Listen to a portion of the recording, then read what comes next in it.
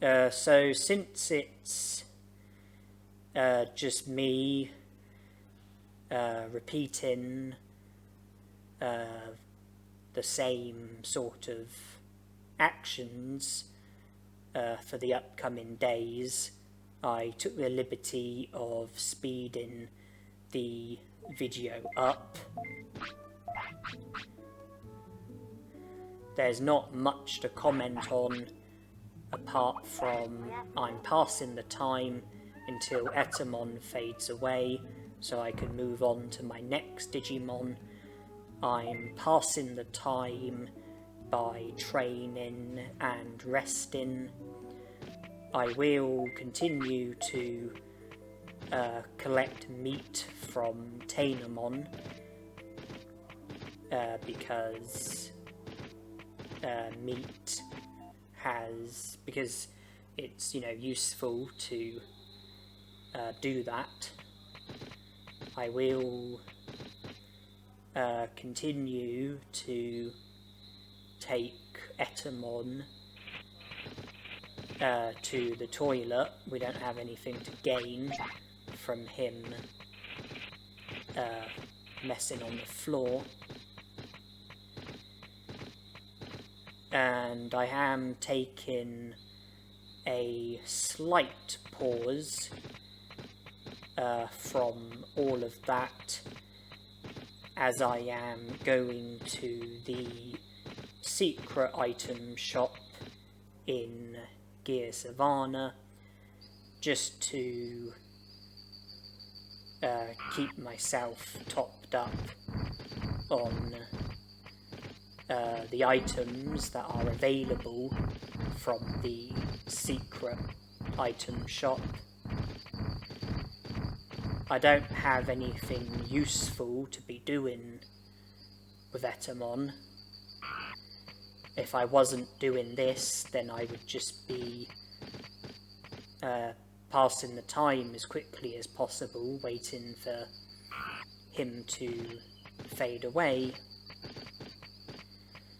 And with that in mind, I thought that we don't have anything to lose by going to the secret item shop, but we do have quite a bit to gain.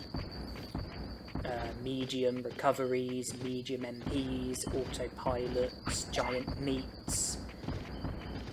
We might find items along the way. We've already found a Digimushroom. I might continue to find Digimushrooms and maybe other items as well.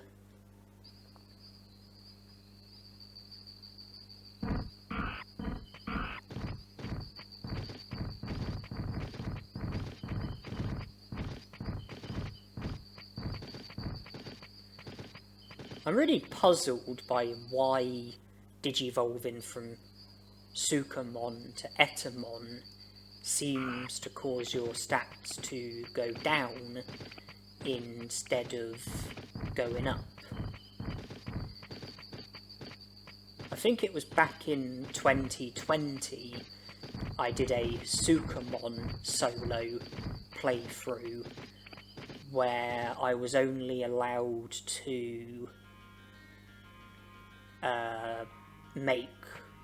I had to try and earn as many prosperity points as possible, but I was only allowed to make progress towards prosperity points with Sukamon as my Digimon. I had to have Sukamon as my Digimon in order to be allowed to make progress towards prosperity points. There was a time when I digivolved to Vadermon and my stats went down as a result of the Digivolution. Here, my stats went down as a result of Digivolving from Sukamon to Agumon. And that's not the first time that's happened. I've done a number of overpowered runs for this game, where I did most of the game with maximum stats, and in one of those overpowered runs, I think it was the third one, I had Agumon as my partner Digimon, and I had to digivolve to him naturally, so digivolve to Agumon from Sukamon, and my stats went down that time as well.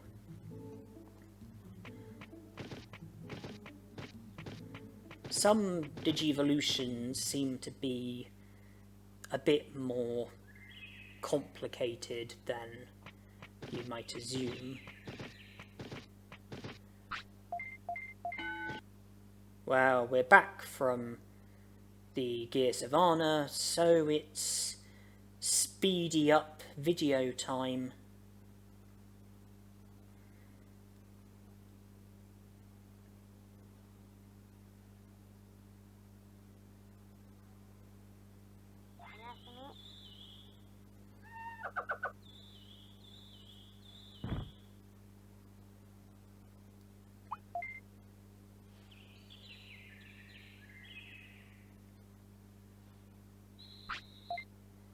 With the speed ups, it shouldn't be too long for you until Agumon fades away.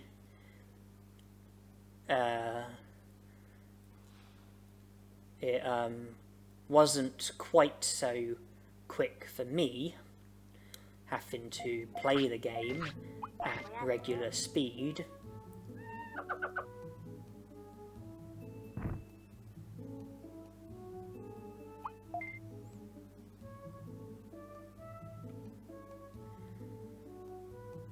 Speed ups is something that is common, well, is going to be common throughout this challenge. You're going to be seeing a lot more speed ups, and the speed ups occur when it's me just doing the same stuff over and over again. Boring stuff, uninteresting stuff, unuseful stuff. And I hope that you are happy about my decision to speed the video up. I hope that you're grateful and not annoyed. I hope that, you know, my decision to do speed ups is something that you feel positively about and not negatively about. It also stops my videos from being even longer than they already are.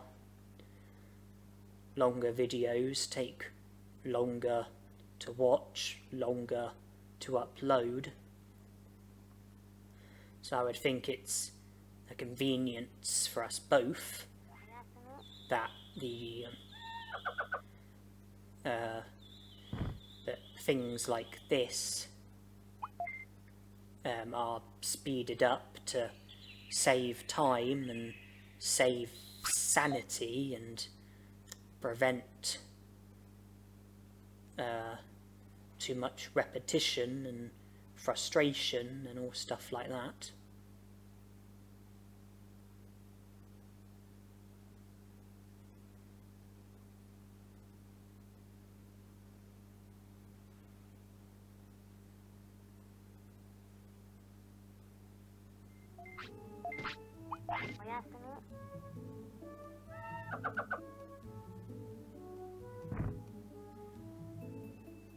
When I have a baby Digimon and in training Digimon, and possibly Digimon of other levels, I do hope that the meat that's in my inventory will stretch far enough. Failing that, I do have other meat reserved in the item bank. But it's not just needed for feeding, it comes in handy for catching fish as well. And we are fading away. I do also have Digimushrooms, which are useful for fishing and for feeding to the Digimon who have smaller appetites.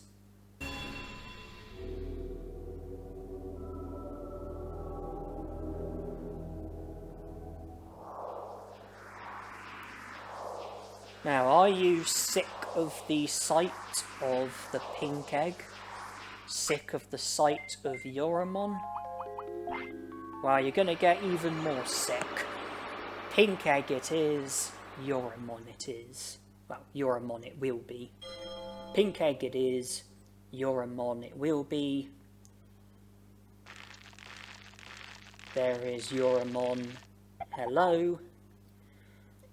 But we won't be digivolving straight from Yoramon to a champion Digimon this time. We will be digivolving from Yoramon to an in-training Digimon known as Tainomon.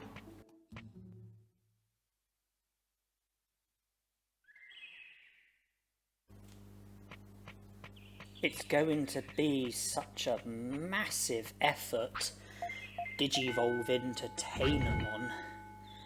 How am I possibly going to manage it? Chem stake requirement, there isn't one. Weight requirement, there isn't one. Bonus condition, there aren't any. Stat requirement, there isn't one. It is a 100% guarantee that your baby Digimon will digivolve to an in-training Digimon. But nonetheless, how am I gonna do it? I'm really nervous about getting from Yoramon to Tainomon. I just don't know how I'm gonna manage it.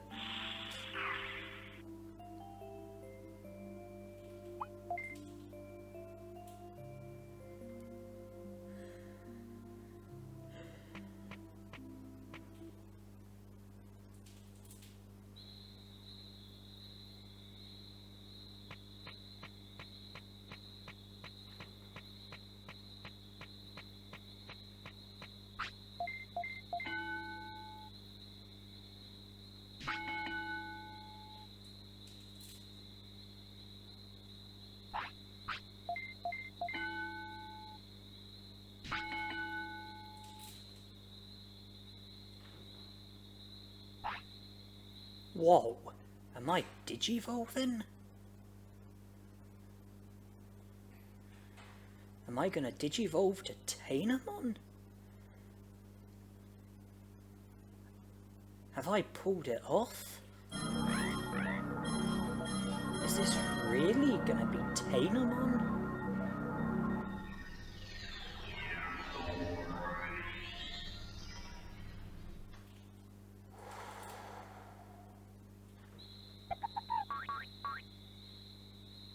That is remarkable.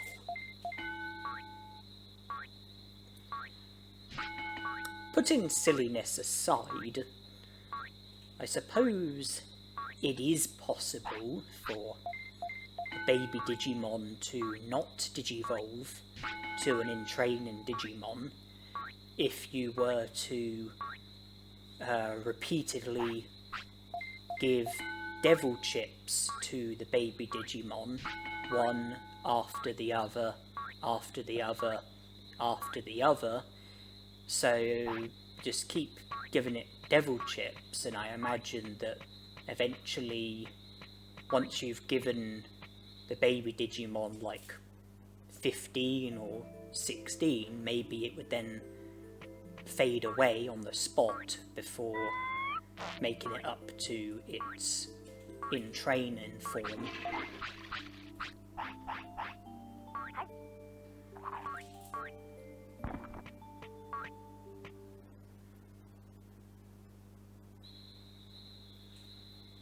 The other option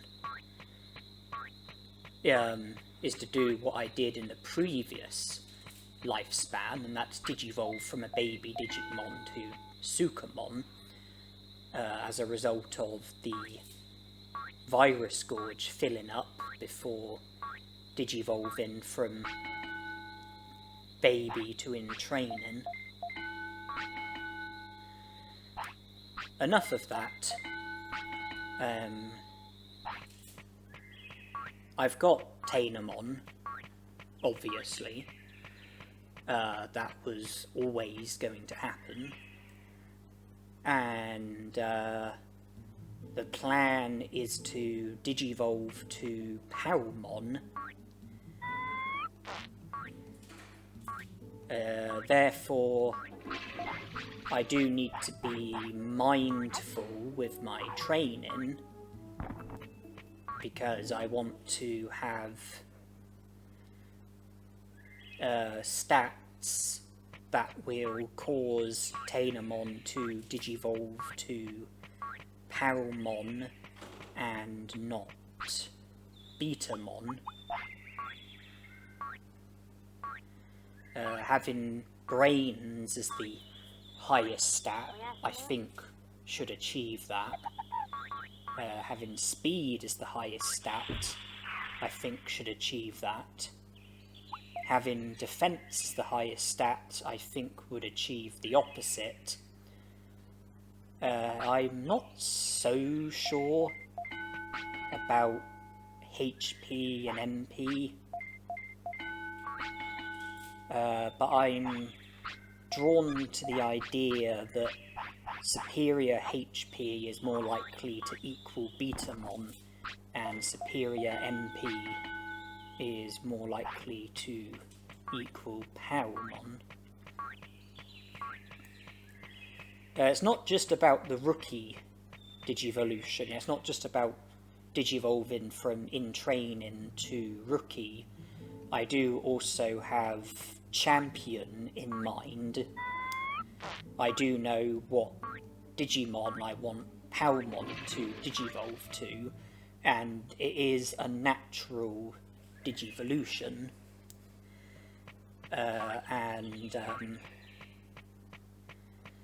So although I need to have stats so that Tainomon will Digivolve to Palmon, I do also need to be mindful of the champion Digimon that I want and the champion Digimon that I don't want, which is every other champion Digimon. I want to tick the boxes for the champion Digimon that I'm aiming for, and not tick the boxes for the champion Digimon that I'm not aiming for. Stats is significant, along with weight, care mistakes, and all of the possible bonus conditions. The point I'm making is that it might be a good idea to keep certain stats under certain thresholds. If I was to do nothing but train brains, then that might result in me getting Palmon, but then having...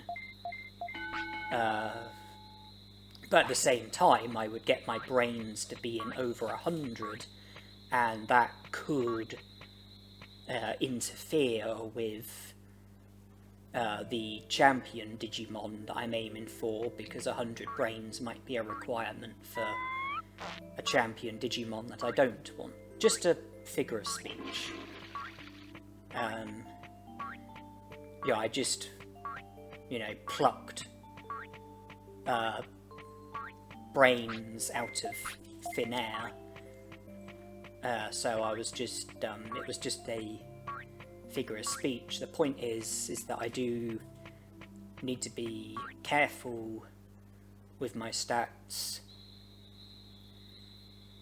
because of the fact that I know what rookie Digimon I want, I know what champion Digimon I want, and when it's time for Tainomon to Digivolve, I will want to have the stats that will cause Tainomon to Digivolve to Palmon, but to fulfill that in a way where it's not going to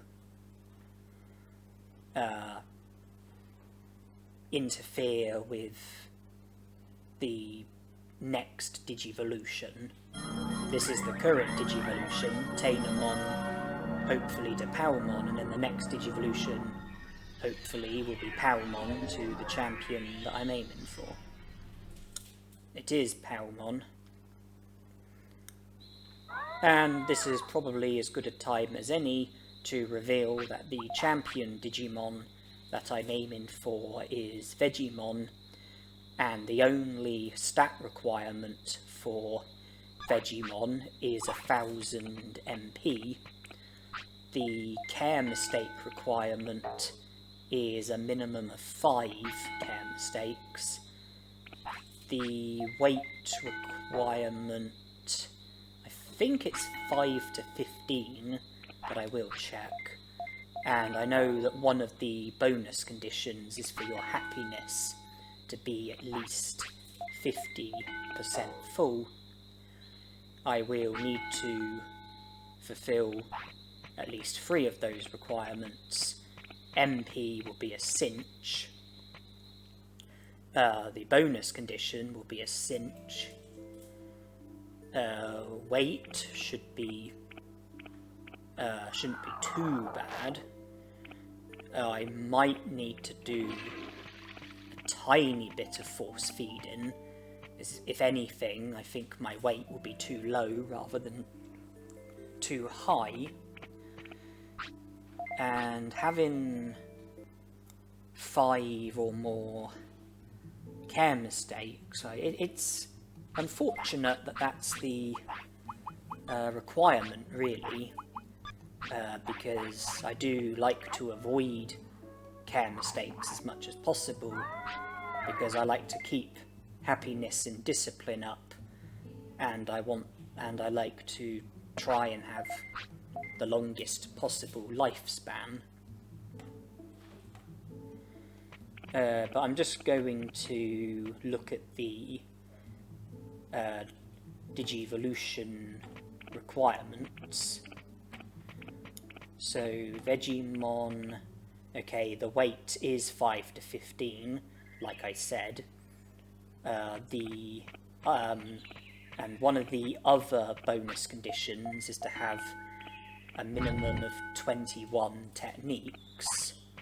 I've got 8 battle techniques, 8 filth techniques, 8 fire techniques. That alone is 24.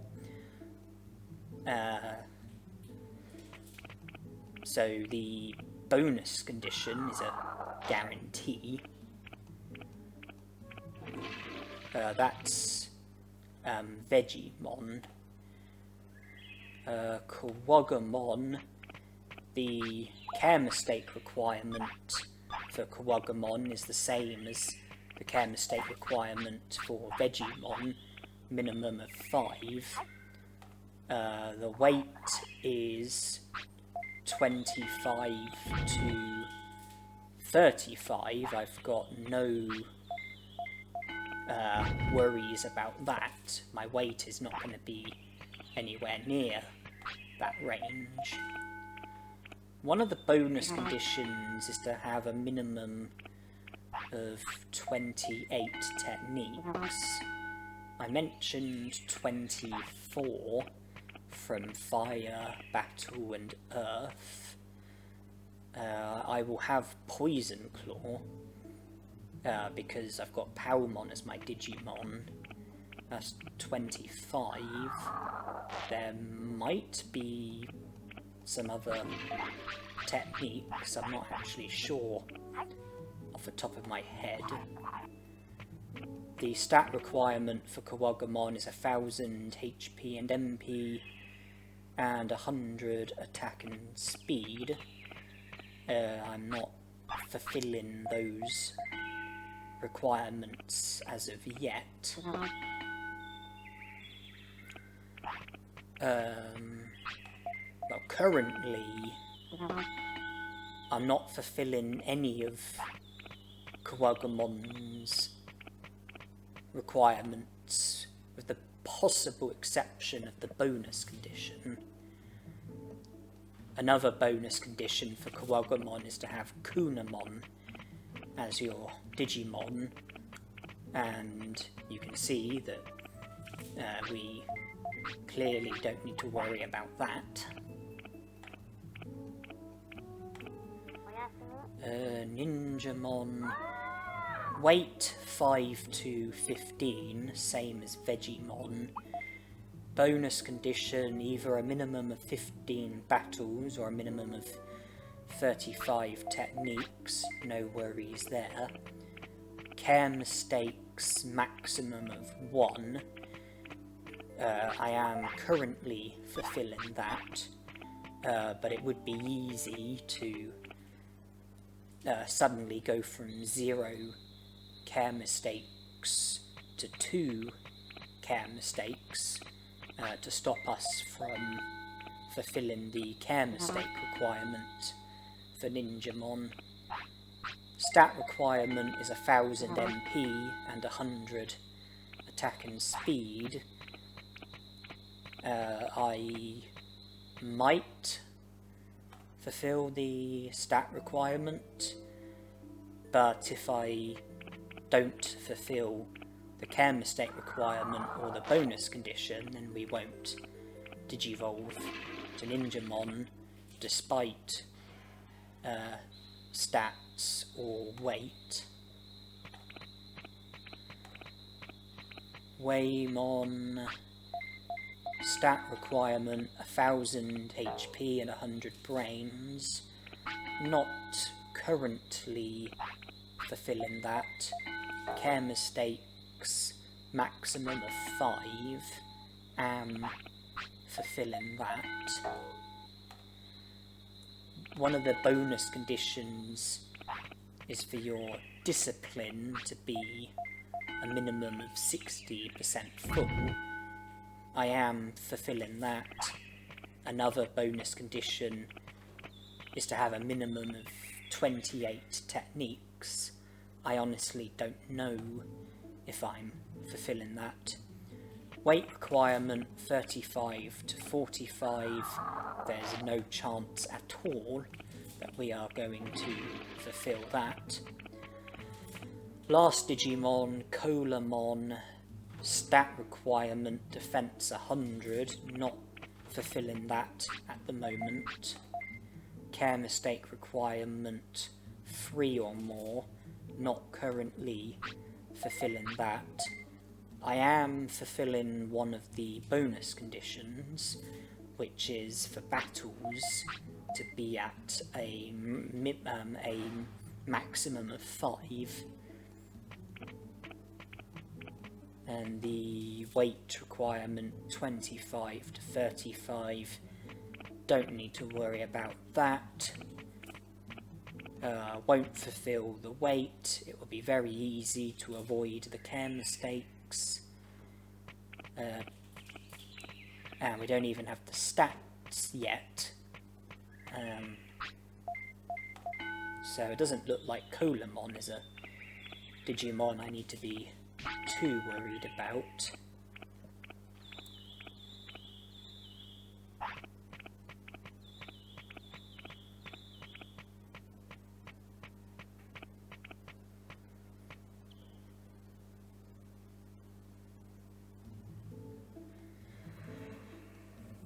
all of my stats are under the thresholds as things stand. HP and MP both under 1,000, attack, defense, speed and brains all under 100. I haven't had any care mistakes as of yet, or at least not that I've noticed. MP is now at 1,000. That's the only stat which is over the threshold. That means I am fulfilling the stat requirement for Digimon, along with the bonus condition. Care mistakes are not there, and I doubt that my weight is there. Yeah, it's not, it's only at 1.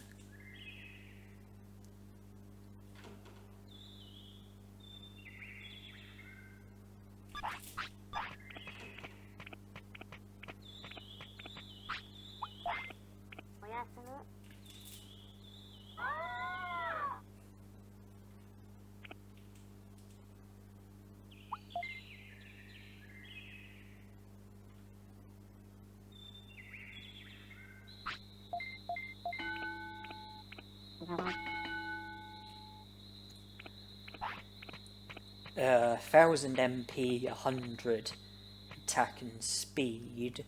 That was a stat requirement for one of the Digimon. I think it might have been Ninjamon.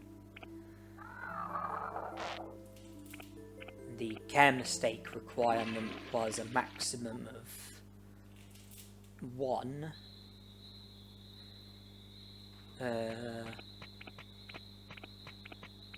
So I've currently got, I think, stats and care mistake for Ninjamon, but not anymore. My care mistakes have just jumped from 0 to 2. Don't have the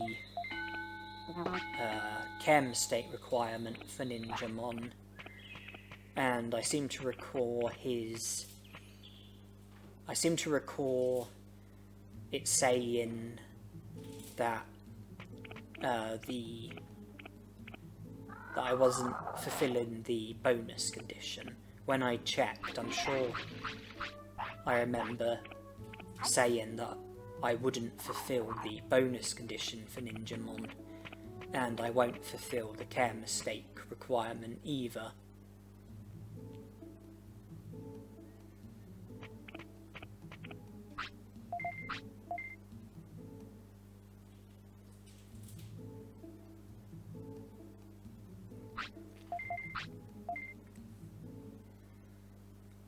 When it's time for Palmon to Digivolve, if I get my weight to be within the range of 5 to 15, then I think that will mean Digivolving to Digimon.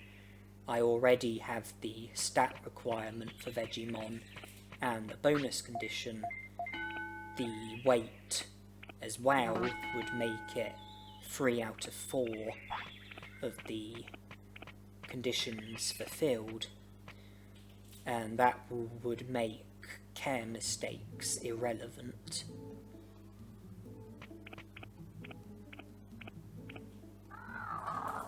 You can always afford to not fulfill one of the requirements, and when there's a requirement for you to have a certain number of care mistakes, that's when I like it if the care mistake requirement is what I'm able to avoid.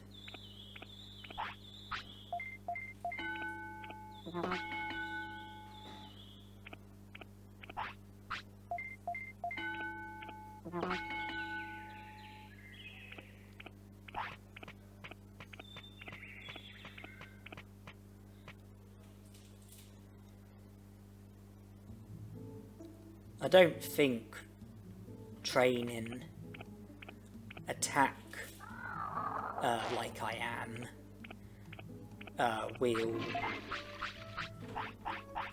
sabotage my intended Digivolution. I'm training attack because there are things that I'm planning on doing with Digimon which makes stats relevant, and the Digivolutions don't stop with Digimon. I do want to Digivolve further, so there are going to be Digivolutions after Digimon. So I am training with an ultimate Digimon in mind. There is an ultimate Digimon that I would like to try and Digivolve to.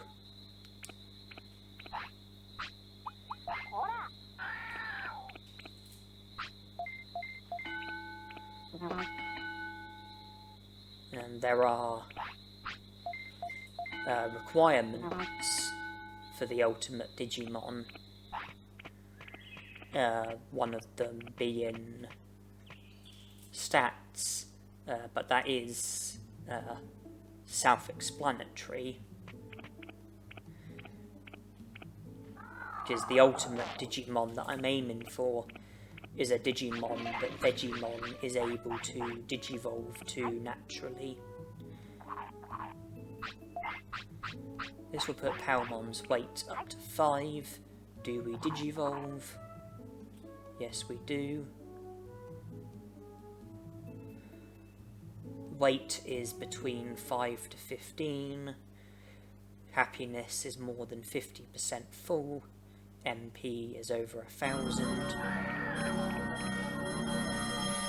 We do also have the stats and weight for Ninjamon, but not the care mistakes or the bonus condition. Digimon is our Digimon.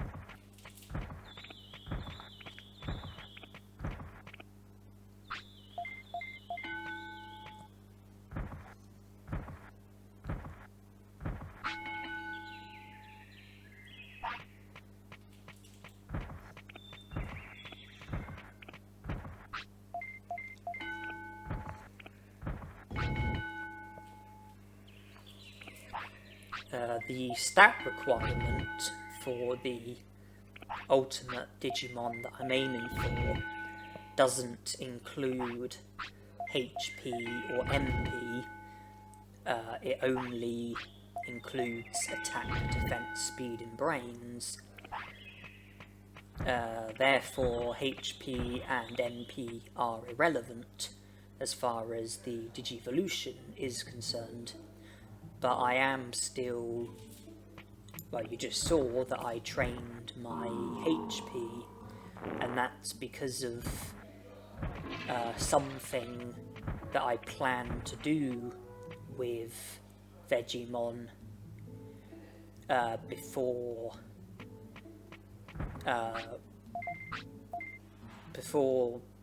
trying to Digivolve to an ultimate. Before trying to Digivolve to an ultimate, there is something that I plan to do with Digimon, and it will be easier to be successful if I have better stats. The better the stats, the easier it would be to do the thing that I'm planning on doing.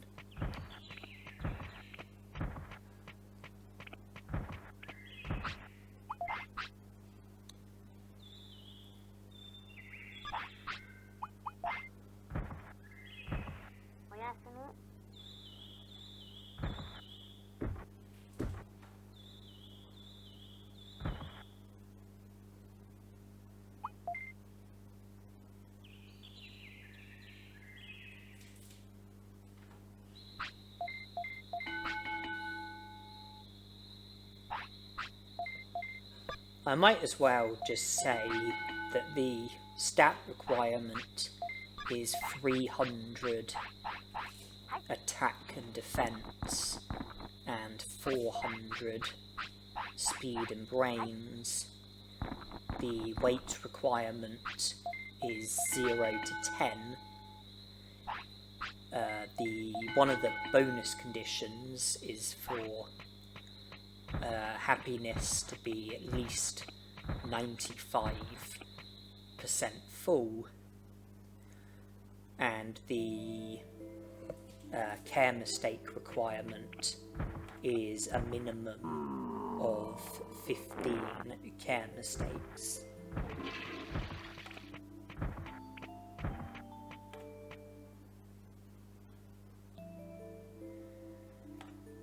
But just checking the guide that I'm going by, there is another bonus condition, minimum of 25 techniques. The 8 fire techniques combined with the 8 battle techniques combined with the 8 filth techniques combined with poison claw equals 25 techniques. So I'm already fulfilling the bonus condition for the ultimate Digimon that I'm aiming for. I think it would be easy to fulfill the weight requirement. That just leaves stats and care mistakes. I would have to choose out of those two. I will have to fulfill one of them.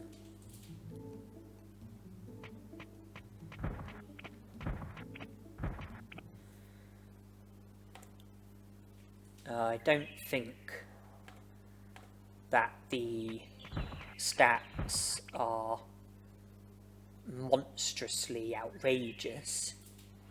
I think they are achievable. But before any of that, you'll notice that I'm getting into a battle, which might seem a bit strange. So now it's time for me to start explaining what's happening here.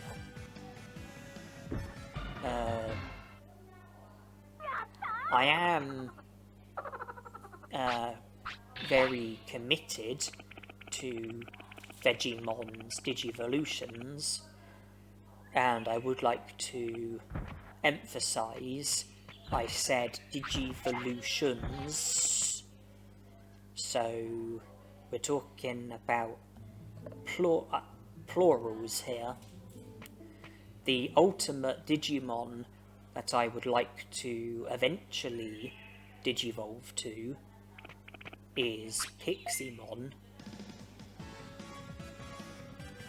a Digimon that Digimon can Digivolve to. But there's another Digivolution which I want to happen in between having Digimon and Digivolving to Piximon. And the Digivolution I'm talking about is a special Digivolution where it's possible to Digivolve from Digimon to Ninjamon.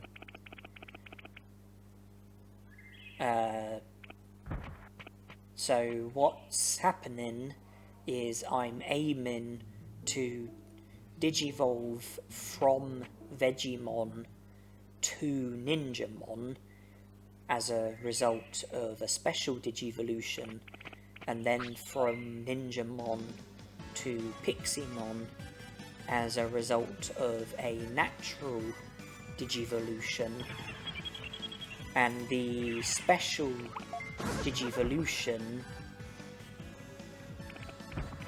where you Digivolve from Vegiemon to Ninjamon requires you to sleep when you've had a minimum of 50 battles.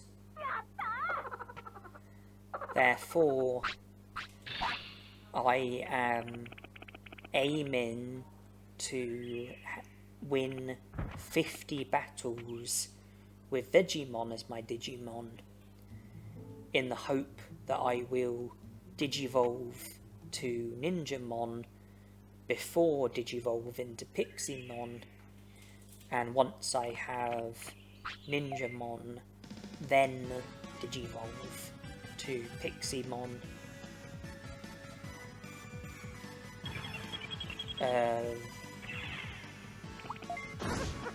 I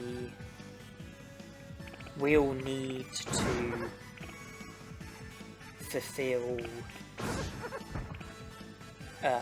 either the stat requirement for Piximon or the care mistake requirement for Piximon, along with the weight requirement and the bonus condition, which I think I'm already fulfilling. What I'm getting at is that there is a lot of work to be done in this lifespan, because I need to work towards Digivolving from Vegiemon to Ninjamon, alongside working towards being able to Digivolve to Piximon, and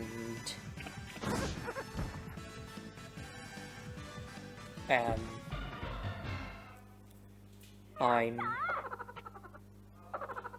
trying to go Vegiemon, Ninjamon, Piximon, and for the time being I'm just having battle after battle, working towards the needed target of 50 battles.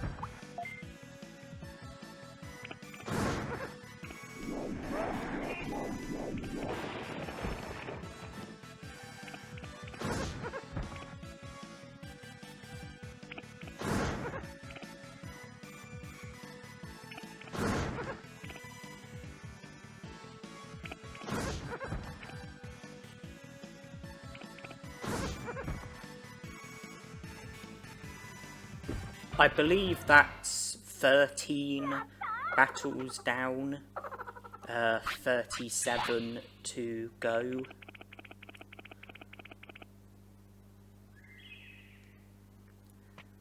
Digimon wants to sleep. If we sleep in the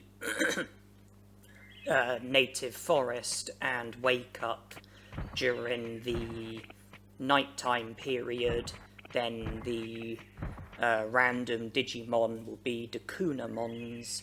I don't want to fight them because they can use Poison Claw, which would successfully strike us.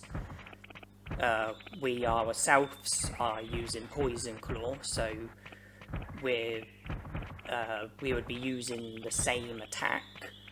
That means the same speed, so if we were to both use Poison Claw, we would both get struck, and there's the risk of me getting poisoned.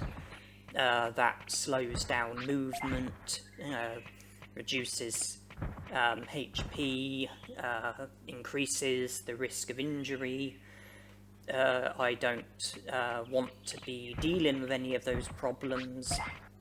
It got me thinking, where could be a good spot to fight during the nighttime period, and I thought of the tropical jungle, the J-Moldramons. I know that they use close range attacks that are slower than Poison Claw. I think they might use a Dynamite Kick, Megaton Punch. I thought that we might be able to stop most of their attacks by using Poison Claw, and I thought that for the night time I would see how things go against the J-Moldramons, and then when it's the daytime period, then return to the native forest. For the time being, I'm now going to be fighting against J-Moldramons.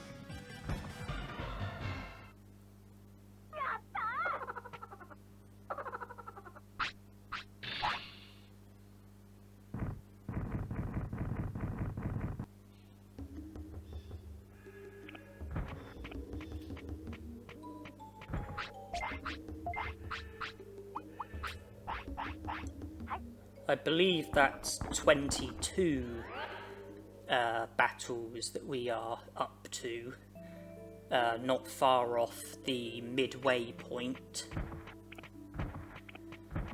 If I'm correct, it was 13 battles yesterday, 9 battles today. I think that does warrant some resting. The fact we've already got 9 battles under our belt today, and that takes us through to the daytime period.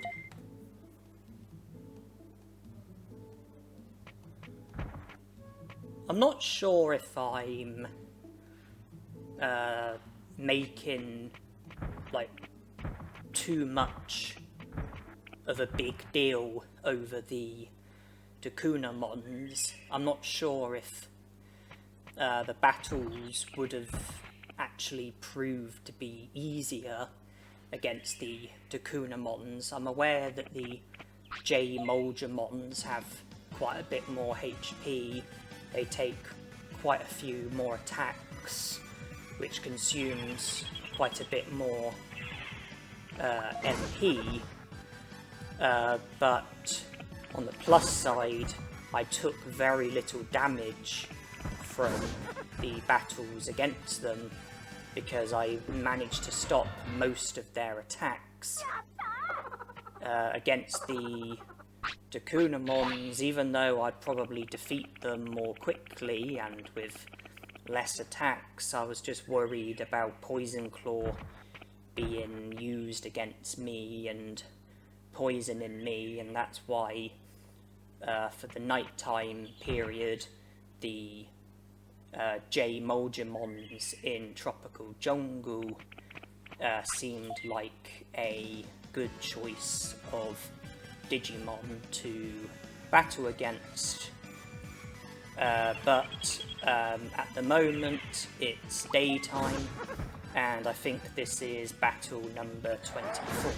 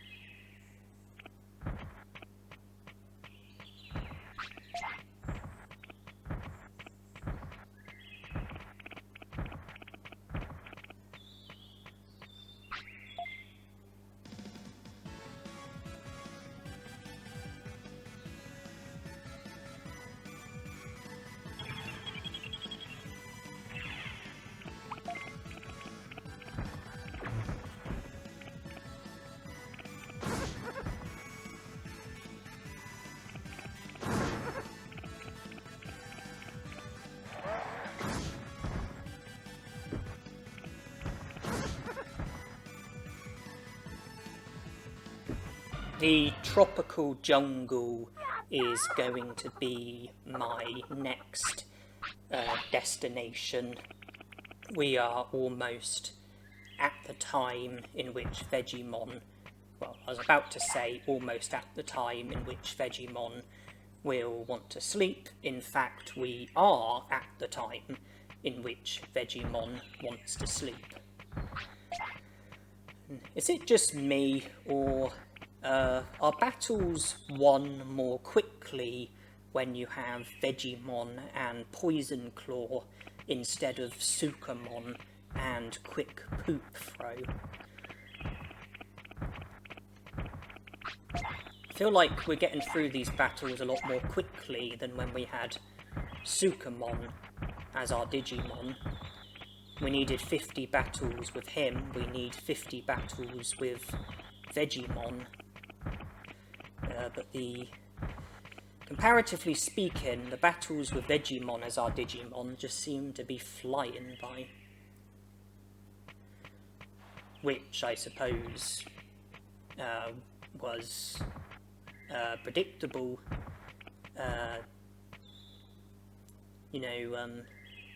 When you've got Sukamon and restricted stats, it's pretty much guaranteed that battles are going to prove to be a bit of a nuisance.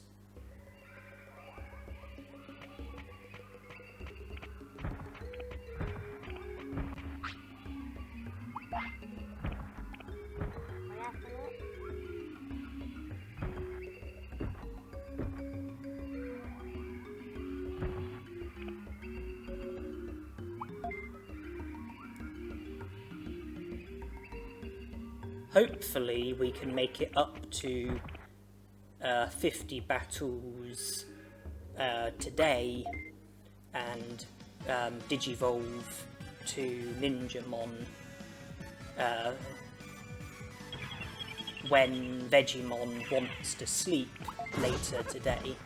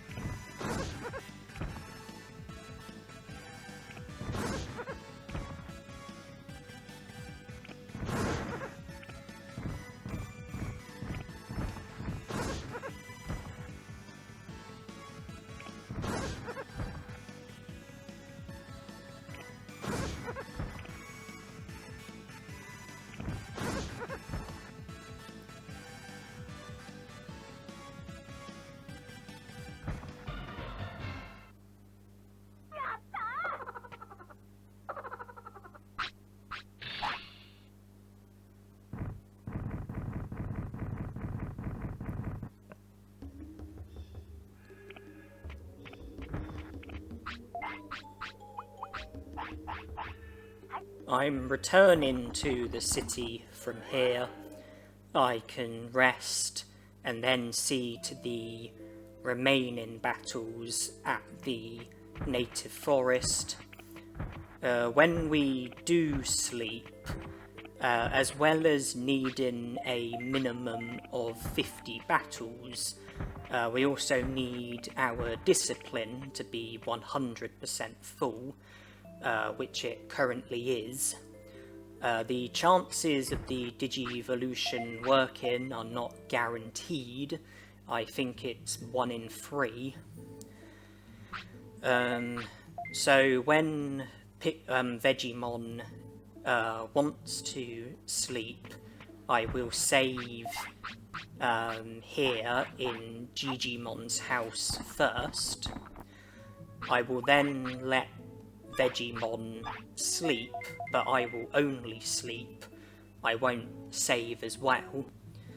If the Digivolution is successful, then I will just carry on. If the Digivolution is not successful, then I will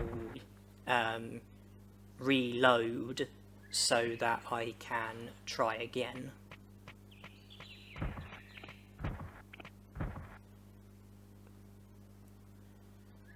Ninjamon is a Digimon who I could have digivolved to naturally, but the number of champion Digimon that you can digivolve to in this game is a lot higher than the number of any other Digimon. It's a lot higher than the number of Rookie Digimon, the number of Ultimate Digimon, the number of Baby Digimon and Training Digimon. With that in mind, digivolving to every champion is something that's going to take longer than seeing to all the other Digimon, the babies, the entrainings, the rookies, the ultimates. And with that in mind, it's helpful to try and get as many champion Digimon as quickly as possible. And so these special Digivolutions where you can digivolve from a champion to a fellow champion are particularly helpful in this challenge at speeding up the number of champion Digimon that you get and reducing the number of raised Digimon that you will need to have, the number of lifespans that you would have to go through, the number of life cycles that you would have to go through. We're not desperate for baby Digimon or entraining Digimon or rookie Digimon or ultimate Digimon. We will comfortably see to all of those Digimon before digivolving to every champion Digimon. It's the champion Digimon that's going to hold us up.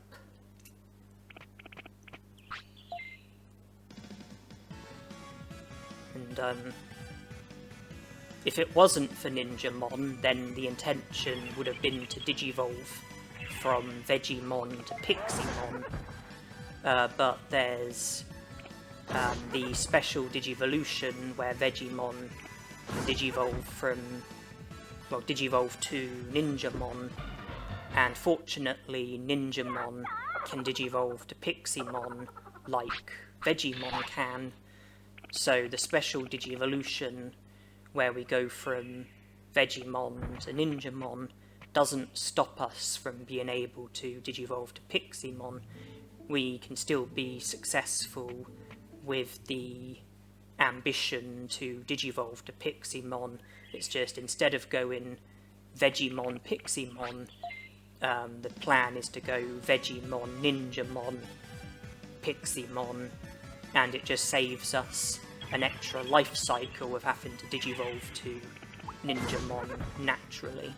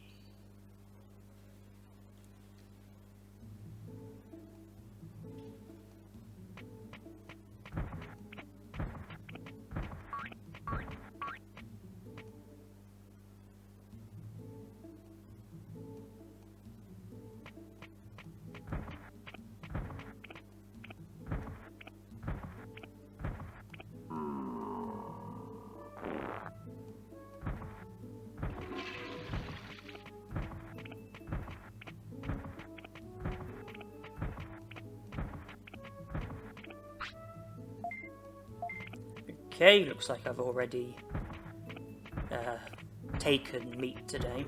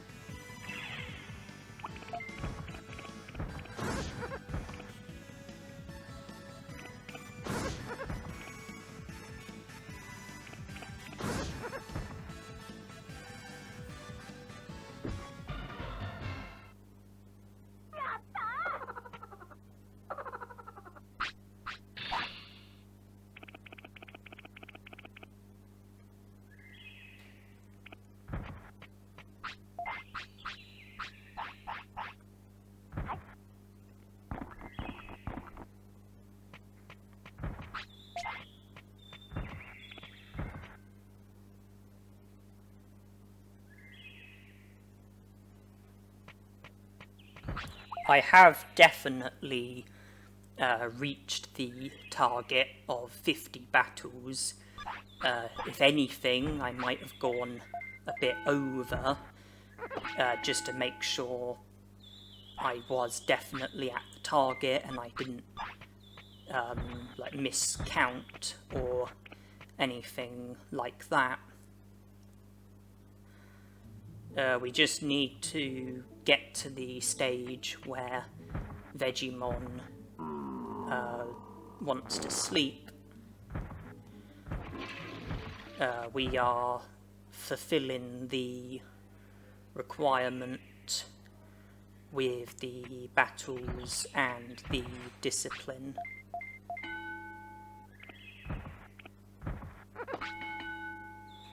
We also have enough attack for Piximon.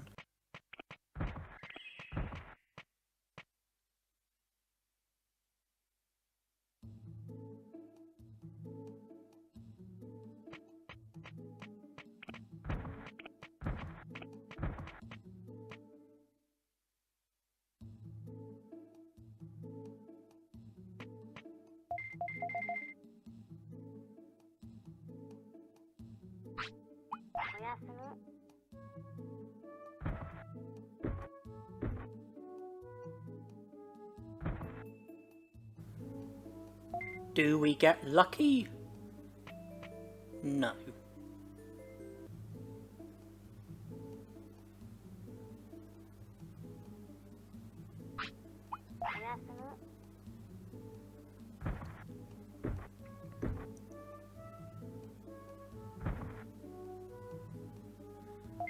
Do we get lucky?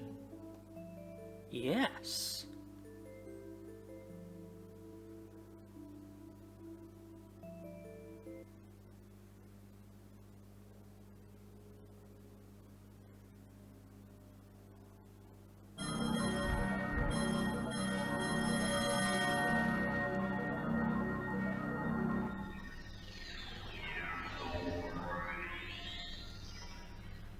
We now have Ninjamon as our champion Digimon, but the Digivolution intention is the same, in that we plan to Digivolve to Piximon.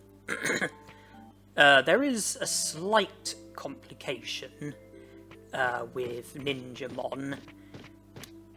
You see, with Digimon, there's only one ultimate Digimon that he can naturally Digivolve to, and that's Piximon. The fact that there are no other natural Digivolutions means that you don't have to... Well, with Digimon, you don't have to worry about trying to avoid requirements for other natural Digivolutions, because there are no other natural Digivolutions. But with Ninjamon, it's a bit different, because there are two other possible natural Digivolutions as well as Piximon. There's Mumemon and Metal Mumemon as well. We don't want either of them, we want Piximon. The requirements for Piximon are the same as they were. If we were to Digivolve from Digimon to Piximon, then the requirements for Piximon would be the same as if we were to Digivolve from Ninjamon to Piximon. You know, the requirements for Piximon are the same, regardless of whether you're Digivolving from Digimon or Ninjamon. Bonus condition, I'm pretty sure we fulfill the bonus condition of a minimum of 25 techniques. 8 fire, 8 battle, 8 filth, that's 24. Poison claw, that's 25. So unless I'm misunderstanding what's meant by a minimum of 25 techniques, we surely do fulfill the bonus condition. Failing that, another bonus condition is to have a minimum of happiness, a minimum of 95% full, weight 0 to 10, care mistakes minimum of 15, stats 300, attack and defense 400, speed and brains.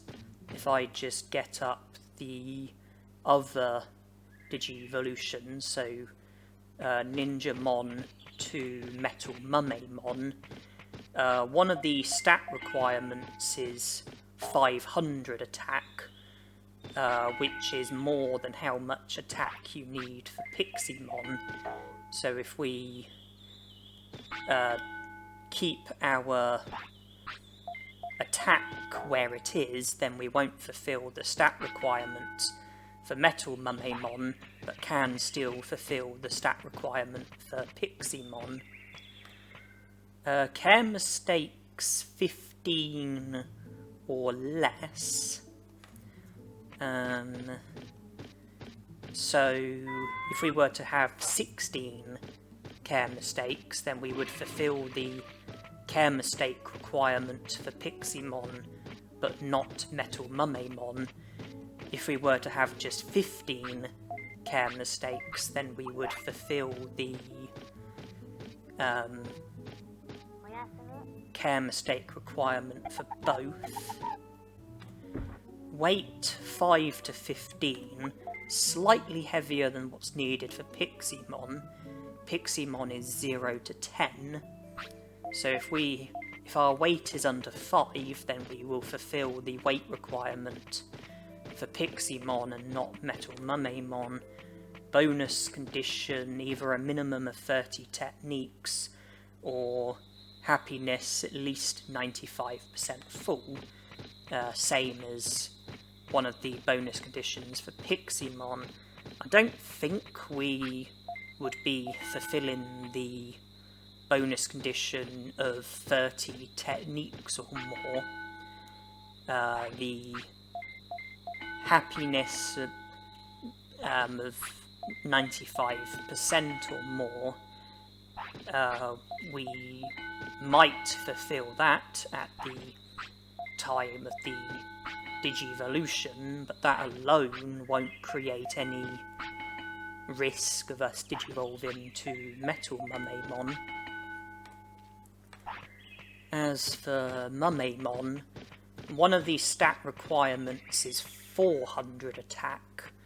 Metal Mummemon was 500, Mummemon is 400, Piximon is 300. Keep attack under 400, but have 300 defense, 400 speed and brains.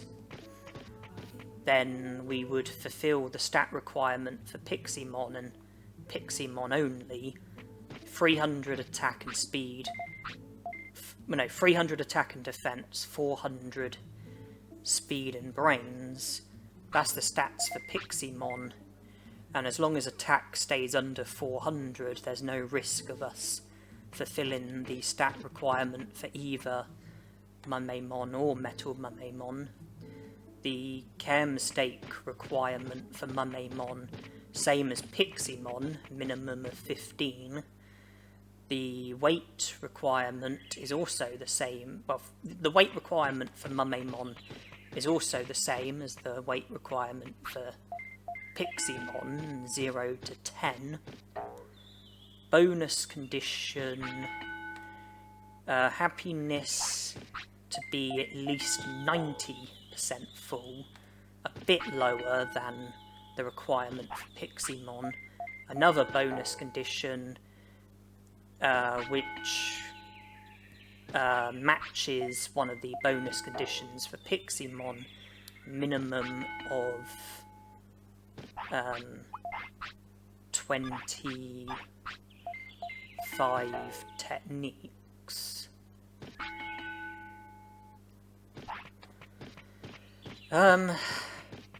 So fulfilling the care mistake requirement for Piximon and the weight requirement for Piximon and the bonus condition for Piximon also means fulfilling all three of those requirements for Mummemon, except it is possible to fulfill the stat requirement for Piximon without fulfilling the stat requirement for Mummemon.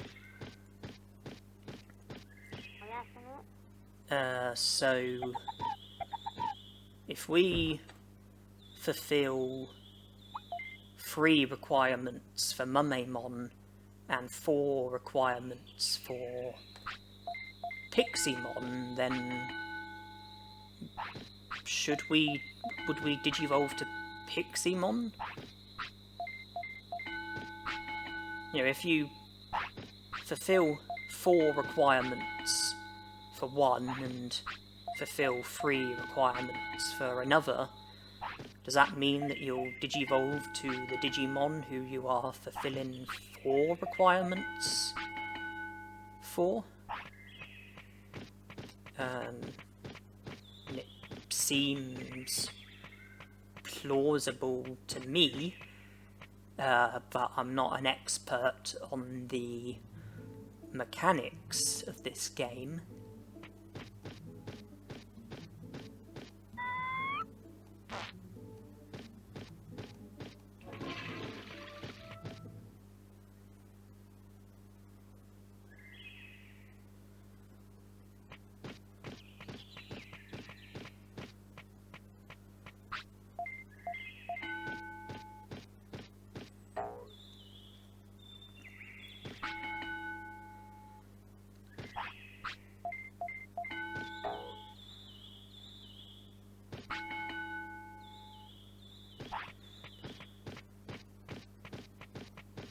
Some of the Digivolutions so far have been very difficult. Digivolving from Greymon to Skull Greymon required me to have a minimum of 40 battles. Sukamon to Etamon and Vegemon to Ninjamon both required a minimum of 50 battles. Nanimon to Digitamamon required a minimum of 100 battles. So a lot of time in this challenge has been spent having loads and loads of battles and having to take quite big measures in order to fulfill certain requirements. One of them being the battles, another being having to catch black trouts so that I could lower my Digimon's weight without having care mistakes, because I was able to continue to feed my Digimon, so I wasn't having any care mistakes, but weight was too high, needed to be lower, and so by having black trouts as the food item, I was able to make my weight go down instead of up. What I'm getting at is that some of the Digievolutions so far in this challenge have been difficult. They have required me to do things that might have been tedious and boring and uninteresting and all things like that. But I was keen to try to get some of the meaner Digivolutions out of the way first, some of the tougher Digivolutions. So this challenge should hopefully become easier as far as Digivolutions are concerned. Hopefully the requirements will be more achievable and won't force me to do such tedious and repetitive things like having loads of battles or whatever it might be.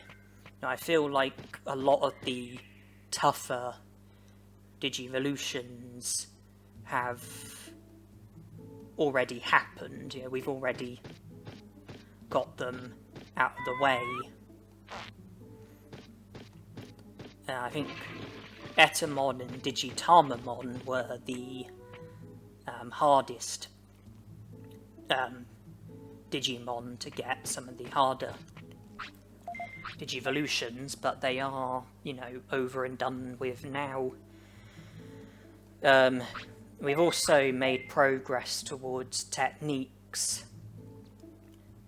With Greymon and Digitamamon, I took the opportunity to learn the fire techniques, and then it was the battle techniques with Skull Greymon, the filth techniques with Numamon. If we are successful with Digivolving to Pixiemon, then that would be an opportunity to learn the earth techniques. Poison Claw came free with Palmon. Insect Plague will come free with Pixiemon. That would leave... what would that leave? It would leave... well, 6 Earth techniques. Danger Sting, Poison Powder, Charm Perfume, Green Trap, Moss Shield, and Bug.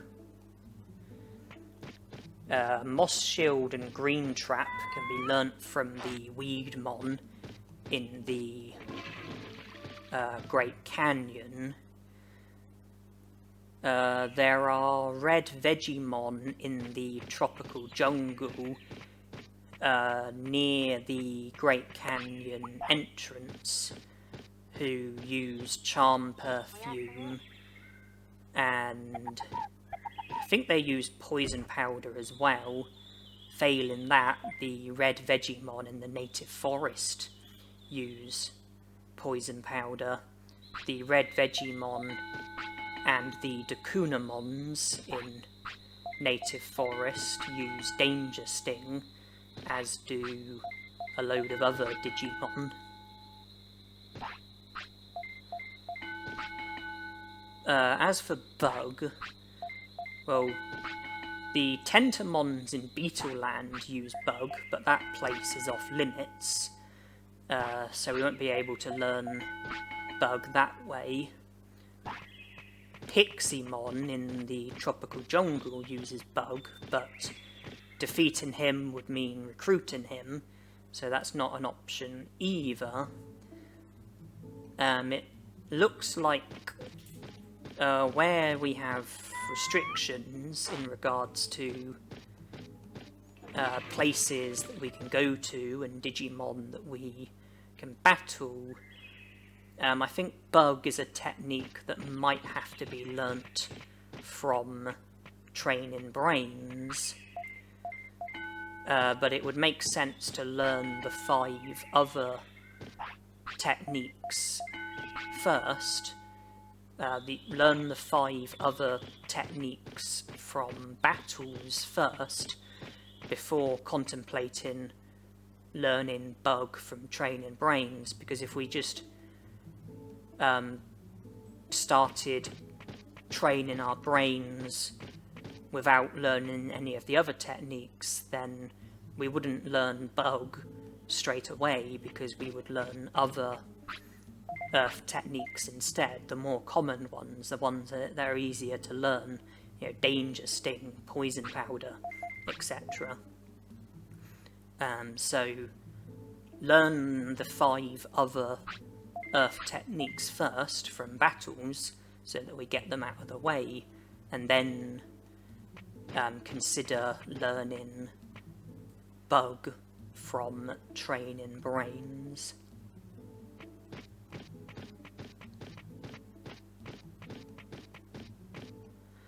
That would be Earth techniques complete, along with Fire, Battle and Filth. That would just leave 3 more: Machine, Ice and Air.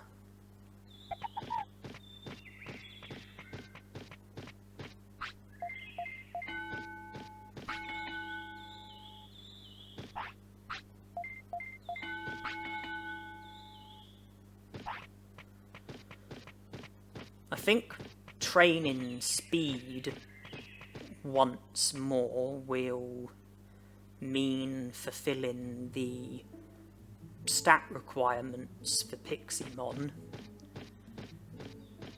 We currently have 300 attack and defense, 400 brains. We will have 400 speed if we train it just once more. We have the care mistakes for Piximon, because when Ninjamon has wanted to eat, I've not fed him and I've trained at the same time, so it's counted as double each time. So we fulfill the care mistake requirement, the weight requirement. We're about to fulfill the stat requirement. I think the bonus condition is there as well.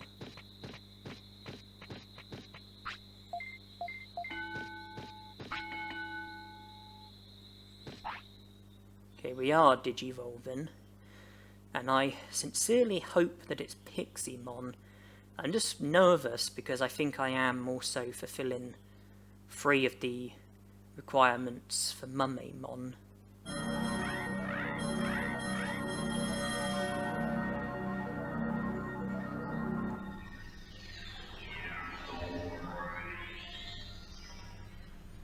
It is Piximon.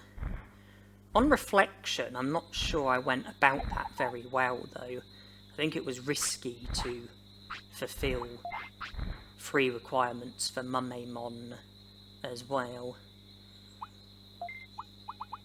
Wait, we have 3 Earth techniques? Poison powder? Did I learn poison powder? That's strange. I don't remember learning poison powder. I mean, it's there in our list, but I don't remember learning it.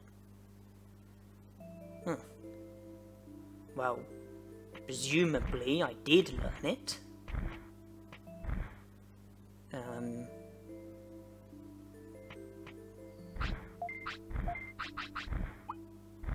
Either I must have learnt it while training and forgot about it, or learnt it from a battle and forgot about it. Unless there's a different explanation, but weird. Okay, so I have 3 of the Earth techniques, meaning that I need to learn 5 more. 4 from battles: Danger Sting, Charm Perfume, Green Trap, Moss Shield, and then Bug from training brains.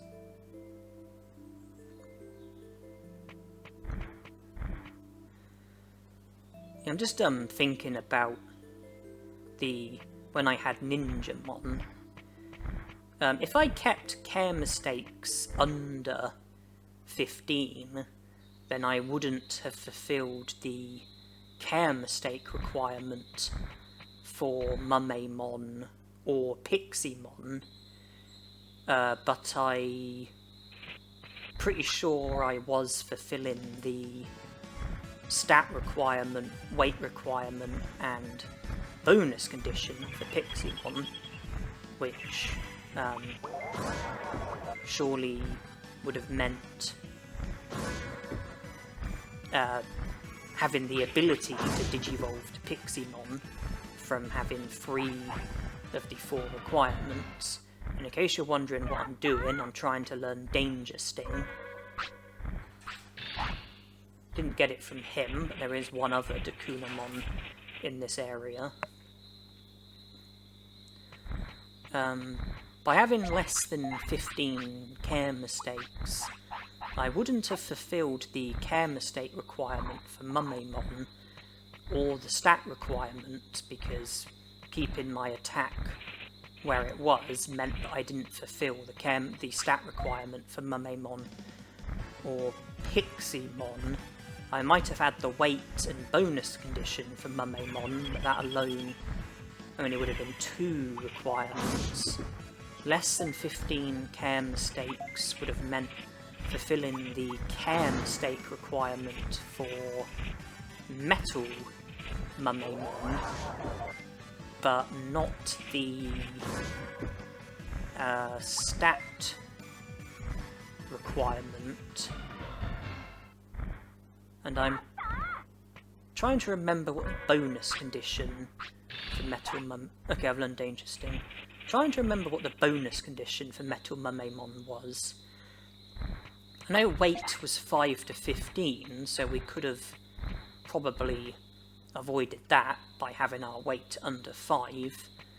That way we would have had the weight requirement for Piximon and not Metal Mumemon. That would have meant having no more than 2 of the requirements for Metal Mumemon. I'm just getting the requirements back up. Metal Mumemon, bonus condition, either happiness 95% full or more, techniques either 30 or more. If we had kept happiness under 95%, then I don't think we would have fulfilled a bonus condition for Metal Mumemon, but I think we would have fulfilled a bonus condition for Piximon because we had 25 techniques or more. Either way, even if we had the care mistake requirement for Metal Mumemon, we definitely didn't have the stat requirement, and without too much difficulty we probably could have avoided either the weight requirement or the care mistake requirement, while still fulfilling 3 requirements for Piximon.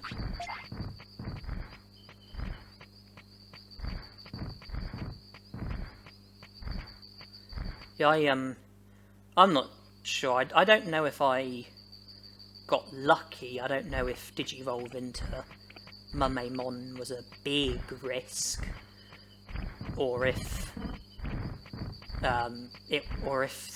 I comfortably digivolved to Piximon and not Mumemon. I don't know if, you know, the 4 requirements versus 3 requirements was enough in order for Piximon to have been guaranteed. I'm not sure. I mean, we've got Piximon as our Digimon. That's the main thing, but I don't know how much of that was luck more than anything.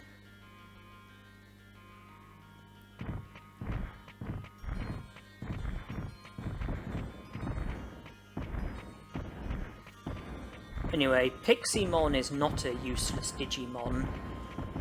We didn't digivolve to Piximon just for the sake of the Digivolution, because of the techniques that need to be learnt, and we've only, since digivolving to Piximon, we've only learnt Danger Sting from battles, We already had Poison Claw. Insect Plague came with Piximon. I'm not sure about Poison Powder. I'm not quite sure where or when that was learnt. But we learnt Danger Sting as Piximon from a battle. That's the only Earth technique that we've learnt from battles with Piximon as our Digimon. And interestingly, we are actually halfway there with the Earth techniques, because we now have 4 out of 8. We need to learn Green Trap and Moss Shield, which we can learn from the Weedmon in the Great Canyon. That will put us up to 6 techniques. And in the tropical jungle, there are red Vegiemon who we can learn Charm Perfume from. That would be 7 of 8. And then we have until Piximon fades away to learn Bug from Training Brains. If we are successful, then Piximon's usefulness will then be over. We will have no further use for him, and it would just be a case of waiting for him to fade away so we can move on to our next lifespan.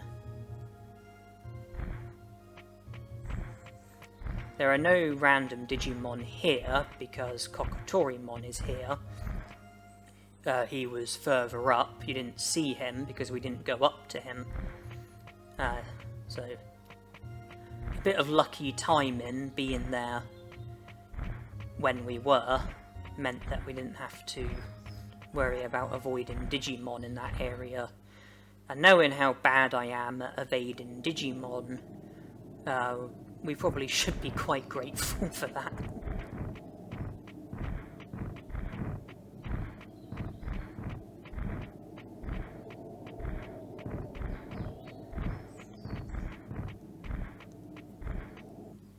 What I'm doing at the moment is heading to the Great Canyon in pursuit of Weedmon.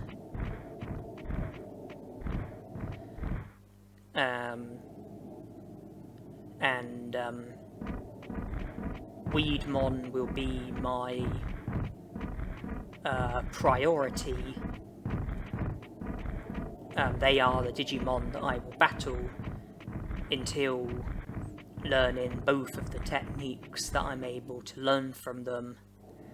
And then the next priority will be the red Vegiemon at the tropical jungle. We can't get to the tropical jungle this way because of the invisible bridge not being usable.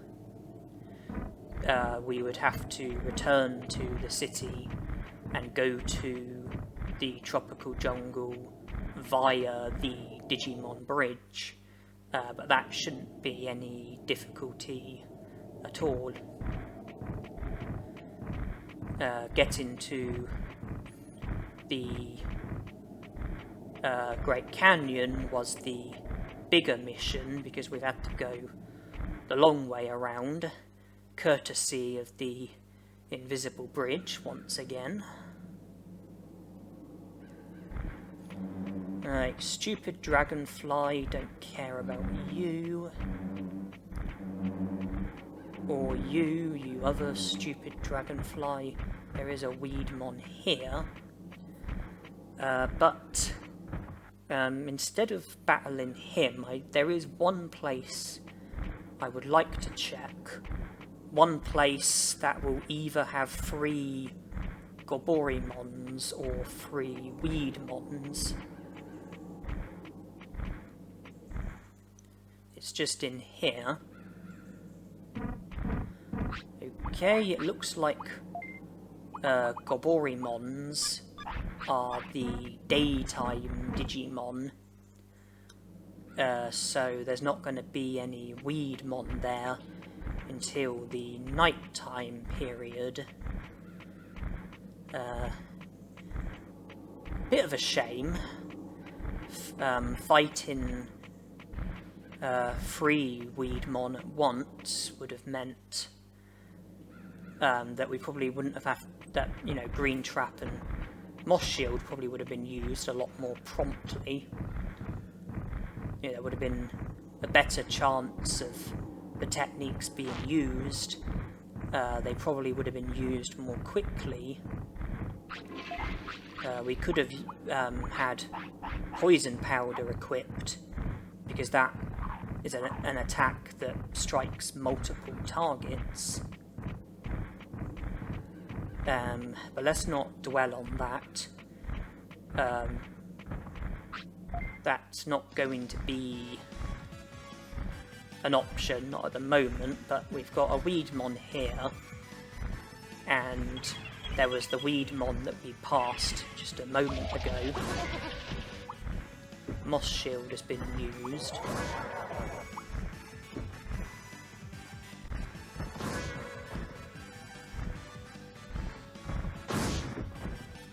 I don't really want the Weedmon using Poison Claw, because if we're going to both use Poison Claw, then we will both get struck. That means I will get struck, and with that there's the risk of poison, and that comes with the cost of losing HP and being more at risk of getting injured.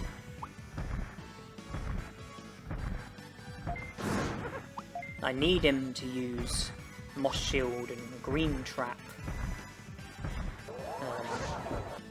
Then after that, I suppose Danger Sting would probably be my preference of technique for him to use. So I'm not going to be able to learn anything else. And at least with Danger Sting, we would be able to stop it with Poison Claw.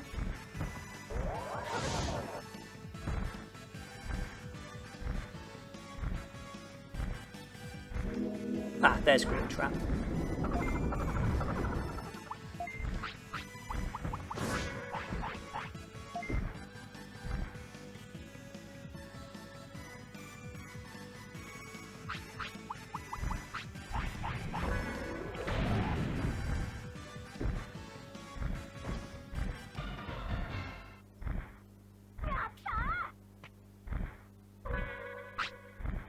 Nothing learnt this time, but we can keep trying.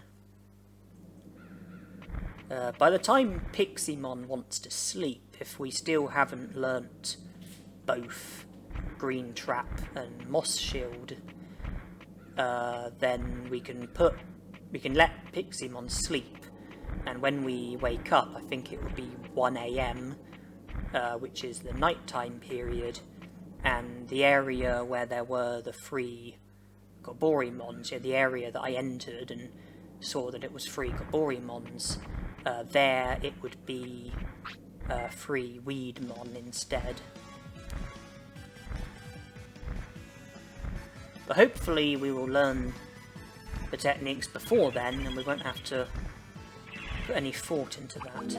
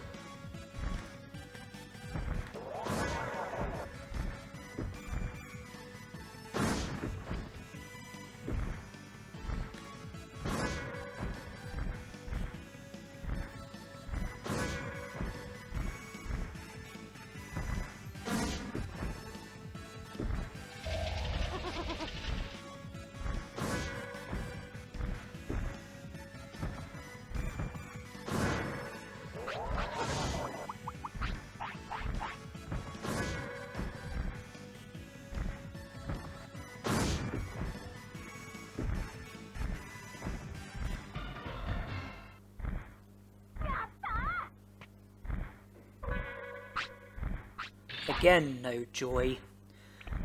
In that battle, I didn't attack until Green Trap and Moss Shield both got used. Because what you don't want is to attack the Weedmon and get its HP low and poison it from Poison Claw, and at this stage be in a position where it still hasn't used either of the attacks that you're trying to learn, and then it gets defeated from the poison, and then it's a wasted battle because you defeated it before it used any of the techniques that need to be used. At least by holding off until the techniques get used, you can be certain that you won't defeat the Digimon without the techniques being used. Unless, of course, the Digimon doesn't use the techniques at all, and it runs out of MP and can no longer attack. But that's pretty much the only way it can go wrong.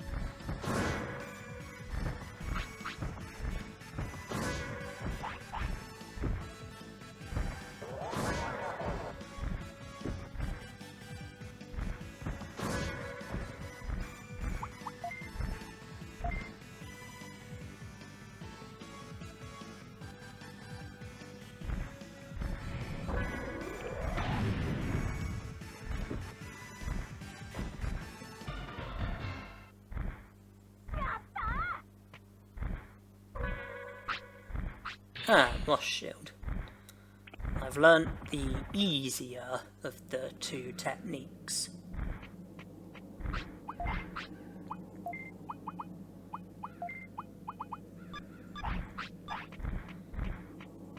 So unless I'm mistaken, Bug and Green Trap are the two hardest Earth techniques to learn. Bug being the hardest, Green Trap being the second hardest, and I'm not entirely sure how the order goes with the other 6. I imagine Poison Claw would be one of the easier ones to learn. Same with Insect Plague.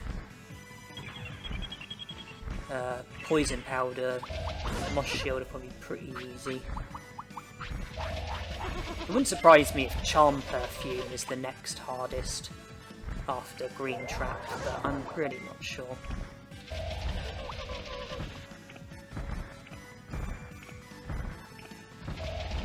Poison Claw is probably the easiest, and that's probably followed by Insect Plague. Then it's probably pretty close between Danger Sting, Poison Powder, and Moss Shield. And yeah, and Charm Perfume, I suspect, is the next hardest before Green Trap.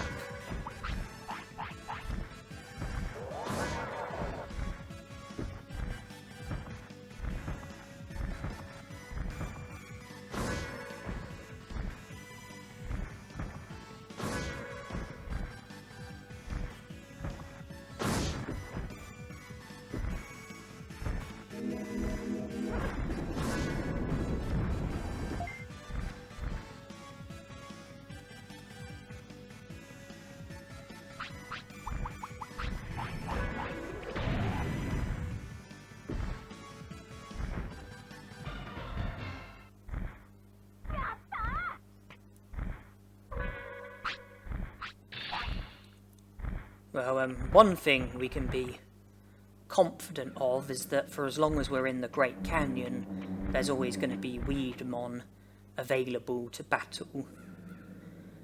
At night time, I'll just have to go to the place where there were the 3 Goborimon, and there'll be 3 Weedmon instead.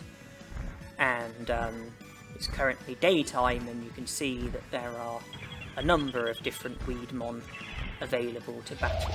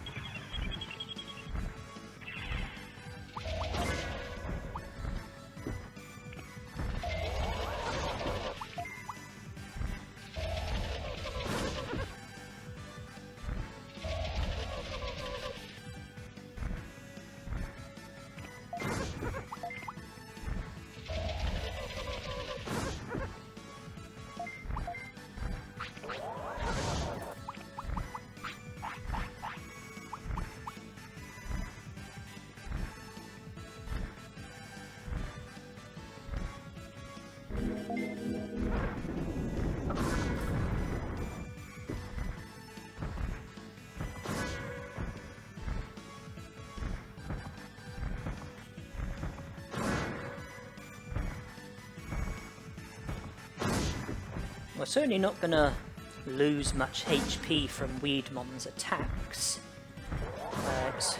Poison is the thing where we could see our HP go down quite a bit.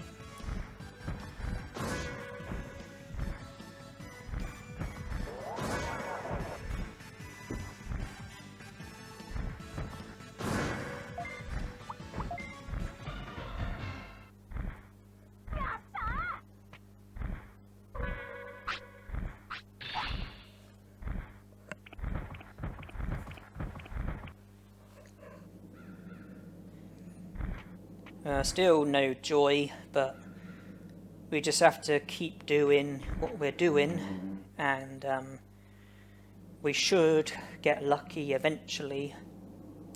I think this Weedmon seems like the ideal Digimon to battle against.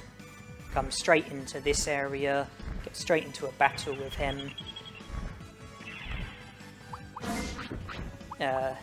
If I don't learn Green Trap, then leave the area, come straight back, and get into another battle with him, and just keep going like that.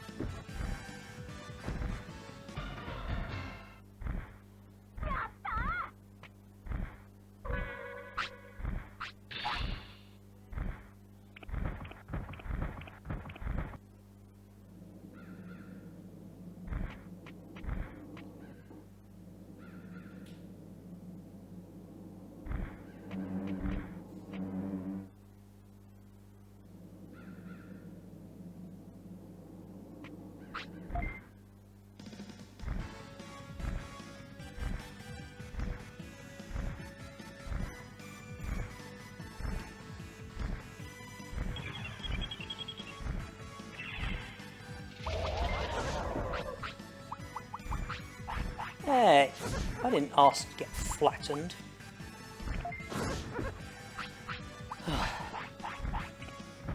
If I wanted my Piximon flattened, I'd get a hydraulic press. That really would flatten him, and in more ways than one.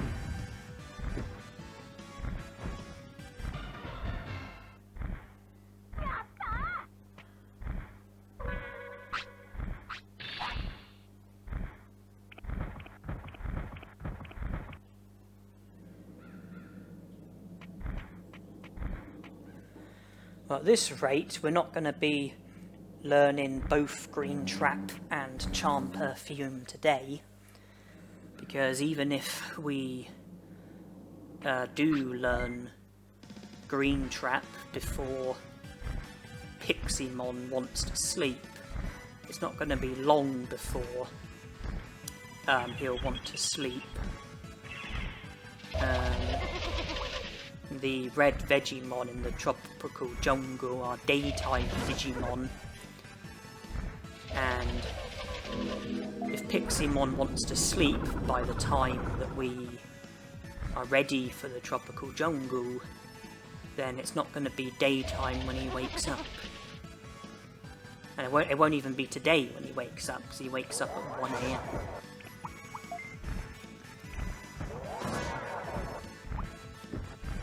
Even if we learn Green Trap before the day ends, I think that's going to be the last technique that we learn today.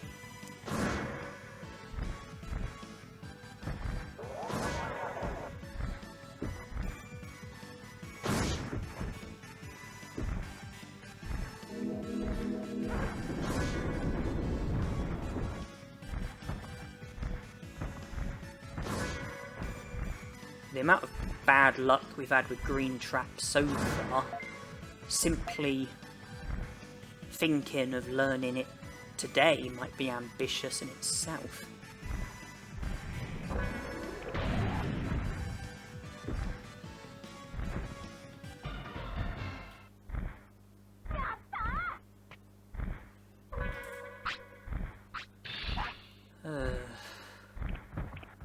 Every passing battle, it looks more and more likely that we might be paying those free Weedmon a visit, or at least have the opportunity to.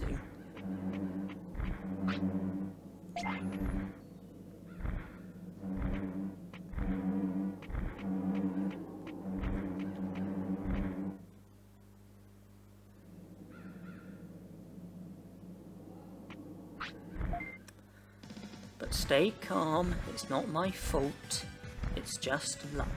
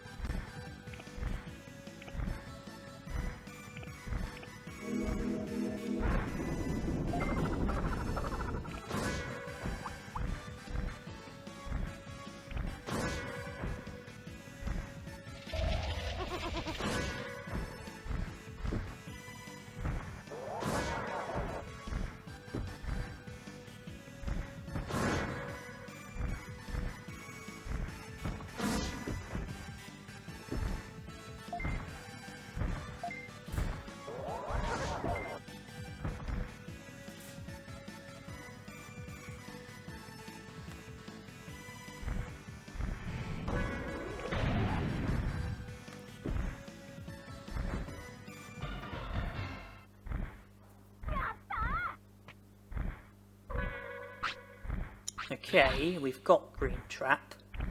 That's 6 out of 8.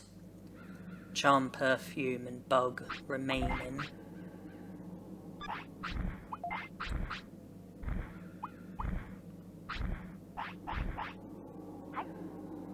There are currently the red Digimon at the tropical jungle, but we're close, very close to when Piximon will want to sleep. Tiredness is probably getting up a bit.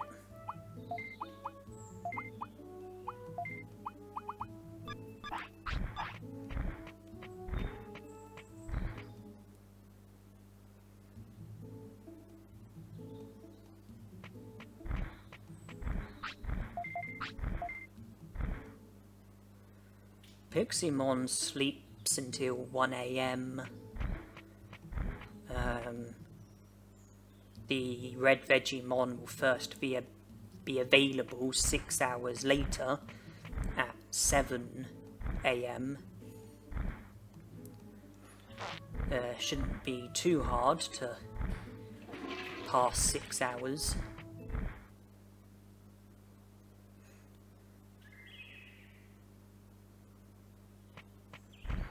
There's training that we can do, there's resting that we can do. It'll take a bit of time just to get to the area that we need to get to.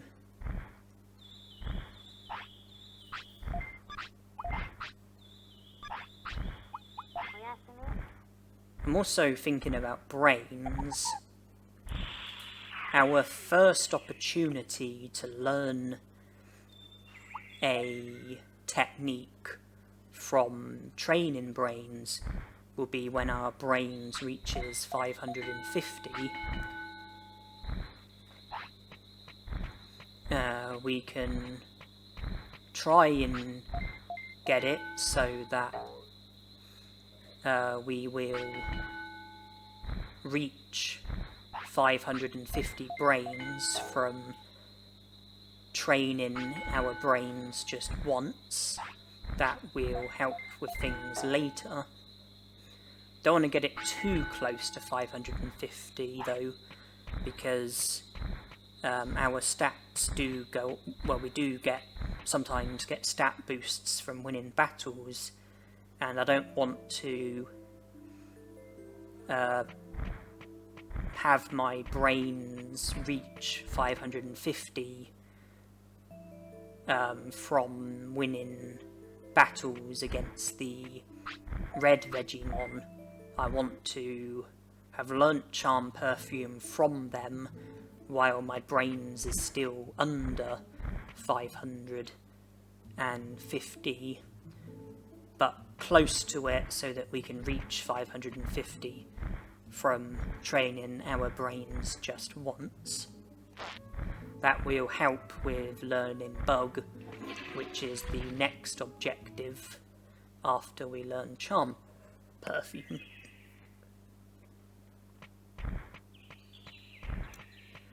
We got about 40 minutes in Digimon time until the red Vegemon will be present at the tropical jungle. I'm sure it will take at least that long just to get there. So I think that now is a sensible time to be heading towards the tropical jungle.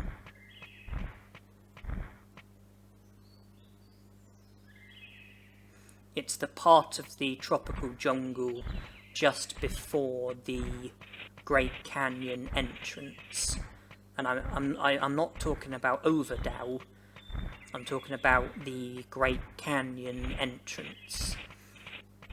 You know, the place where there's, I think, either 2 Goborimons or 2 Gotsumons, you know, where the invisible bridge is.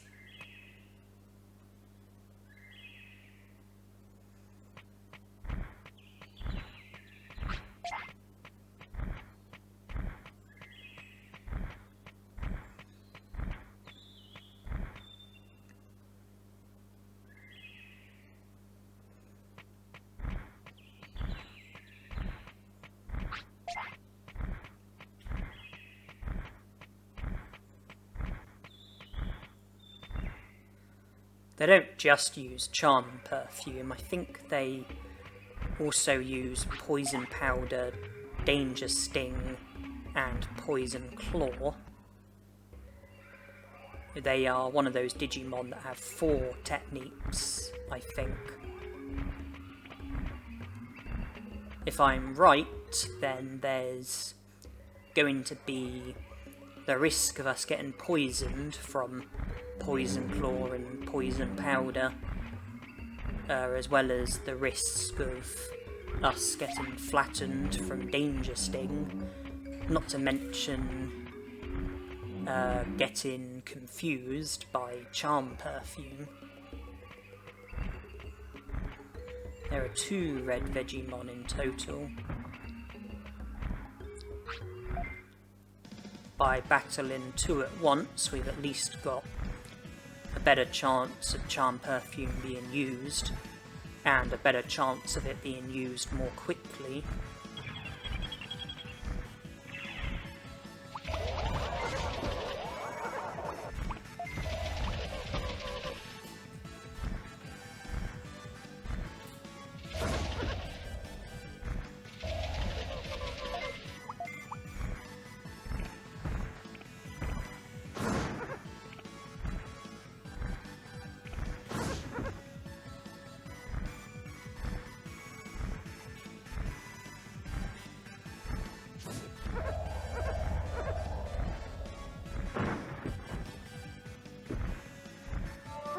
There it is.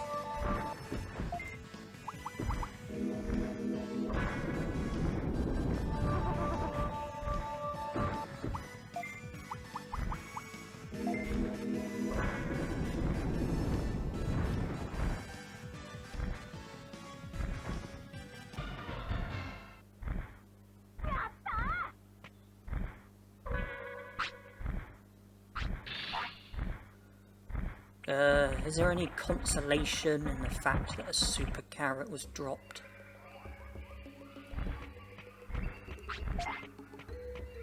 Charm perfume is what I have come here for. Well, at least we know that...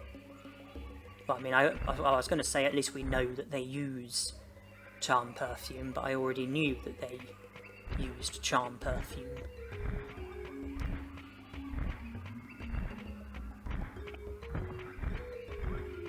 Well, we managed to learn Green Trap, and Green Trap is harder to learn than Charm Perfume, so statistically this shouldn't, learning Charm Perfume should be easier than learning Green Trap. It shouldn't take us as long to learn Charm Perfume as what it took for us to learn Green Trap.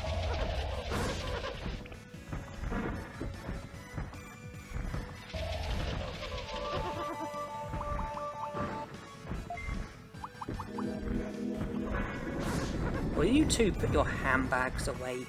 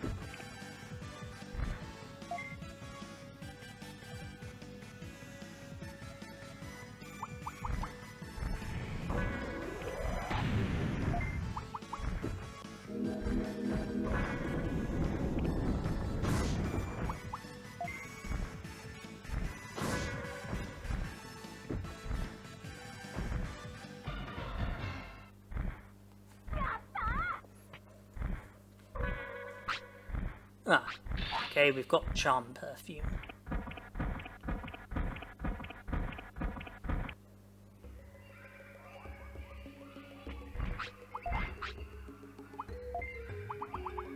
Only bug remaining. There are also air techniques that Piximon can learn, but they are to be reserved for when we have a Digimon who has air as their first nature.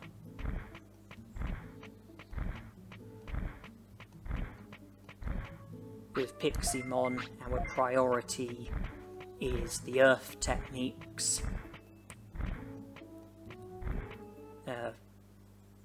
Piximon has earth as his first nature, so it makes the most sense to learn the earth techniques when you've got a Digimon who has earth as their first nature. And in this case, as well as ticking that box, Piximon also can learn every earth technique.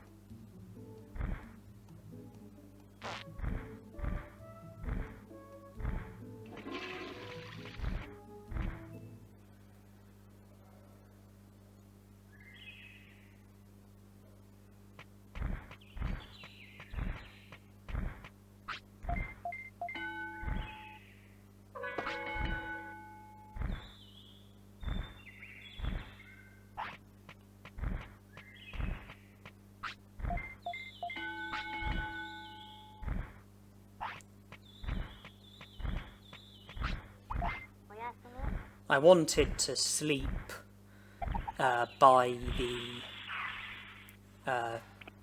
training board before making a start with trying to learn brain techniques. So I trained attack and speed just to pass a couple of hours.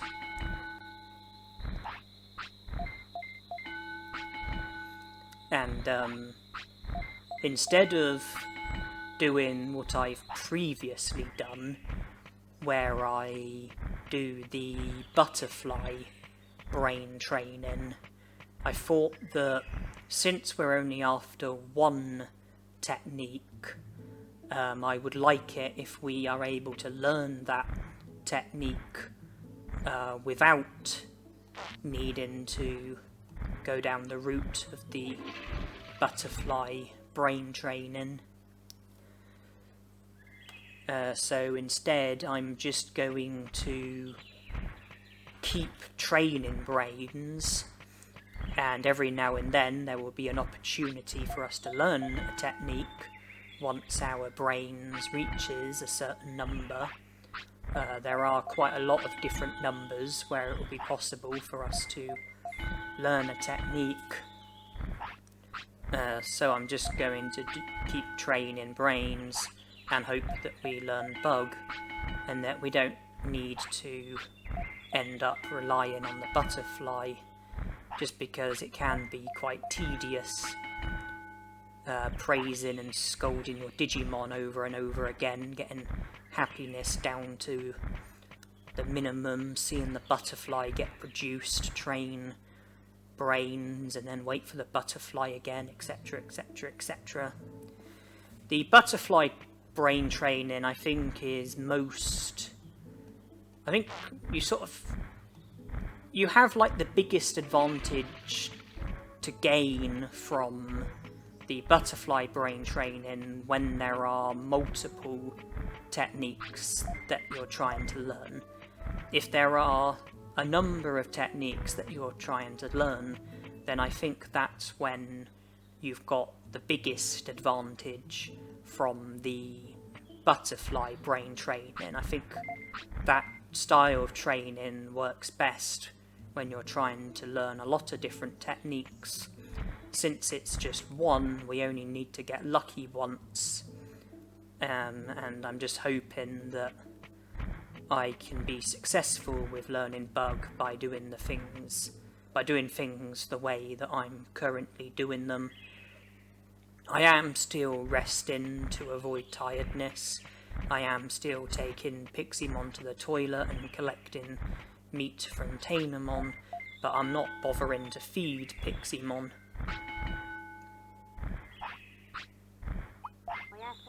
And I am, of course, letting Piximon sleep as well, but I'm not saving, just in case this fails.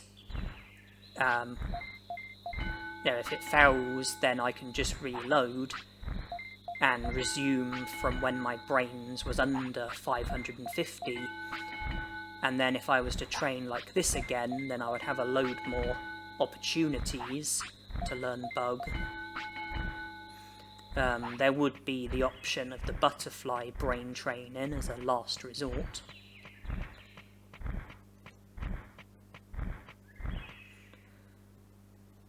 What you don't want to do is, at times like this, you don't want to save when you sleep, because if you make it up to 900 brains and you still haven't learnt bug and you're saving, if you were to reload and you've got 900 brains, you're not going to have many opportunities to learn bug, because your brains is going to be close to 999 and your Digimon is going to be older as well.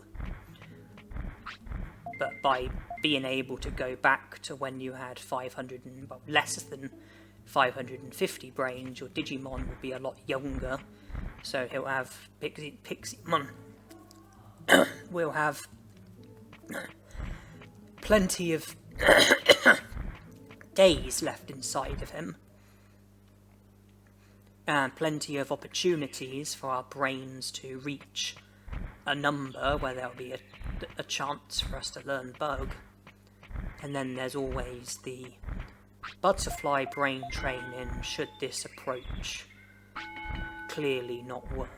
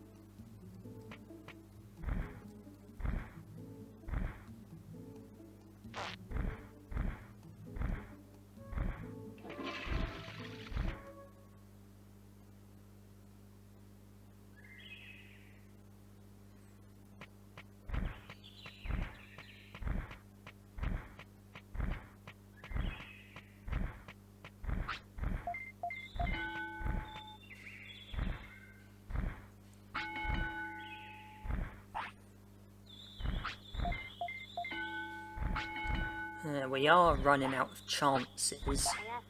We've just passed 850 brains. I think we will have a chance. Well, I think we might have a chance when our brains reaches 900. We might have a chance when our brains reaches 950. Okay, we've made it past 900. We will have a chance when our brains reaches 999, if our brains precisely reaches 999. So we've got one opportunity there. If we can train our brains in a way where 999 would be the exact number that it would reach. I think we might have an opportunity at 950, but we are starting to get down to our bare bones here.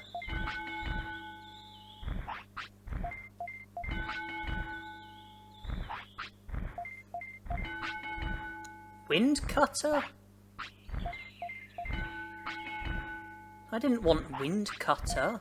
I thought we would learn bug. We have earth as our first nature. So I thought we would learn bug, because bug is an earth technique. But we've learnt wind cutter, an air technique.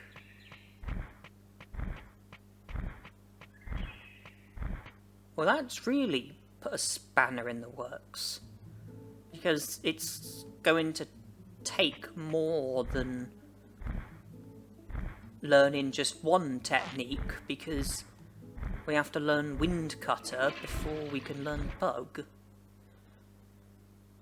And we've only got one last opportunity to learn bug. And if it's unsuccessful, we'll have to reset. Well, thanks to Train in Defence, I've been able to get it so that we can get our brains to exactly 999.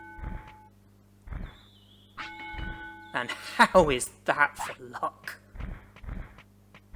The very last opportunity.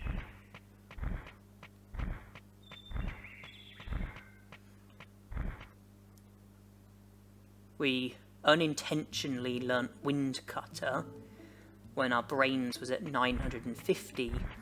We had just one final opportunity to learn bug. I had to train brains so that I could, train defense so that I could boost my brains by a smaller amount and get it so that I could reach exactly 999 brains by training brains once more. The very last opportunity to learn bug, and it was successful.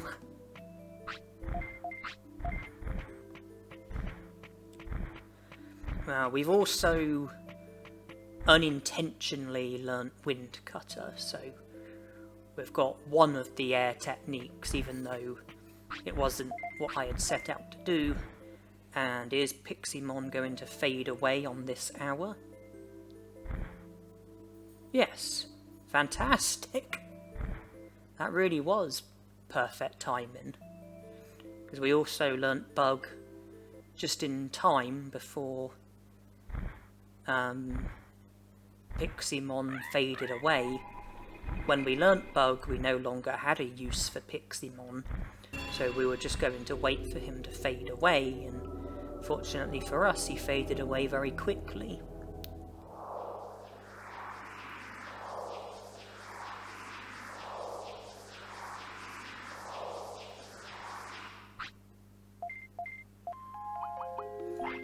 This is another lifespan where it's going to be going Pink Egg, Yoramon, Tainomon. And are you viewers bored of seeing Palmon every time? Would you like to see a different rookie? Would you like to see Betamon instead? I can understand if you do feel that way. I'm yet to Digivolve to Betamon, even though I have had Tainomon a number of times. Would you viewers like to see Betamon this time, instead of Palmon?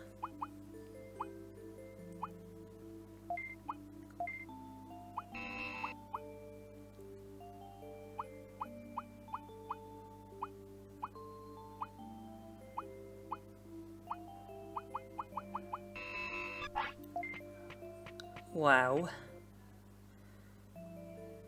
we are going to Digivolve from Yoramon to Tainomon, and if you know the game well enough, then you will know which rookie Digimon it will be possible to Digivolve to, and it will be a rookie Digimon that we Digivolve to.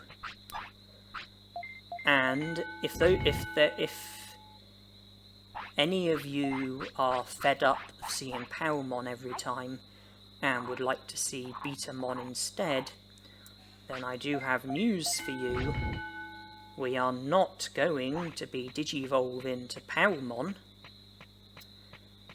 So, with that in mind, if you viewers are fed up of seeing Palmon and would like to see Betamon instead, then it's tough because we're Digivolving to Kunamon.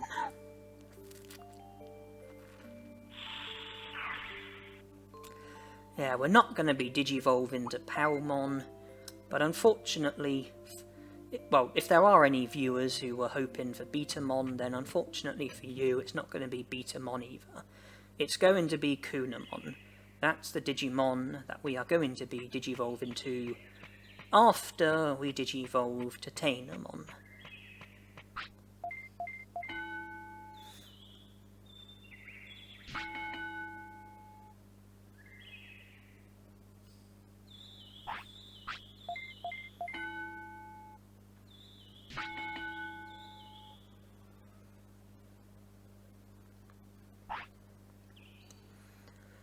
I have Digivolved to Kunamon once before, and I Digivolved from Kunamon to Nanimon, and because of that, there were other requirements that had to be fulfilled before Digivolving to Kunamon, that being to have happiness and discipline at 0 when taking a in-training Digimon to Kunamon's bed and sleeping there. This time around, it's not going to be as difficult because we don't need to get our happiness discipline down. We're not going to be Digivolving to Nanimon, we have no use for him. We are simply aiming to Digivolve from Tainomon to Kunamon, so the only requirement is to get to the point where Tainomon needs to sleep or is close to needing to sleep, save at Digimon's house, go to Kunamon's bed, sleep, but don't save as well, only sleep. That way, if we don't Digivolve to Kunamon, then we can reset, and then from Digimon's house we can go back to Kunamon's bed and try again, sleep, but don't save. And if we do Digivolve to Kunamon, then that's fantastic, and we just can, well, come back here and train and do it in accordance to which Digimon I'm aiming to Digivolve to. Train to get the stats for the Digimon that I will be aiming to Digivolve to, as well as trying to, well, needing to fulfill other requirements as well, and not wanting to fulfill too many requirements for the other Digivolutions, the unwanted Digivolutions. You have to fulfill at least 3 of the requirements for the intended Digivolution, and to eliminate risk of an unwanted Digivolution, don't fulfill any more than 2 of the requirements for any of the other possible Digivolutions. I've saved because by the time we get to Kunamon's bed, I'm sure Tainemon will want to sleep. Oh, there you go. She is now giving us the sleep bubble.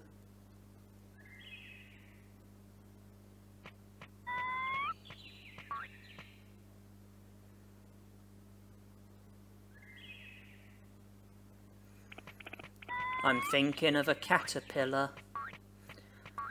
I'm thinking of a yellow caterpillar. Who am I thinking of? Wow, that's pretty damn obvious. I'm thinking of Weedle, of course. Weedle from Pokemon. That yellow caterpillar.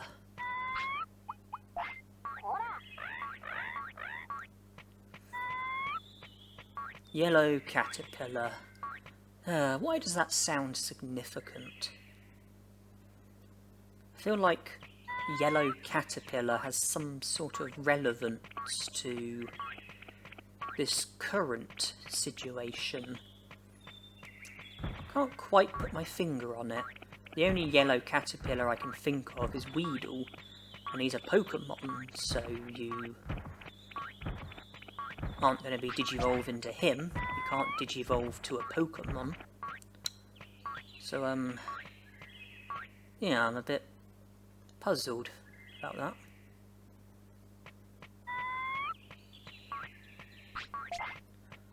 Ah, who's that in the tree? Ooh, happy mushroom. Oh, it'd be a shame for this to go to waste. If we don't Digivolve, then we would have to reset and that happy mushroom would have gone to waste, which would be a shame. So it's a good thing we are Digivolving.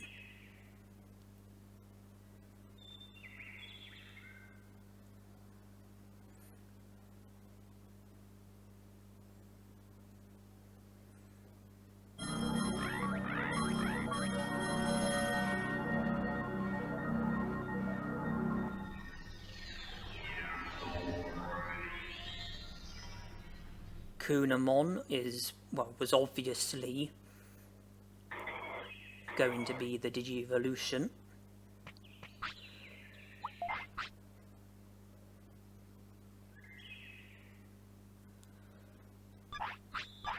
And back we go.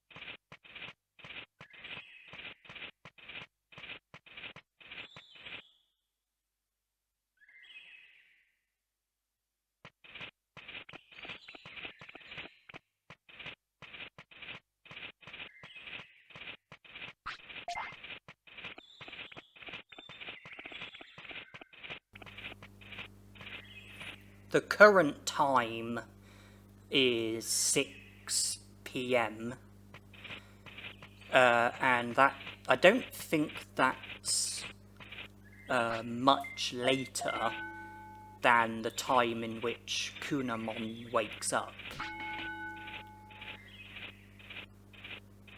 I think Kunamon goes to sleep early in the morning, and I think his wake up time is about 4 or 5 PM. So it's I was going to say a bit like we've got a full day with him. No, it's a bit like the current day is like we're gonna have him for like a full day, and that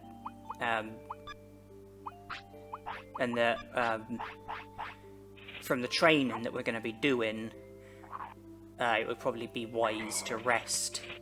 Otherwise, we would probably see the sweat bubble before Kunamon is ready to sleep. I'm aiming for a natural Digivolution, and the Digimon that I'm aiming to Digivolve to is Carbalterimon. If I get up the Digivolution guide that I'm using,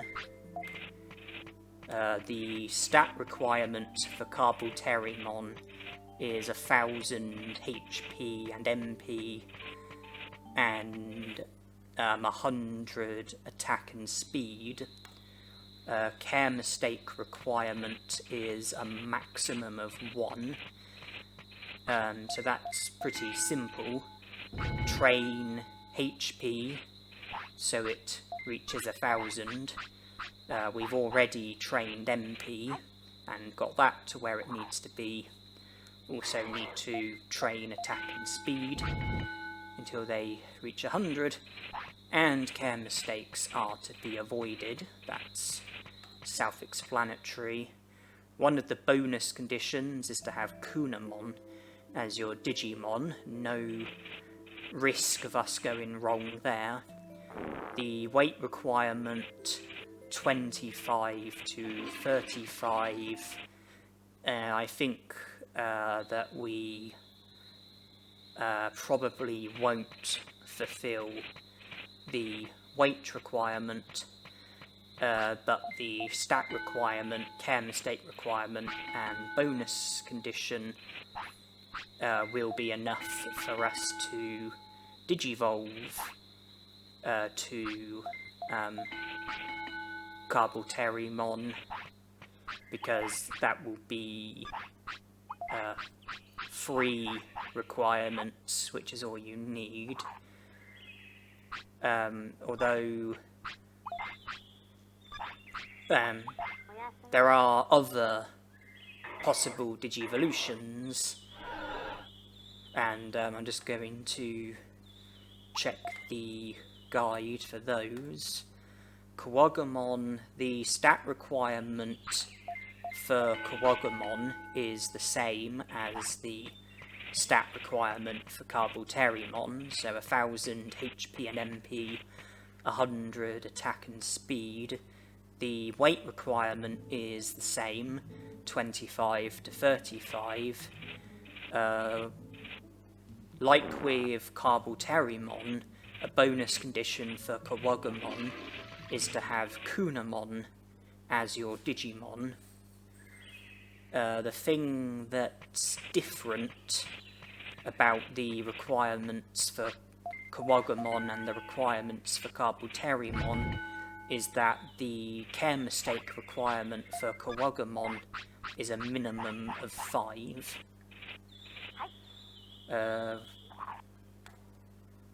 So we will fulfill the stat requirement and the bonus condition for Agumon, because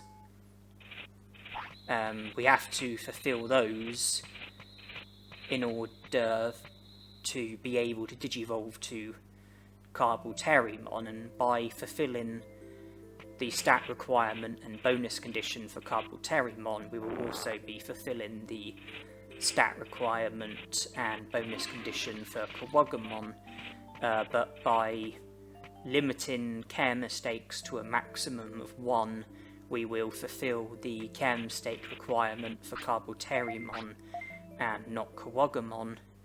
And if we keep our weight under, well, not within the range of 25 to 35, so either under 25 or over 35, then we will only fulfill 2 of the requirements for Agumon, stats and the bonus condition.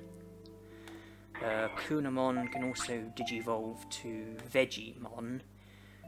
Stat requirement 1000 MP.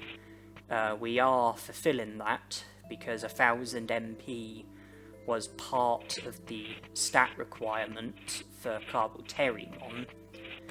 The care mistake requirement for Digimon is the same as the care mistake requirement for Agumon, minimum of 5. There's no risk of us fulfilling that. One of the bonus conditions for Digimon is to know a minimum of 21 techniques. We definitely do know more than 21 techniques. We've completed Fire, Battle, Earth and Filth, 8, 16, 24, 32. We have Wind Cutter as well, 33. So we will fulfill the stat requirement and care mistake requirement for Digimon. The weight requirement is 5 to 15.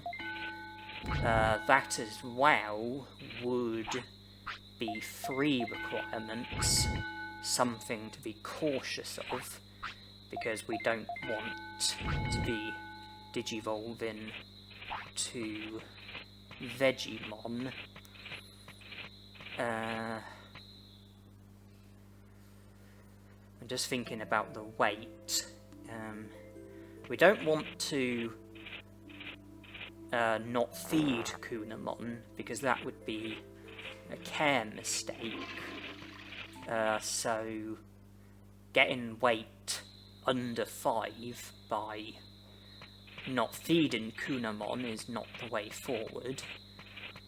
Feeding him black trouts to get his weight under 5, that could be a solution. Another solution could be to keep weight above 15, which might require force feeding Kunamon, or getting hold of a food item that boosts your weight by a larger amount than how much giant meat boosts your weight by. Giant meat boosts your weight by 2. Or we could just take the view that we are fulfilling 3 requirements for both Carboterimon and Digimon. Just go with it and see who I digivolve to. You know, just don't worry about the weight, and if I digivolve to Carboterimon, then carry on. If I digivolve to Digimon, then reset and try and do something about the weight. So there's a few different ideas, a few different possible solutions. The other Digivolution, Kunamon can also digivolve to Barkamon. The stat requirement for Barkamon is the same as the stat requirement for Digimon, 1000 MP. We are fulfilling that. One of the bonus conditions is to have a minimum of 28 techniques. We are fulfilling that. So that's 2. Care mistake requirement for Barkamon, a minimum of 3. We are not going to be fulfilling that.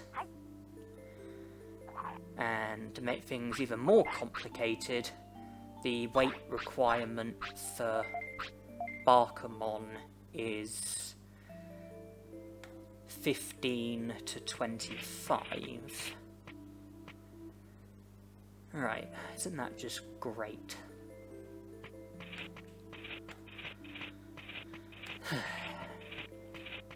So if our weight is within the range of 25 to 35, then we will fulfill the weight requirement for Agumon, which would mean fulfilling 3 of the requirements for Agumon, albeit while also fulfilling 4 requirements for Carboterimon. If we have our weight between 15 to 25, then we will fulfill the weight requirement for Barkamon, and that will mean fulfilling 3 of the requirements for Barkamon.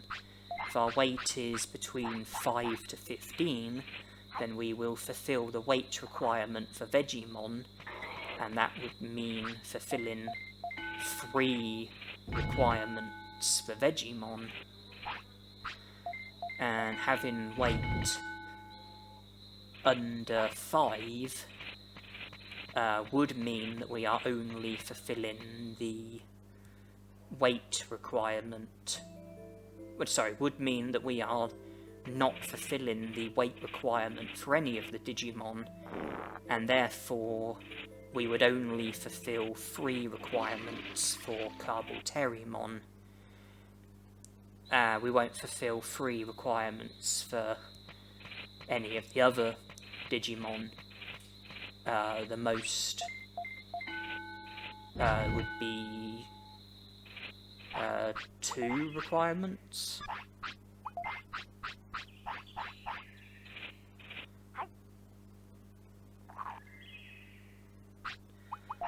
Of course, getting weight to under 5 is going to require work.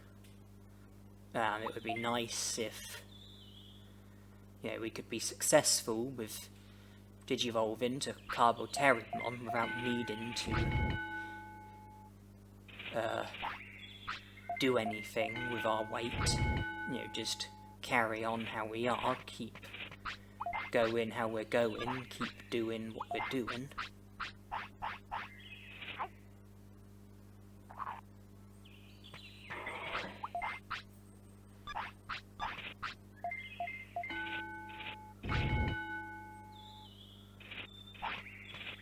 We have the stats for Carboterimon.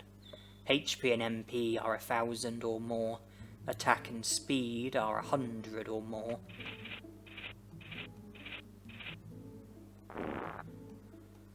HP is much higher than what's necessary, but I didn't just have in mind the champion Digivolution that I'm aiming for. I also had in mind the next Digivolution after that, which would be... Oh, looks like we're Digivolving. Okay, this might...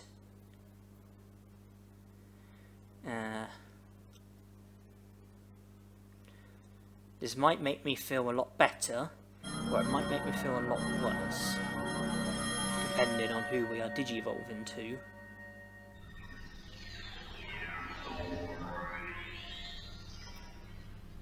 Okay, it's good news, it is Carboterimon. I think we were fulfilling 3 requirements for Barkamon as well as Carboterimon. We had 1000 MP, which was Barkamon's stat requirement. We had the bonus condition for Barkamon, and I think our weight was between 15 and 25, which was the requirement also for Barkamon, the weight requirement. We didn't have the weight requirement for Carboterimon, but did have stats, care mistakes, and bonus condition, and that seemed to be enough in order for us to Digivolve to Carboterimon. So I got the champion Digivolution that I was aiming for.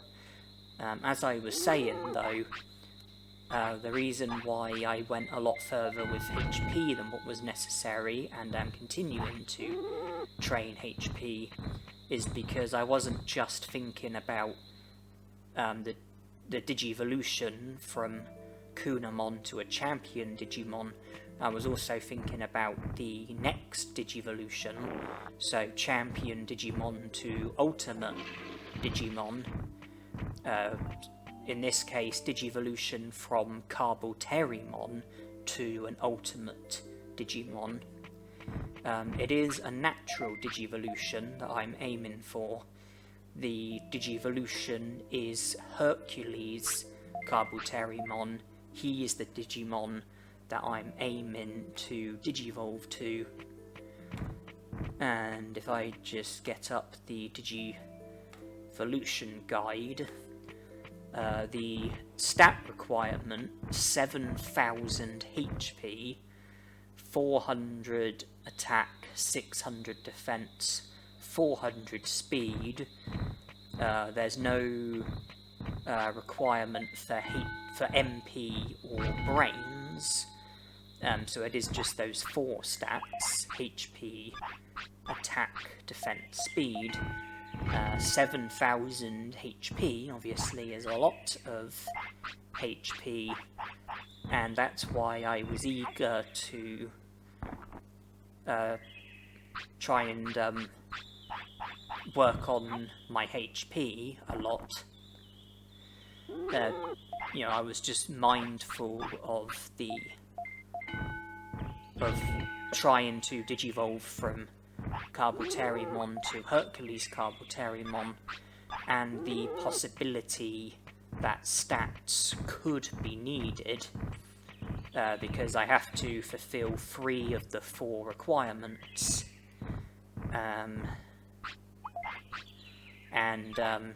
If I can't fulfill the bonus condition, weight requirement, and care mistake requirement, then I would need the stat requirement.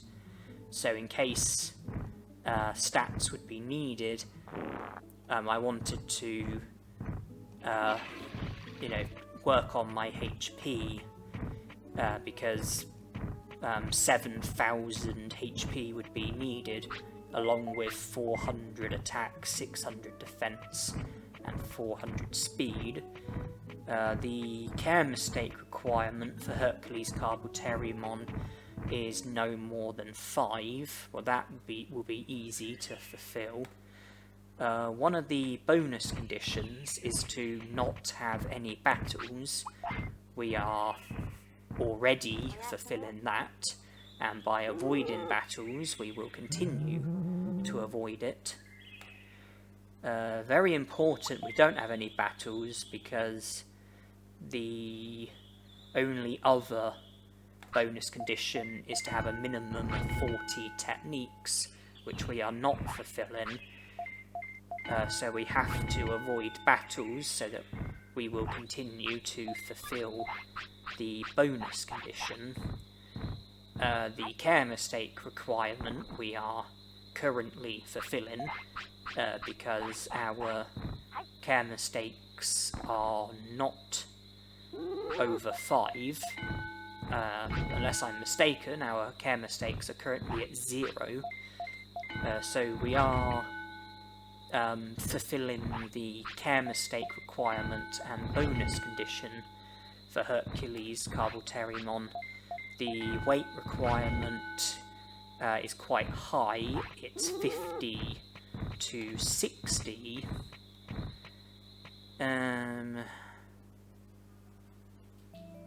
So it looks like the care mistake requirement and bonus condition are a cinch. The stat requirement and weight requirement are not so simple. They are going to be harder to fulfill. But as long as we don't lose the weight requirement or the bonus condition, then we're not going to need both weight and stats. We're only going to need one of them. Carbuterimon is a Digimon who does tend to eat a lot. Sometimes he needs as many as 3 giant meats. There he needed 2. But sometimes he needs as many as 3 giant meats. That would put his weight up by 6. And he does... his appetite does kick in numerous times a day. Each time his appetite kicks in, if 1 giant meat is enough, then his weight will go up by 2.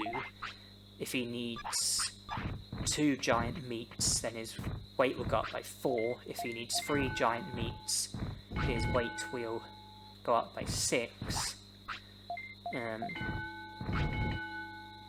Well, just by raising Carbuterimon and feeding him every time, and by doing what we're doing, I think there is a reasonable chance that our weight will get to within the range of 50 to 60. It is currently quite a way adrift, but I think it is definitely possible. To make things easier, we could get some food items. Oh wait, hold on.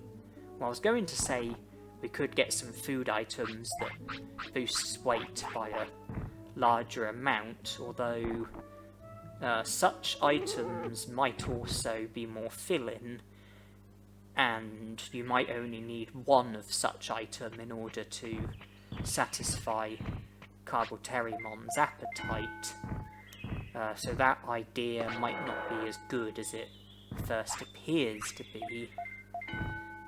Would there be any harm in force feeding Carbuterimon?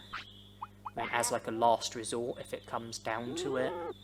I don't think force feeding your Digimon is classed as a care mistake.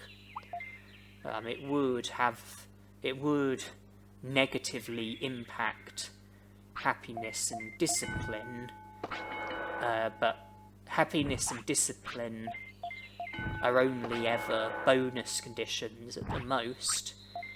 We only need 1 of the bonus conditions, and for as long as we don't have any battles, we are guaranteed to fulfill the bonus condition. We do have to have Carbuterimon for a minimum of 6 days before he can digivolve to an ultimate, so we don't really need to be panicking just yet, because even if we were to fulfill all of the requirements here and now, Carbuterimon wouldn't digivolve because we haven't had him for long enough. We need to have him for at least 6 days before it's even possible for him to digivolve. So we don't need to fulfill the weight requirement now, we just need to fulfill it later on. And it has occurred to me that Hercules Carbuterimon isn't the only Digimon that Carbuterimon can digivolve to. He can also digivolve to Metal Mumemon. The stat requirement for Metal Mumemon is 500 attack, 400 defense, speed and brains. Shouldn't be too difficult to avoid the stat requirement for Metal Mumemon. I think when it came to attack, I think the requirement for Hercules Carbuterimon was 400. So if we were to get our attack up to 400, but keep it under 500, then we would be in a position where it would be possible to fulfill the stat requirement for Hercules Carbuterimon and not Metal Mumemon. Failing that, brains wasn't a requirement for Hercules Carbuterimon, so if we keep our brains under 400, then we won't fulfill the stat requirement for Metal Mumemon.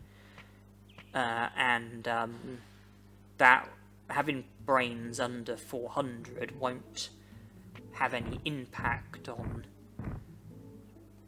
the requirements for Hercules Carboteriumon, because brains is irrelevant when it comes to Digivolving to Hercules Carboteriumon. So we can definitely avoid the stats requirement for Metal Mummymon. One of the bonus conditions is to have a minimum of 30 techniques. We are fulfilling that. The care mistake requirement is for your care mistakes to be 15 or less. We are fulfilling that.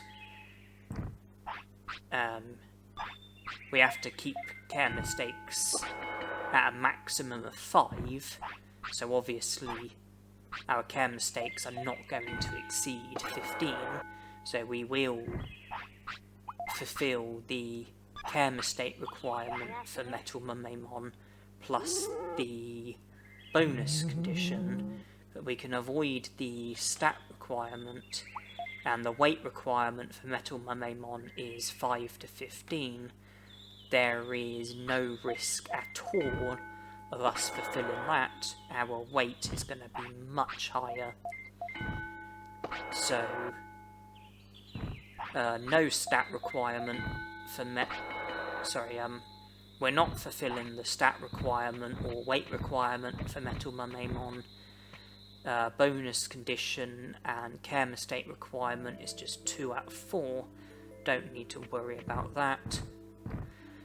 I think as long as we get our weight to within the range of 50 to 60, then I feel like stats are irrelevant, because we've got the bonus condition and care mistake requirement for Hercules Carboteriumon.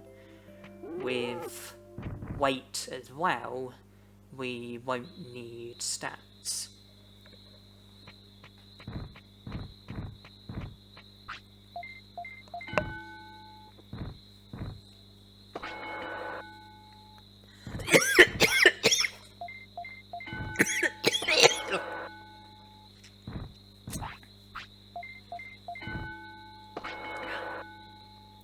Please forgive me while I have a bit of a coughing fit.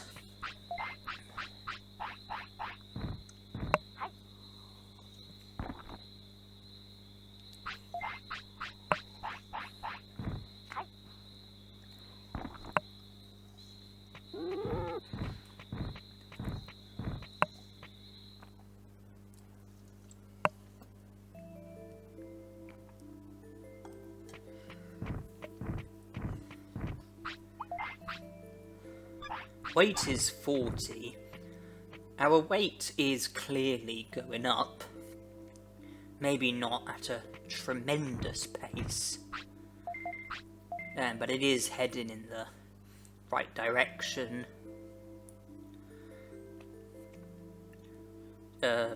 When we have had Carboteriumon for 6 days or more, there's no risk of him digivolving to Metal Mummymon.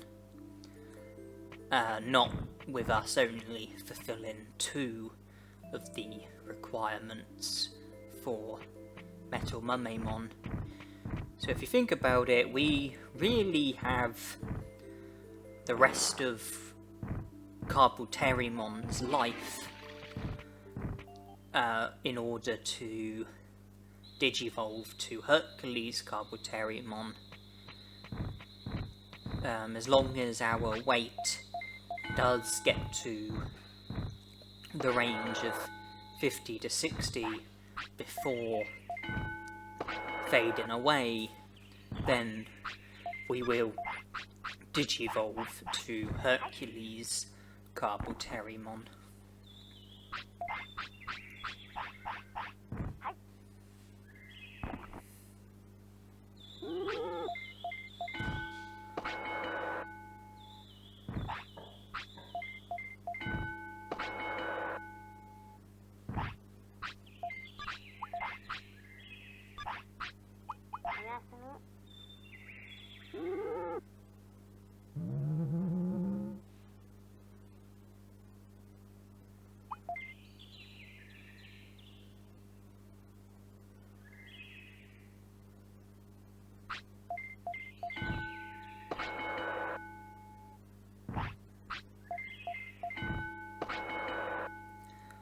the desire to digivolve to Hercules Carboterimon goes no further than the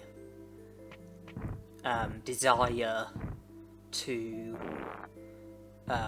try and digivolve to every Digimon. The only reason why I'm aiming to digivolve to Hercules Carboterimon is for the sake of digivolving to him, so that we are a step closer to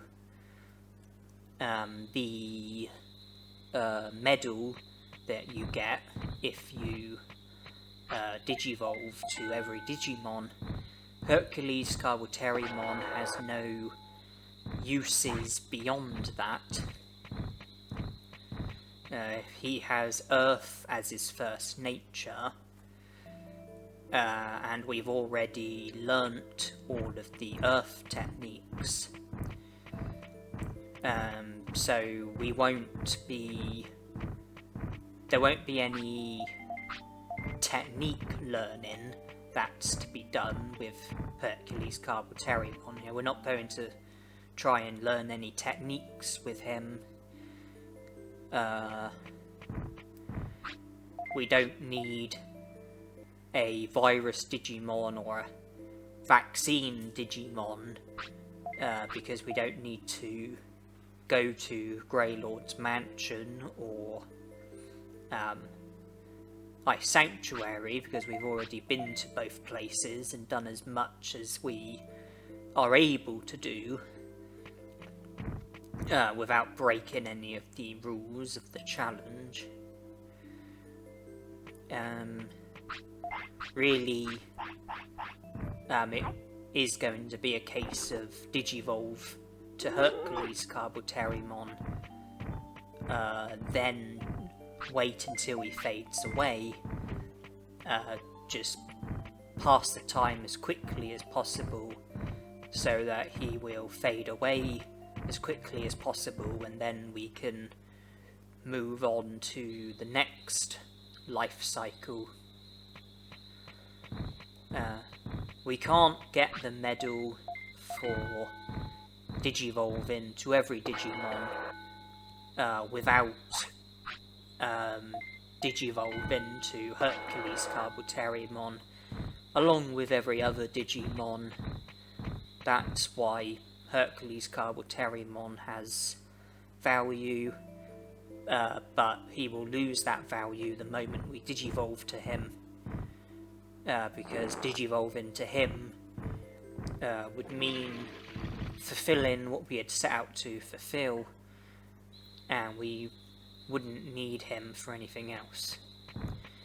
If we hadn't learnt all of the Earth techniques with Piximon, and we, still didn't know all of the Earth techniques, then we could have learnt them with Hercules Carboterimon, and that probably is what we would have done, but we learnt them with Piximon, and that's that.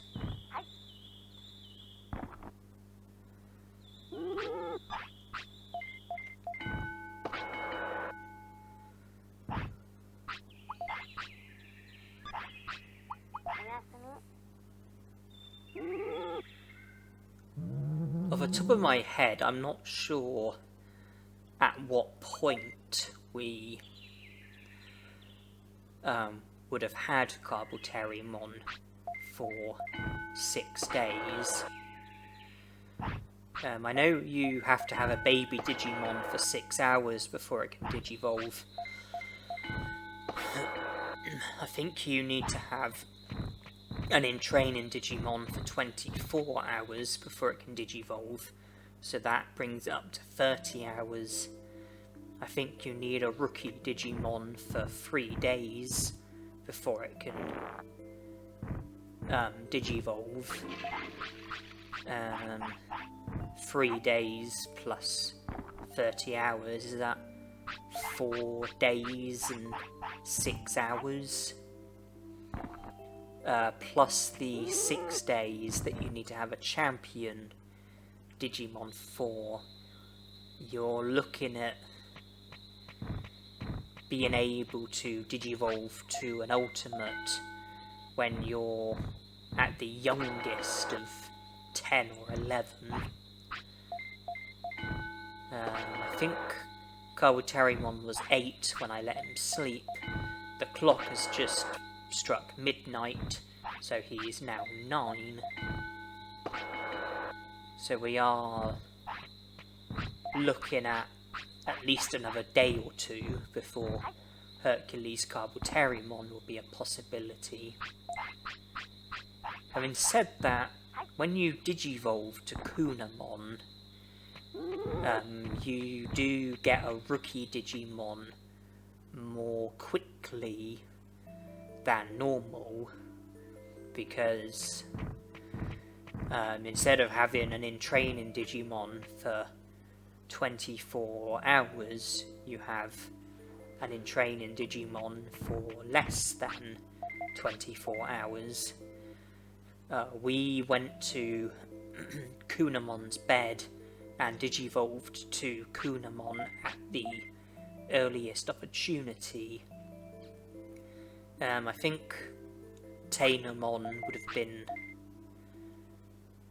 awake for 6 or 7 hours before wanting to sleep.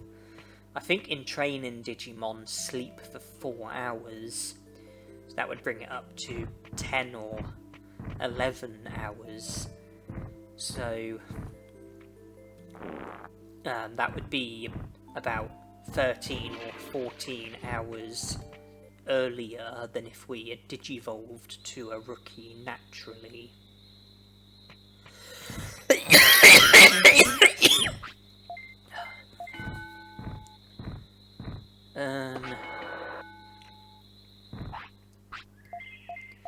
Still, I would think we would have to be at least 10 before there's any chance of us Digivolving to Hercules Kabuterimon. If or when it does happen, we will then just be passing the time, eager to move on to our next life cycle.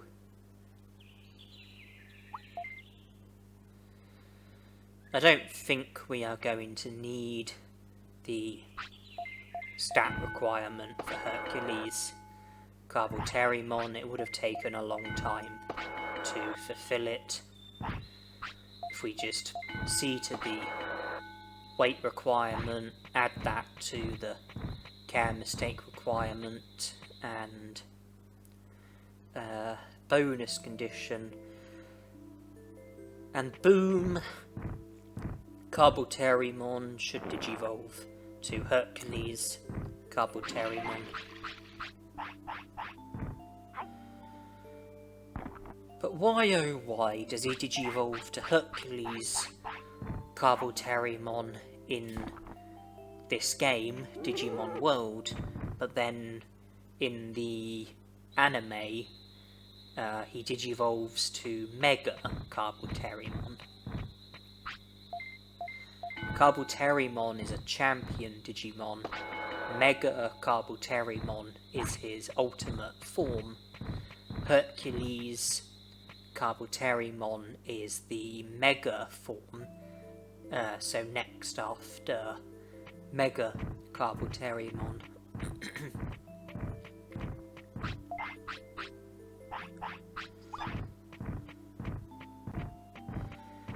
It's also the case with Birdramon Digivolving to Phoenixmon in this game. In the anime, Birdramon Digivolves to Garudamon, and that is the correct Digivolution. Phoenixmon is next after Garudamon.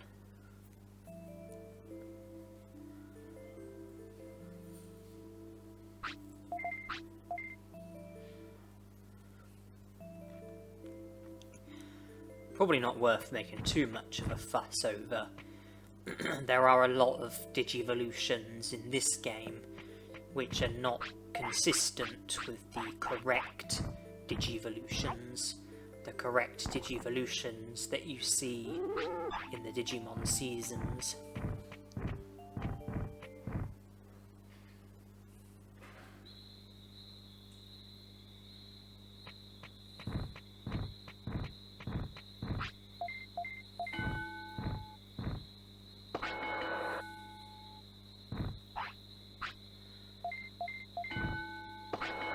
Don't ask me why I'm just training my attack over and over again. I'm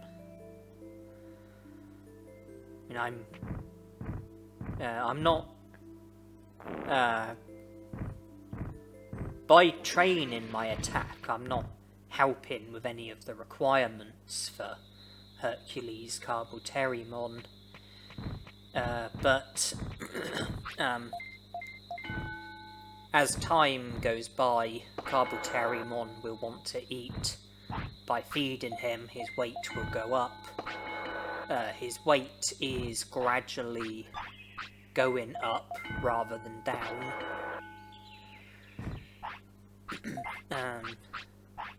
So we are slowly making progress towards Hercules Carbuterimon.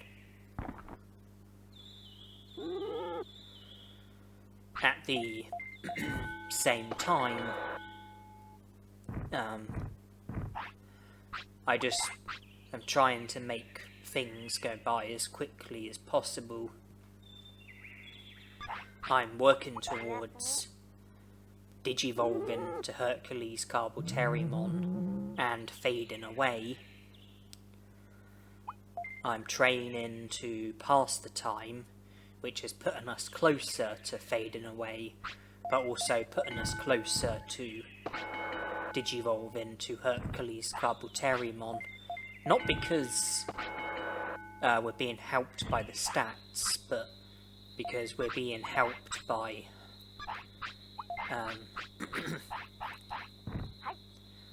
the fact that our weight is gradually going up.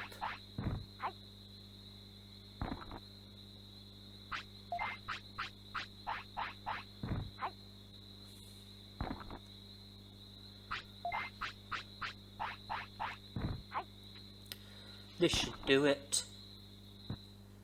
We are Digivolving.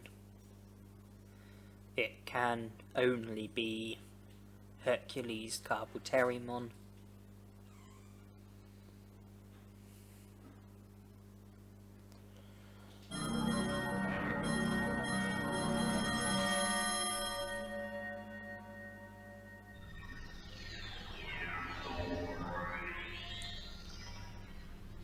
That is correct. If I had kept doing what I was doing, then I might not have needed to... Well, I probably wouldn't have needed to force feed Carbuterimon because of how our weight was slowly but surely going up. But I think I just made the most of the opportunity to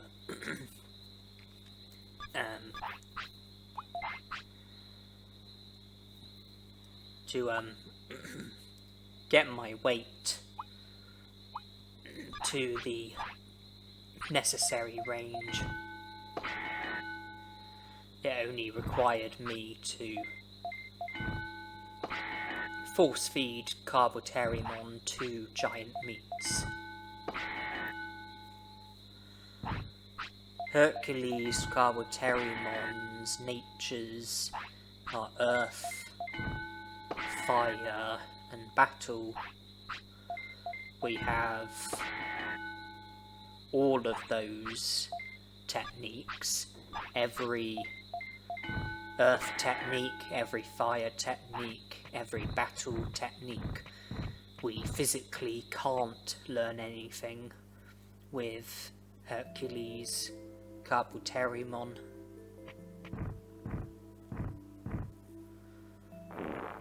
The techniques that he could have learnt were learnt by Piximon, Digitamamon, Greymon, and Skull Greymon.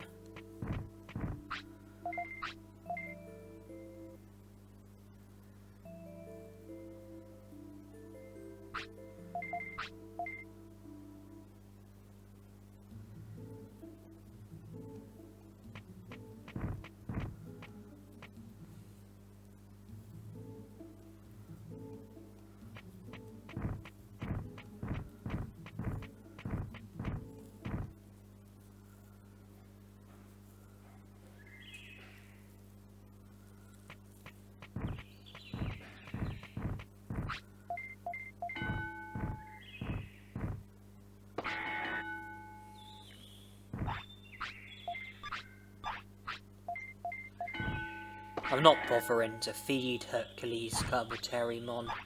I don't want to waste any food items on him. I'm not planning on doing anything with him. I just want him to fade away as soon as possible.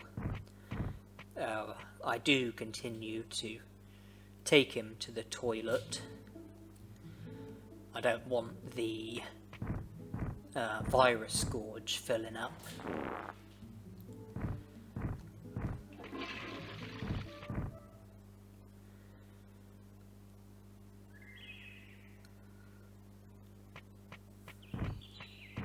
We maxed out on meats.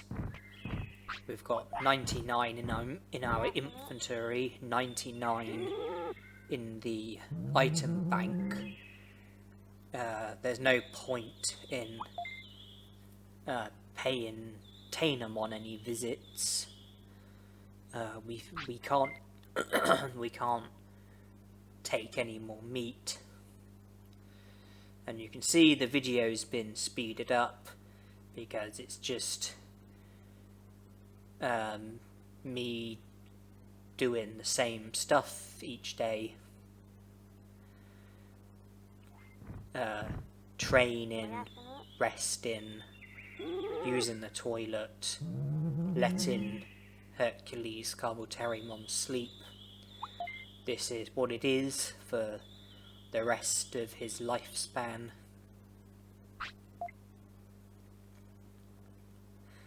I think it will be less boring and tedious if I speed the video up instead of going at regular speed. There really isn't anything interesting to be watching.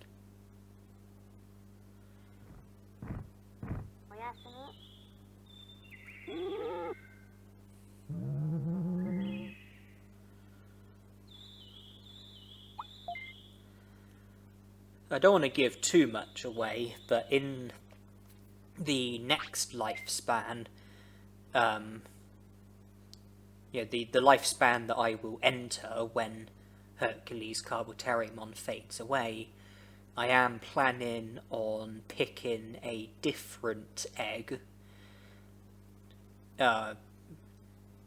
So far, I think I've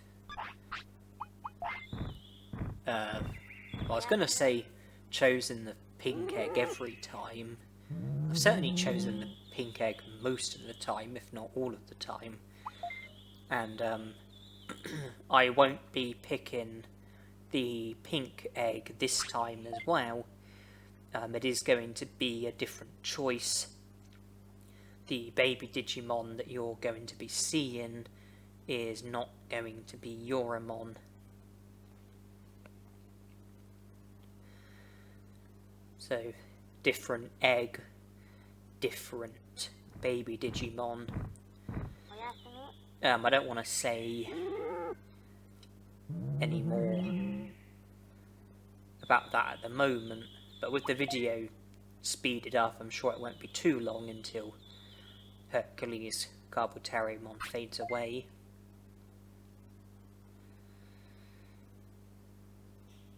The fact that we aren't feeding him is a care mistake, that will probably shorten his lifespan. Happiness is going down, that will probably shorten his lifespan.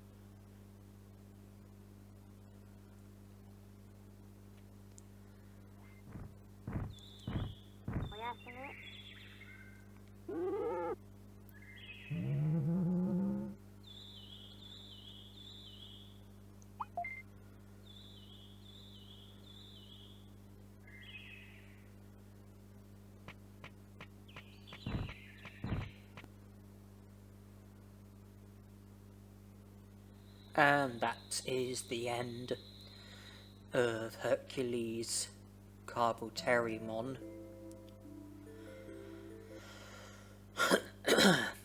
Hercules Carboterimon, to me, looks like he is the colour yellow. I know we don't all see colour the same way, but to me he looks yellow. And that is a significant colour.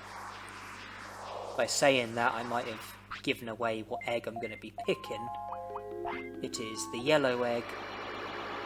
The egg that... is it Poyomon? The baby Digimon that digivolves to Tokumon.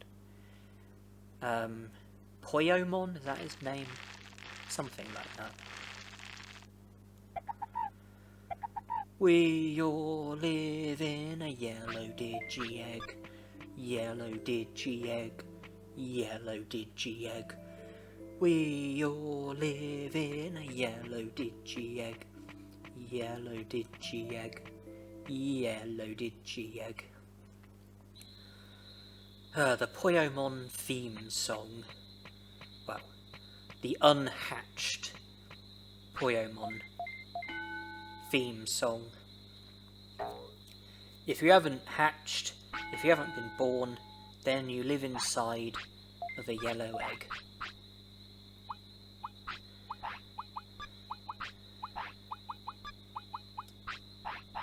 Meat has no trouble with satisfying the appetite of a baby Digimon. The same is true with in-training Digimon. And seeing as we can't even take meat from Tainomon because of us maxing out on meat, it makes the most sense to use meat as the food item for the time being.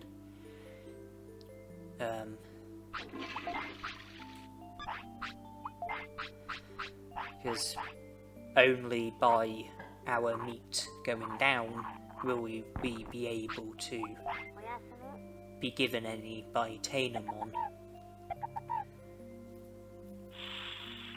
And we do have to feed our Digimon if we want to be a good tamer and if we want to avoid care mistakes and maintain the highest possible levels of happiness and discipline.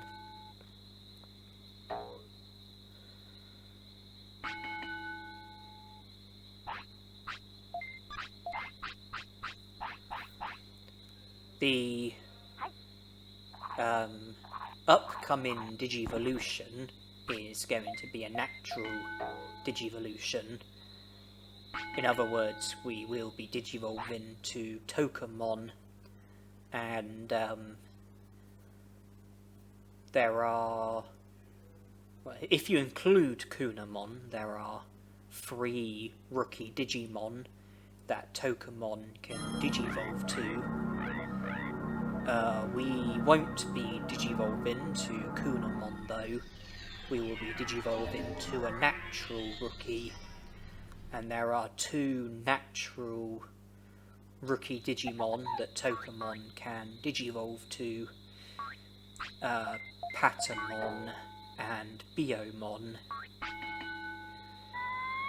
Obviously we will have to digivolve to every rookie Digimon in the end if we are to get the medal for maximum Digivolutions. That will mean needing both Patamon and Biomon. But in this lifespan, the intention is to digivolve to Biomon. And I'm just going to check the Digivolution guide.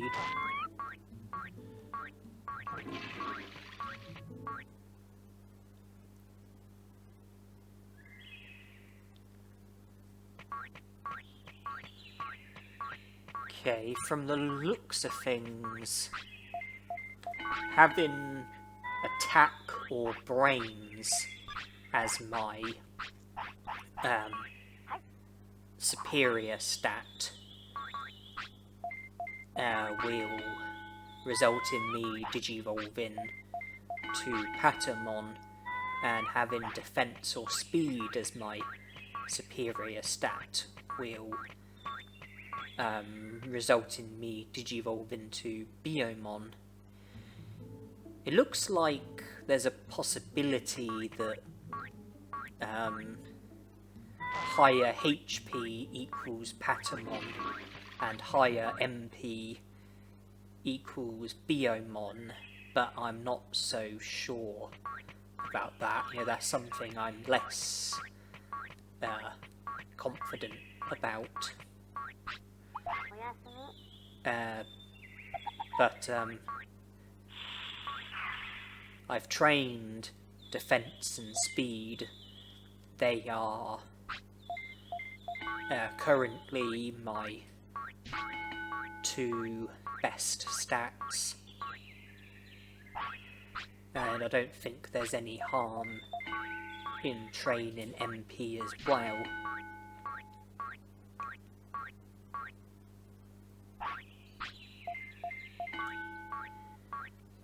It's another one of those scenarios where it's good to think ahead. Don't just think about digivolving from Tokamon to Biomon. Also think about the champion Digimon that you are aiming for, and the ultimate Digimon if you are looking to digivolve the whole way.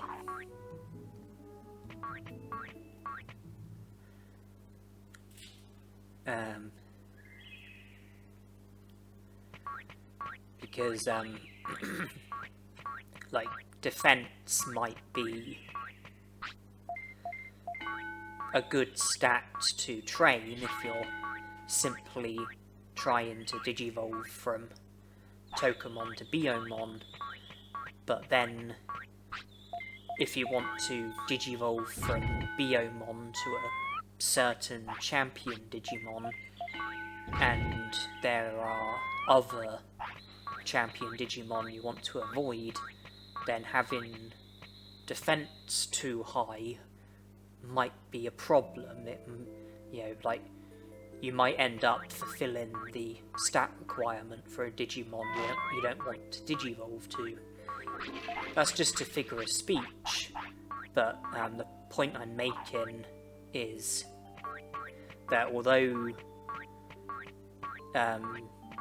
you do need to be particular with your stats in order to digivolve from Tokamon to Biomon, you do also need to be particular with your stats depending on what champion Digimon you want to digivolve to. So it's about being mindful the whole time thinking about, you know, thinking ahead, thinking further ahead than just Biyomon.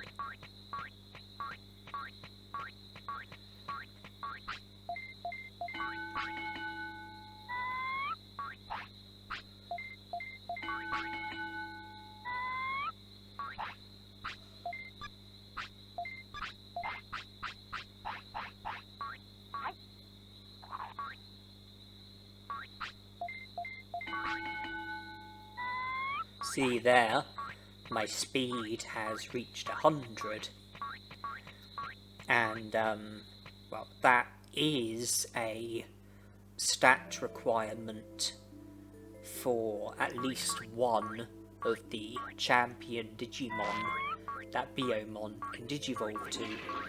Fortunately for us, it also happens to be the champion Digimon that we are aiming for. So in this instance, we were lucky that speed is a good stat for digivolving from Tokamon to Biyomon, and also a good stat for digivolving from Biyomon to the champion Digimon that I am hoping to digivolve to. And here is the Digivolution.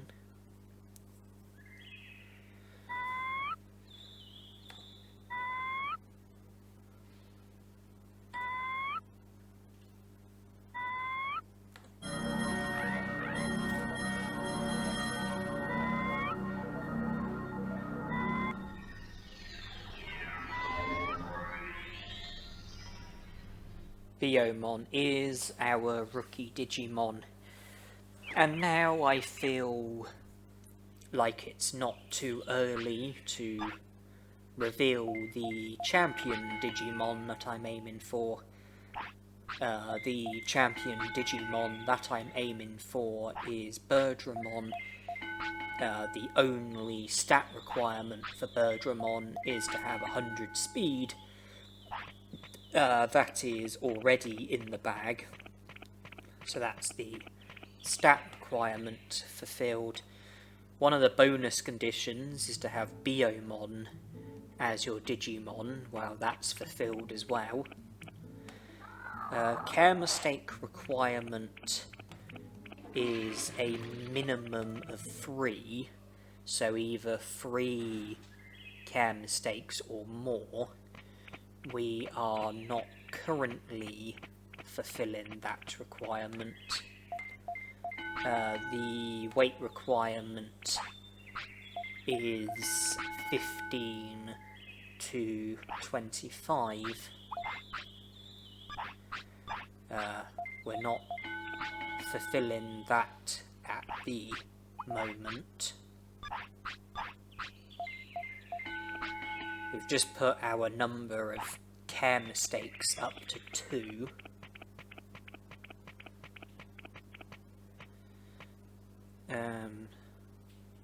So we've got the stats for Birdramon and the bonus condition. We're making progress with the care mistakes. But since we didn't feed Biyomon, we would have slipped further away from the weight requirement.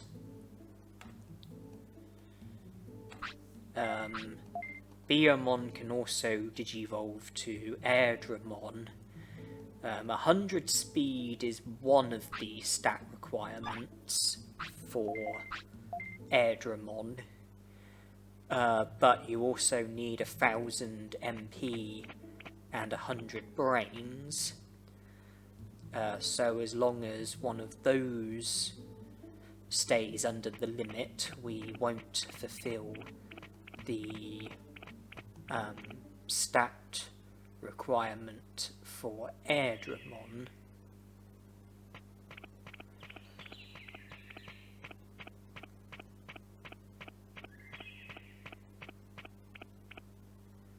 Here I wait for the food bubble to go away, which it does. Before letting Biyomon sleep, I wanted to wait for the food bubble to go away, so I would definitely get a care mistake from it. That's now 3 care mistakes. So we are now fulfilling the care mistake requirement for Birdramon. That's 3 of the requirements, but we don't have the weight requirement, but that might not be needed. Not if we have 3 of the requirements for Birdramon and less than 3 of the requirements for all of the other champion Digimon. The care mistake requirement for Airdramon is a maximum of 1. We are not fulfilling that. Weight requirement 25 to 35. I don't think there's any risk of us fulfilling that. One of the bonus conditions is a minimum of 35 techniques. I think we've certainly got 33 techniques. 8 fire, 8 battle, 8 filth, 8 earth, plus wind cutter. I think we've certainly got at least 33, not sure about 35. Another bonus condition is for discipline to be at least 90% full. We don't really need to worry about the bonus condition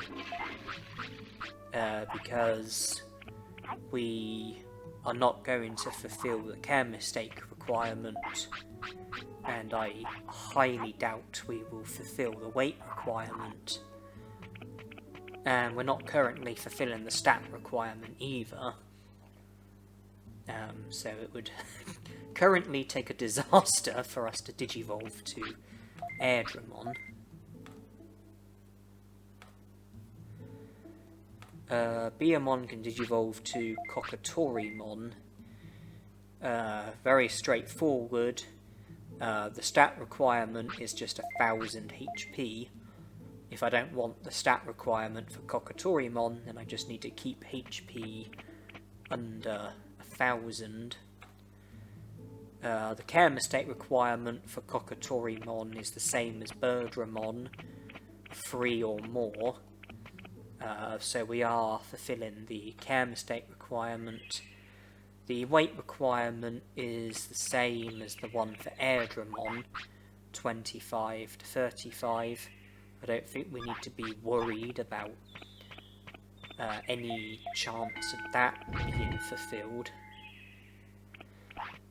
One of the bonus conditions, same as one of the bonus conditions for Birdramon, one of the bonus conditions for Kokatorimon is to have Biomon as your Digimon, which we are fulfilling and will fulfill. That is the bonus condition and care mistake requirement for Kokatorimon, but not the stat requirement or the weight requirement. It's very important that we stick to only fulfilling 2 of the requirements for Kokatorimon.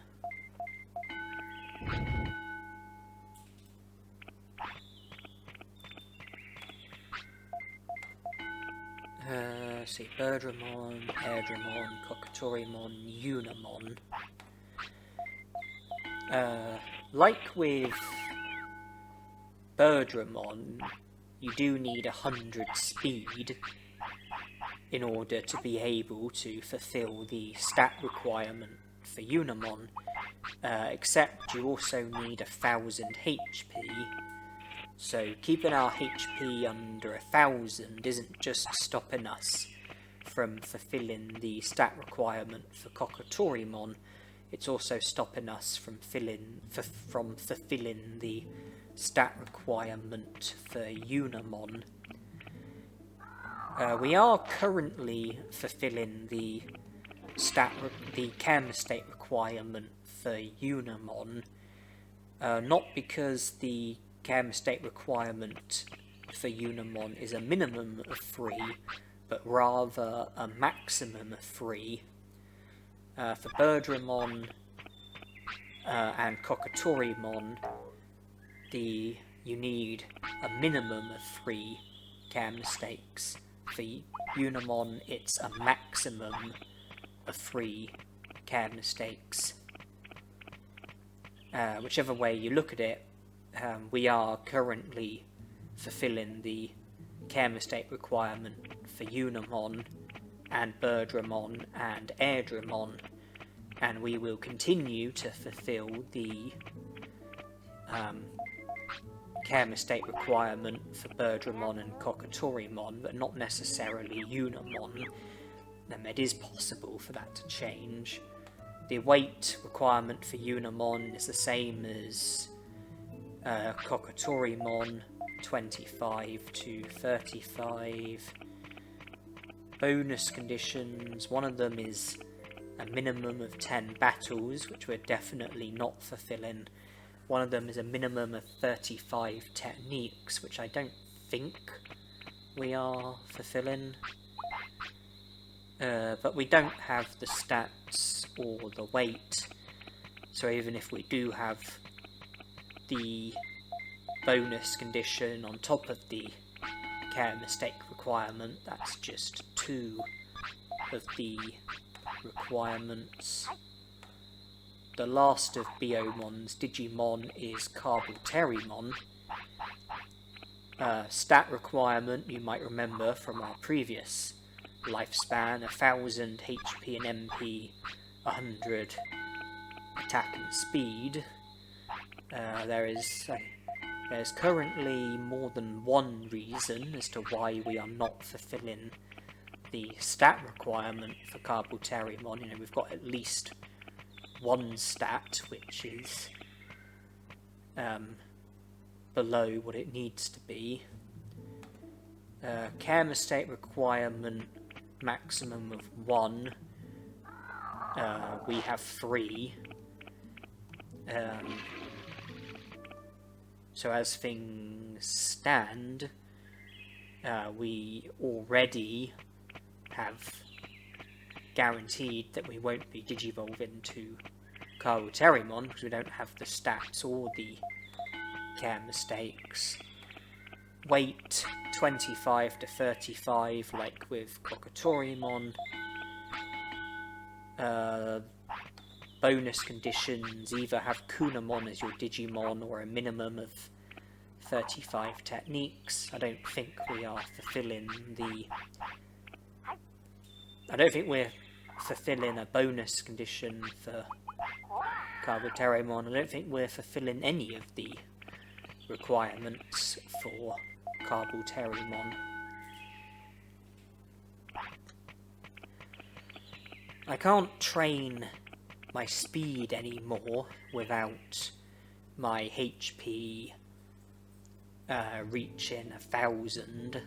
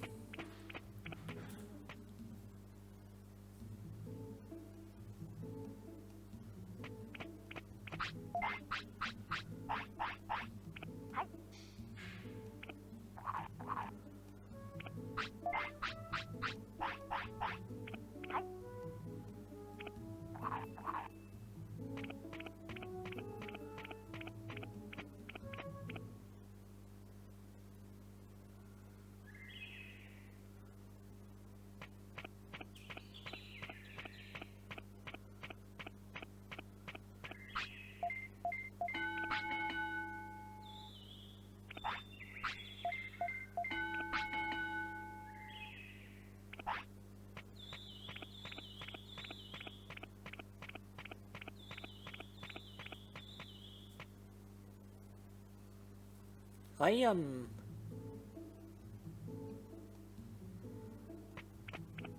must have been confident that getting HP up to 1,000 wouldn't come as a complication.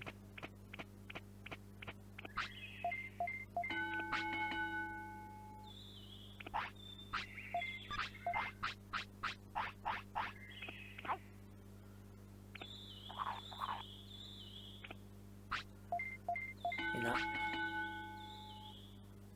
seems like a bad idea, but I must have been confident that 1,000 HP wouldn't sabotage the Digivolution.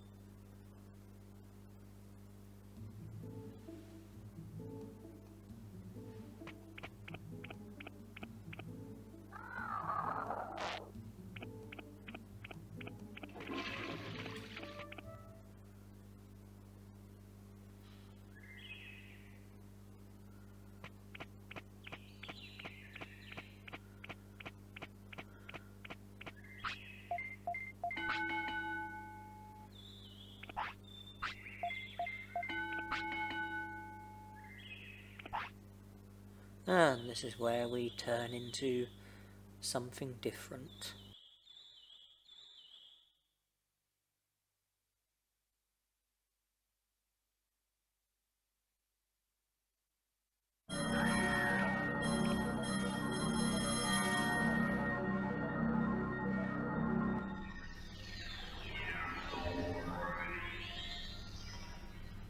Birdramon is the Digimon that we have digivolved, but during the last few minutes of this video, I think I might have given away something that I was hoping to keep quiet until the end of this challenge. I think I might have given away something that I hadn't intended to reveal until the end of the challenge, and that's the fact that this commentary that you are listening to is post-commentary. I am watching the video back and recording commentary which I'm adding to the video. I didn't provide the commentary while recording. I did the recording without commentary, and I'm watching the video back while adding and providing commentary. I thought that if I speak as if I am playing the game, then it would make it less obvious what's going to happen, and that would hopefully make the video more interesting and exciting if I'm there saying, oh, I'm aiming for Birdramon, I'm aiming to digivolve the Birdramon, rather than, yeah, I've already recorded, I know I digivolved the Birdramon, so the Digivolution's going to be successful, so you don't have anything to be nervous about, because I know exactly what's going to happen. I think it just would have a better chance of... I think the commentary in the video would just have a better chance of being more interesting if I'm doing the commentary as if I'm playing the game live. I was going to reveal, like, at the end of the challenge, but it's just the fact that I said about, you know, the importance of keeping HP under 1,000, and then I go and train and get my HP above 1,000. I just think that might have given it away. So I decided to confirm that it is post-commentary. It has been for the whole of the challenge, and it will continue to be for the rest of the challenge, but I will try to continue to do the commentary as if I am playing live. And I didn't let Birdramon sleep straight away because I wanted to see if her appetite would kick in on the hour that we were on, but it didn't look like it, so I then decided to let her sleep.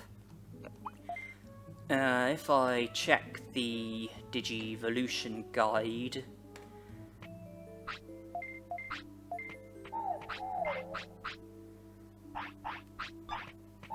and it's being slow and annoying.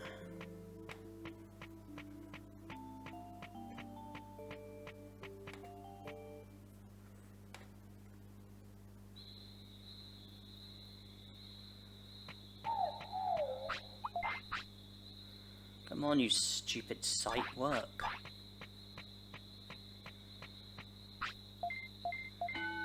Yeah, due to technical faults, it's being a bit delayed. Okay, here we are. So I have Birdramon as my Digimon, of course.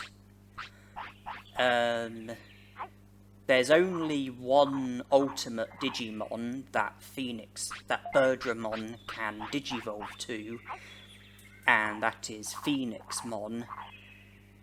Phoenixmon has air as her first nature, and can learn every air technique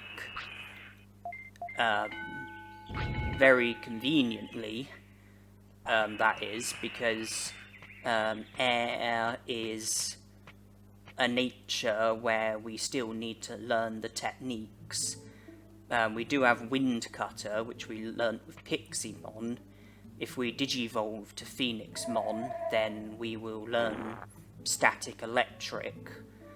That leaves the other 6 air techniques: Electric Cloud, Spinning Shot, Hurricane, Confusion Storm, Megalospark, Thunderbolt.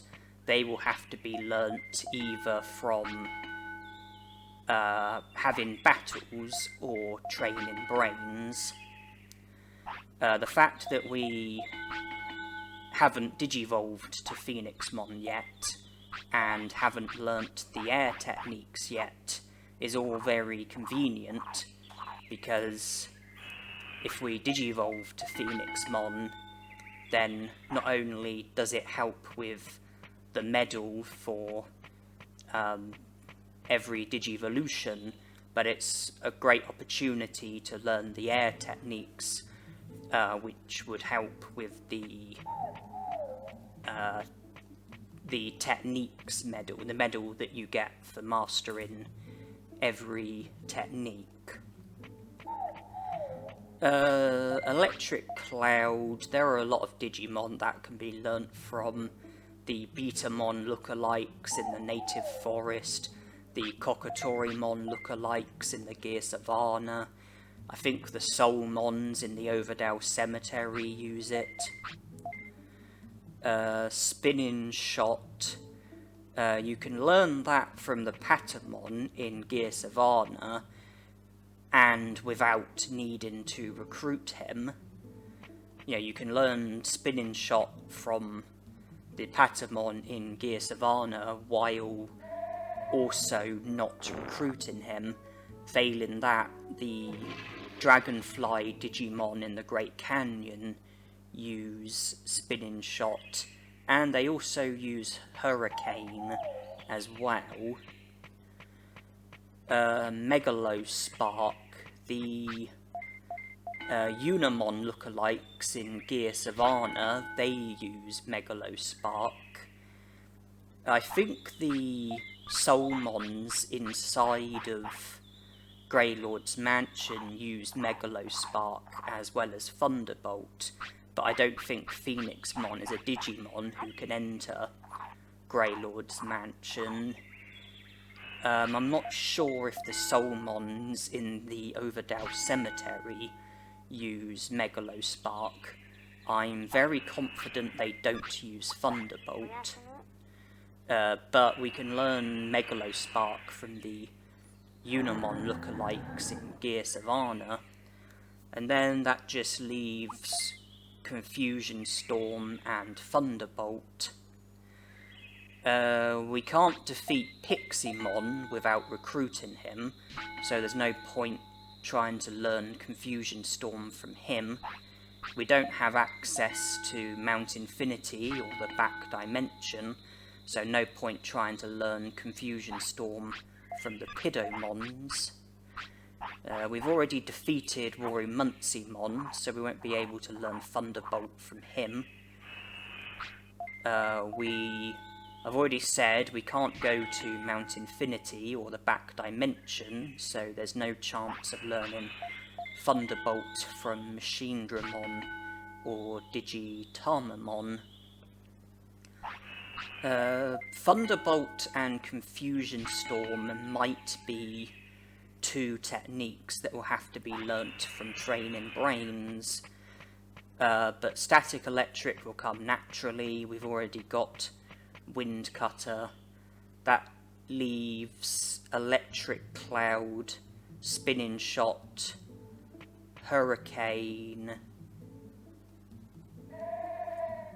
and Megalospark to be learnt from battles.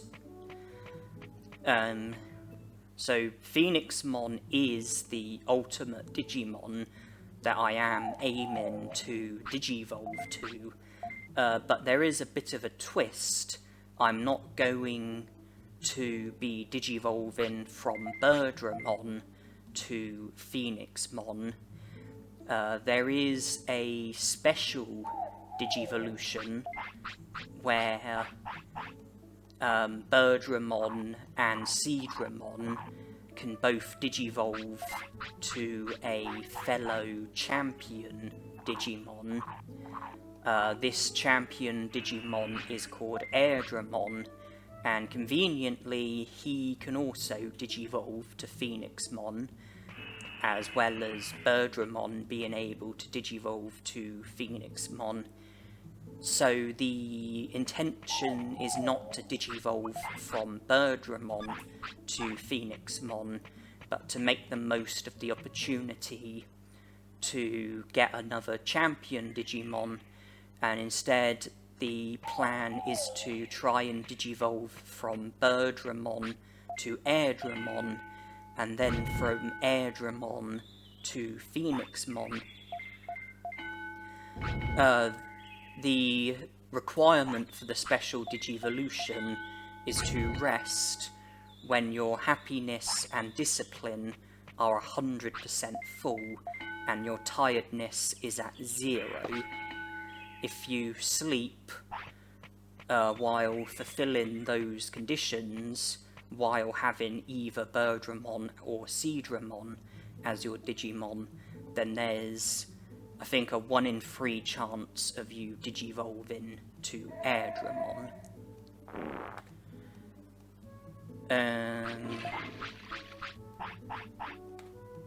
I'm just looking at the Digivolution guide. Digivolving from Airdramon to Phoenixmon is a bit more complicated, because Airdramon can also Digivolve to Megadramon. So with Airdramon, you have to fulfill the requirements for Phoenixmon without fulfilling enough of the requirements for Megadramon, but with Birdramon, there is no alternative Digivolution that might get in the way. So you just have to fulfill enough requirements for Phoenixmon, and you shouldn't go wrong.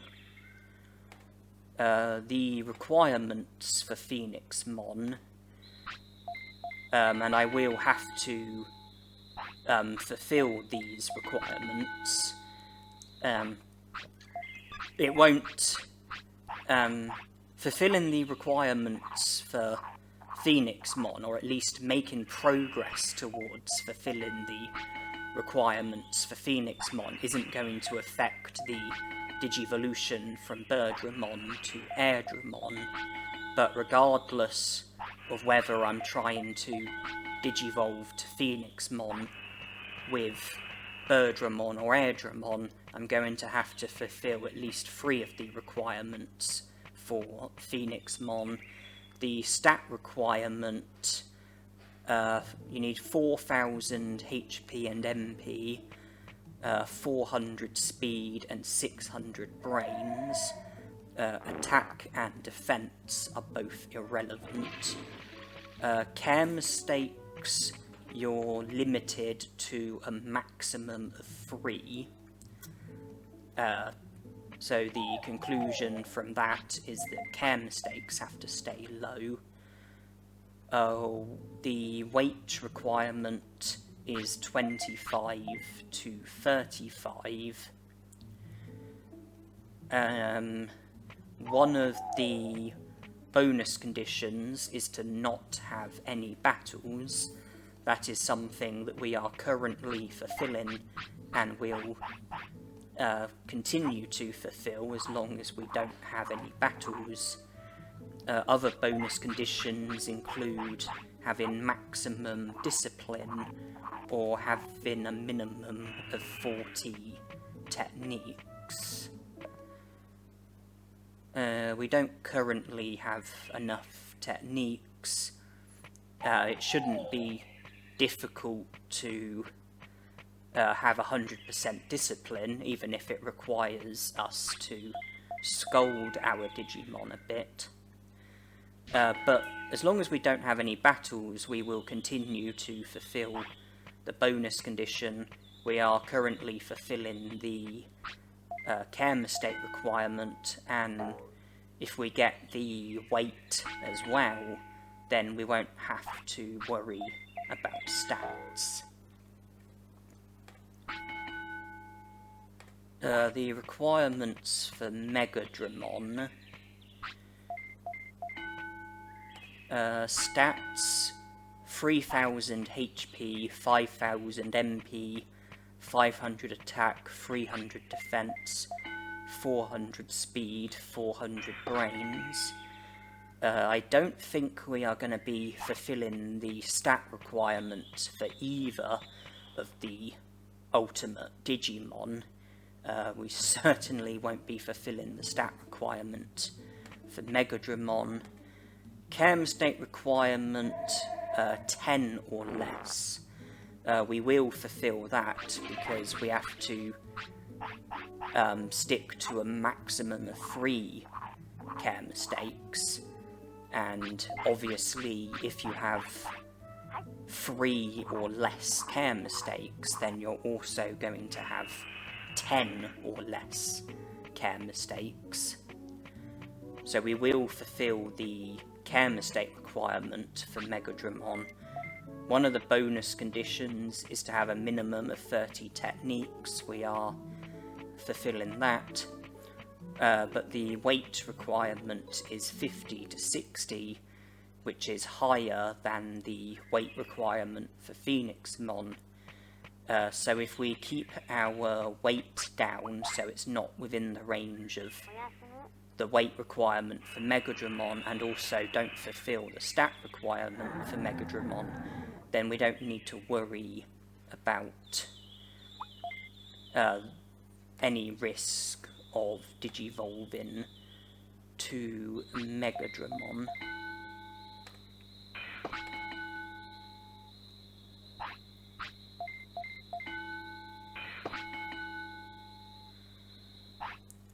I need to have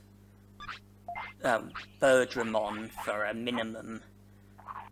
Well, I need to have my champion Digimon for a minimum of 6 days before it will be possible to Digivolve to Phoenixmon.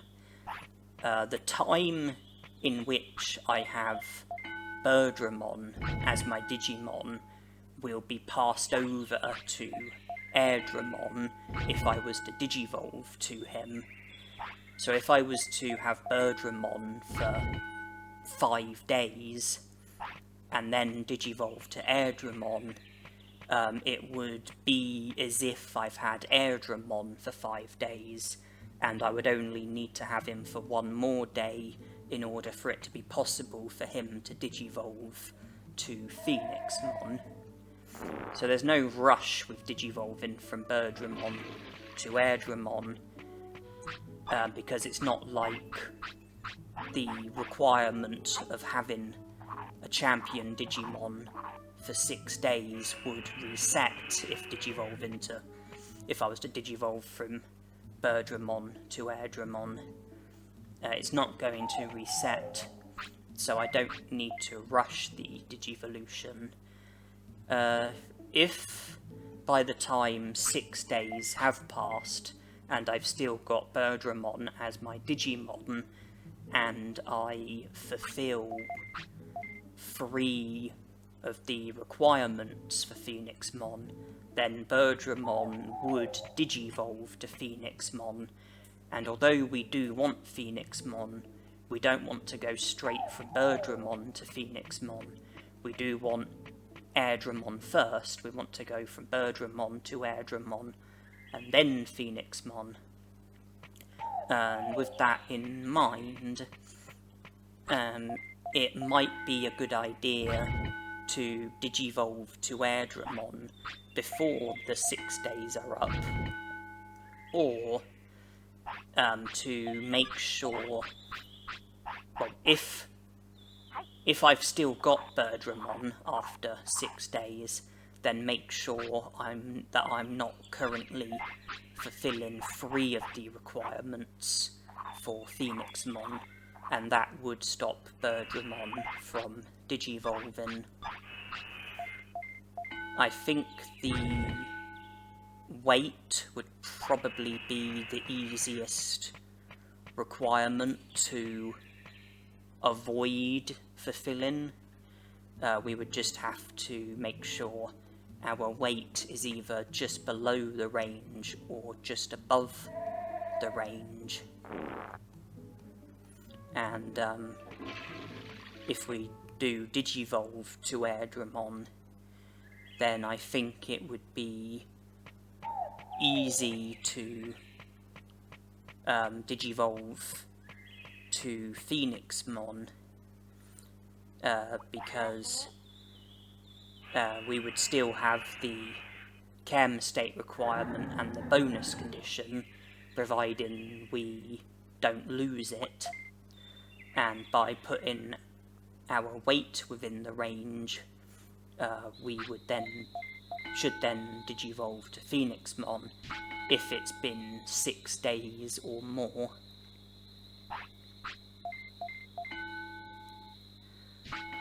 It's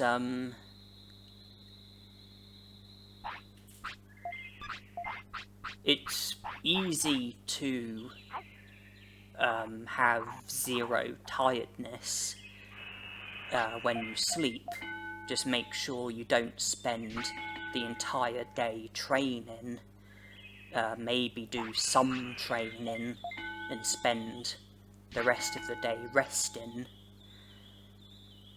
As for happiness and discipline, if you avoid care mistakes, make sure you feed your Digimon and take it to the toilet when it needs the toilet, let it sleep when it needs to sleep, avoid tiredness, do all stuff like that, then you should be able to have 100% happiness and discipline. I know training, when you train at the gym, it can cause happiness to go down, possibly discipline as well.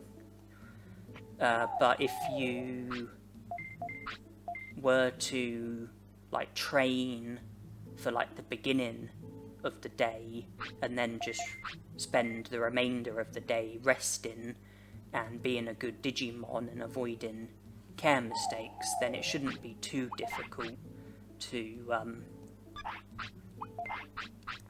have happiness and discipline at 100%, along with tiredness being at 0%. I have a happy mushroom in my inventory. I might also have happy mushrooms in the item bank. I think ice mushrooms as well.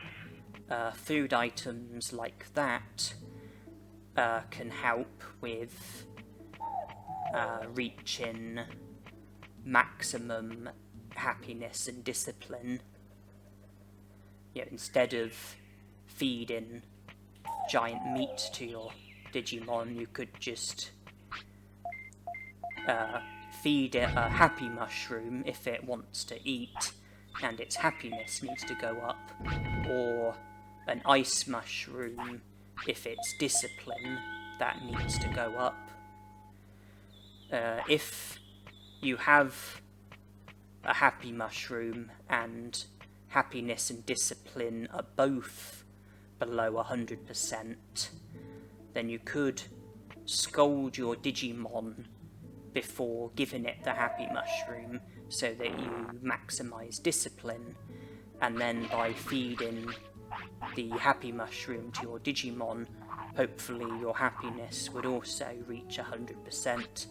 If it's an ice mushroom, then if you've got like the same problem with happiness and discipline both being shy of 100%, and you've got an ice mushroom, then you could praise your Digimon to fill up your happiness. Your discipline would go down, but then hopefully the ice mushroom would take care of that problem.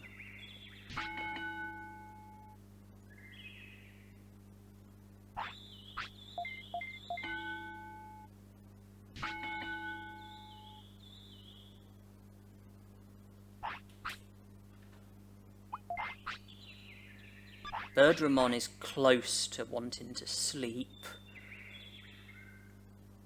There you go. We will wake up tomorrow. Birdramon will be 11. I think there's a good chance that if the 6 days haven't already been reached, then this is the day in which the 6 days will be reached. Something to be mindful of.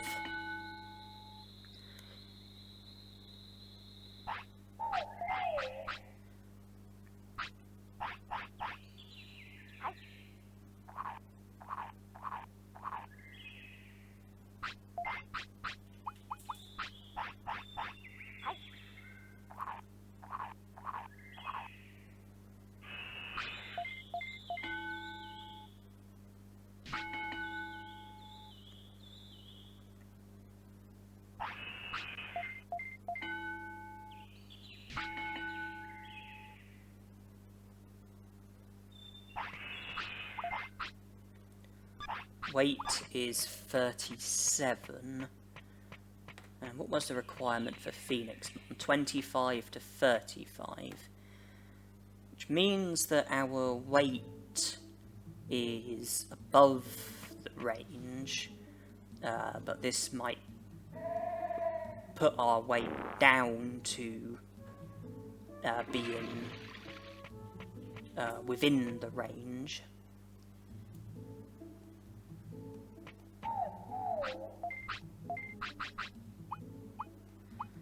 Well, if it did put our weight to being within the range, then the fact that we haven't digivolved means that it hasn't been 6 days yet. If it was, then we would have digivolved, because we would have fulfilled 3 of the requirements: weight, care mistakes, and bonus condition.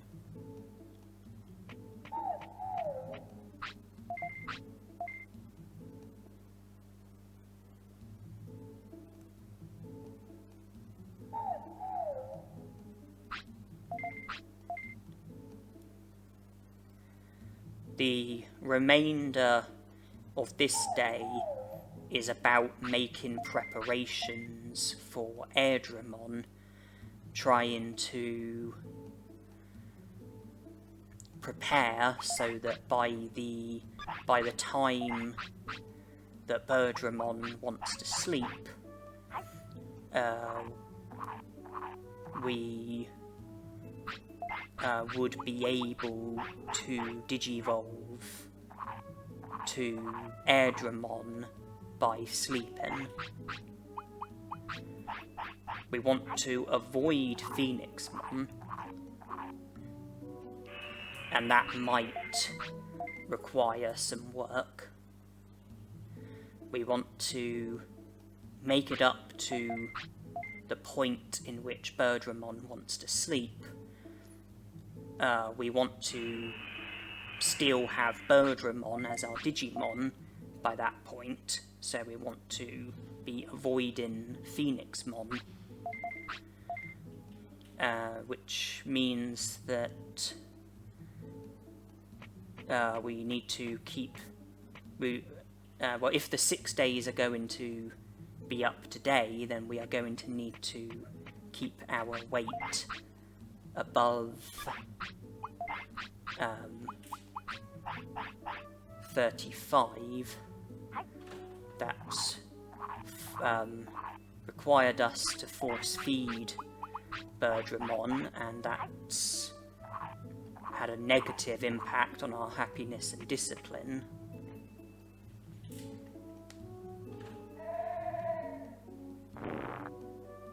We need maximum happiness and discipline when Birdramon sleeps. We don't currently have that.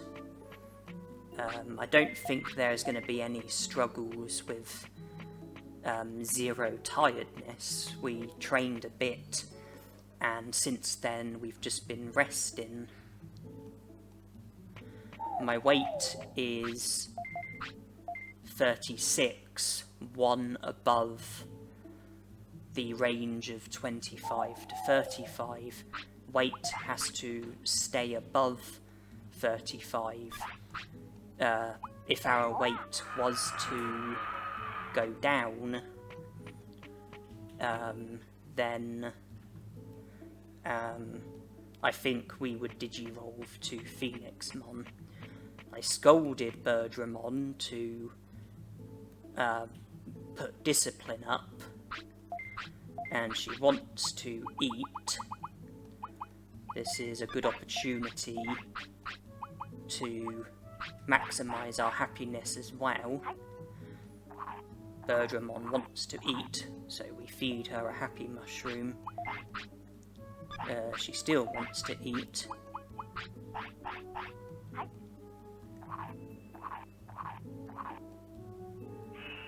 The reason why I've got black trouts in my inventory is just because if we successfully digivolve to Airdramon, and if our weight is too high for Phoenixmon, then we can reduce the weight with the black trouts. If our weight is... well, if we have the opposite problem and our weight is too low instead, then we can just force feed meats to Airdramon.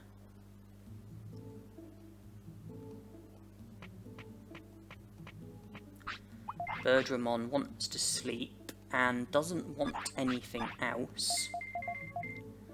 6 days are surely up, we are only fulfilling 2 of the requirements for Phoenixmon. Tiredness is surely at 0, happiness and discipline are surely at 100.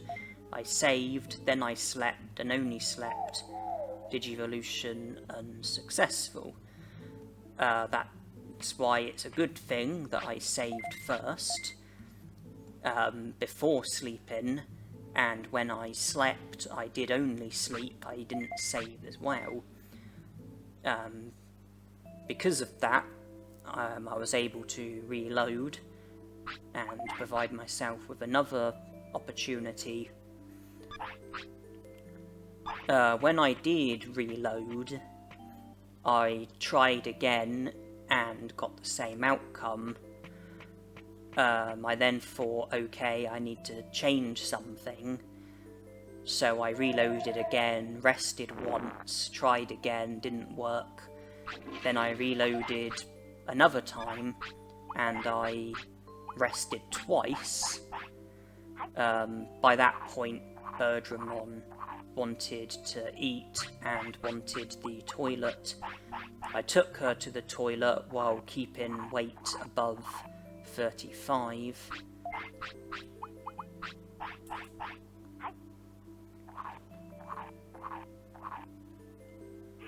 That's her appetite scene too, and this is where we try again for Agumon.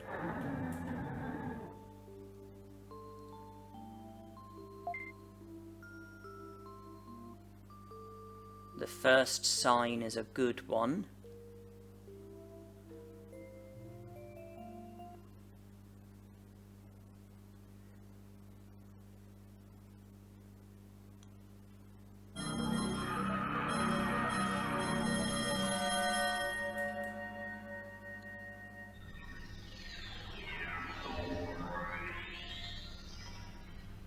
That is definitely Agumon.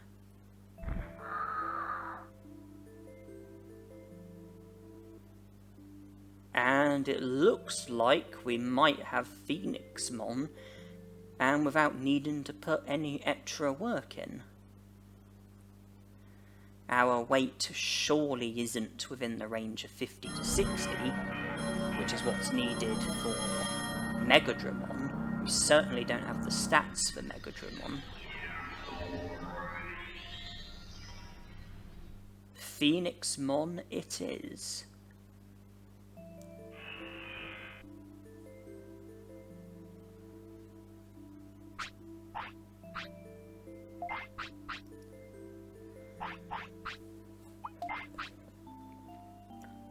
Stats are better.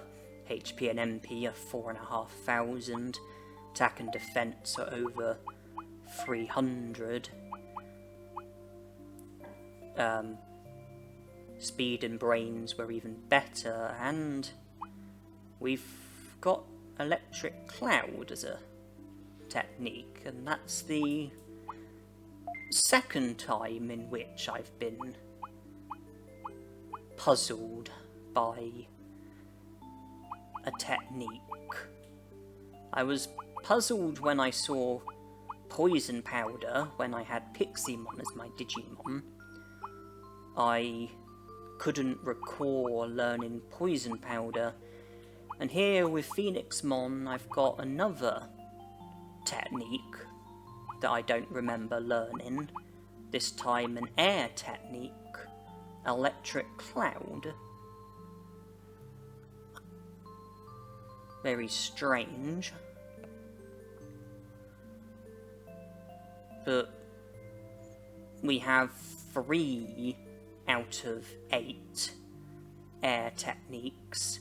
Static Electric probably came naturally with Agumon, or if not Agumon, then Phoenixmon.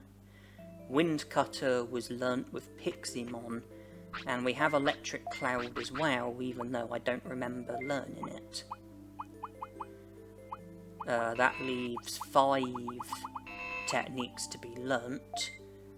The plan was for 2 of them to be learnt from Training Brains. The techniques that I'm referring to are Thunderbolt and Confusion Storm. That leaves 3 techniques to be learnt from battles: Spinning Shot, Hurricane, and Megalospark. I was expecting us to have to learn Electric Cloud as well, but we've already got that.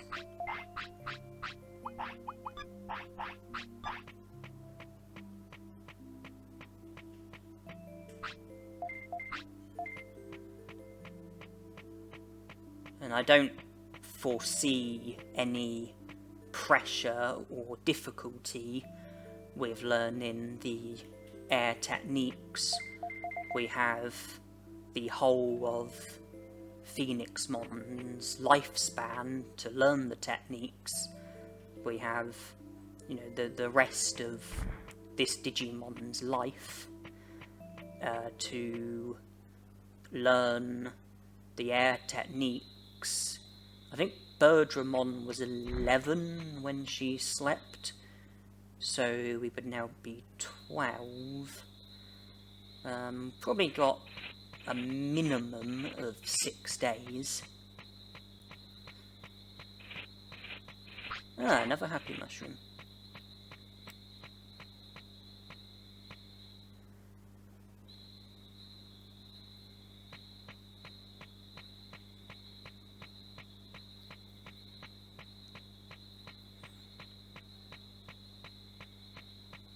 I'm heading to Gear Savannah from here in pursuit of Megalospark, which we can learn from the Unimon lookalikes. Spinning Shot, which we can either learn from Patamon in Gear Savannah or the Dragonfly Digimon in the Great Canyon.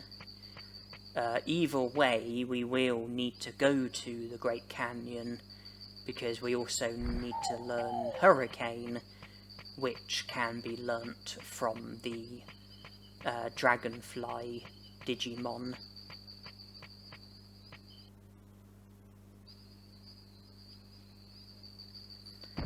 I think the Unimon lookalikes are daytime Digimon.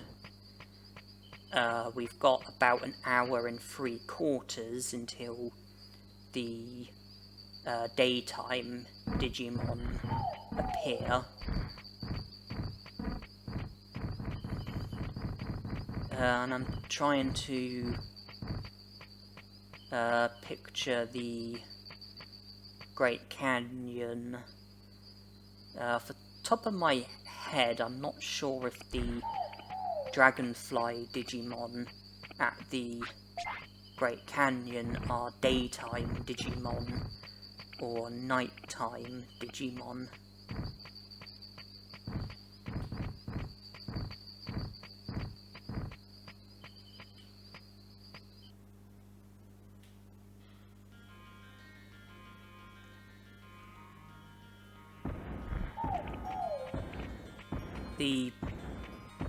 The bit of the Great Canyon that I will be going to,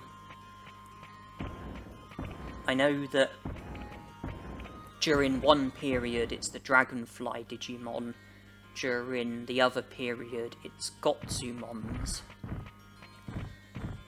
And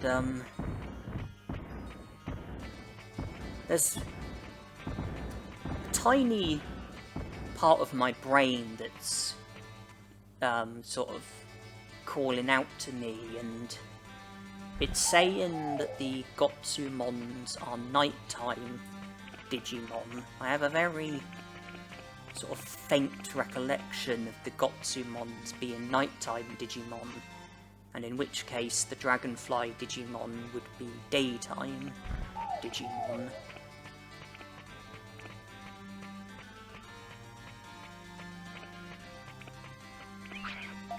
We've got time until the daytime Digimon show up, so let's try and learn Spinning Shot from Patamon he is here available pretty much 24/7.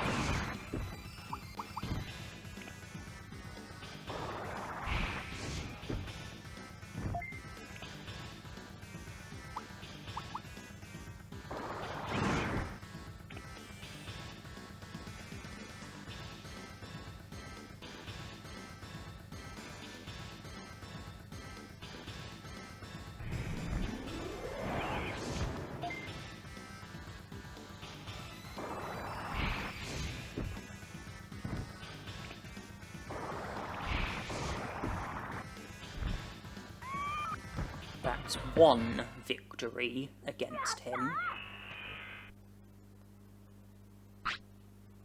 No spinning shot. We can agree to fight him for a second time. When we defeat him, regardless of whether we've learnt spinning shot, we can't agree to battle him for a third time. Because if we do battle and defeat him for a third time, then he will join the city afterwards and we will fail the challenge. So since we've beaten him twice, we have to refuse to fight him for a third time. And spinning shot has been learnt, so all we have to do is refuse to fight him again, and then we can be on our way. If we hadn't learnt spinning shot, then what we would have had to have done would have been refuse to battle him for a third time, and then approach him and battle him again, and then it would be battle number 1 again, and we would be able to battle him once and twice, and well, it would have been, when I approached him for the first time, it would have been as if I was approaching him for the first time again. If I had refused to battle him refused to battle him for a third time and then approached him, it would be as if I'm speaking to him for the first time again. And I would be able to battle him twice, have 2 more tries at learning spinning shot. If successful, then great, I would just go on my way. If unsuccessful, then again I would have to refuse to battle him for a third time, reapproach him, and just keep going like that. Keep only battling him twice, so he doesn't join the city. You know, keep battling him twice, keep refusing to battle him for the third time, and then reapproach him, battle him twice, refuse to battle him for the third time. Keep going like that, and you can repeatedly fight Patamon over and over, and without recruiting him. You only recruit him by beating him 3 times in a row, not from beating him twice in a row. But with spinning shot learnt, the focus is now on Megalospark.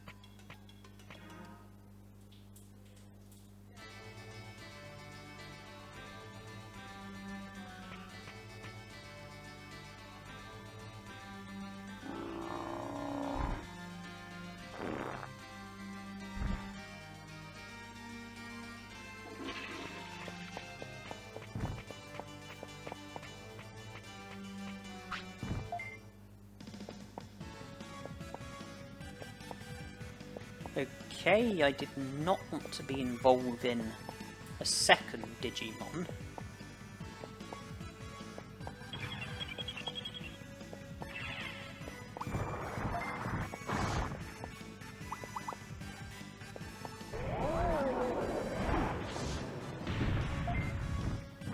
But I really want to be taking out the second Digimon.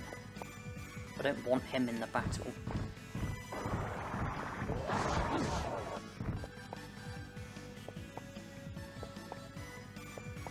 If I attack him with spinning shot, I might... Okay, that was lucky.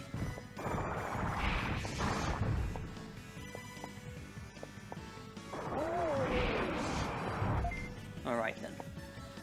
I was going to say, if I attack the brown Gaborimon, if I had... I was going to say, if I use spinning shot on him, then I might also strike the Unimon lookalike and defeat it before it gets a chance to use Megalospark. I did strike it, but fortunately for us, the attack was blocked.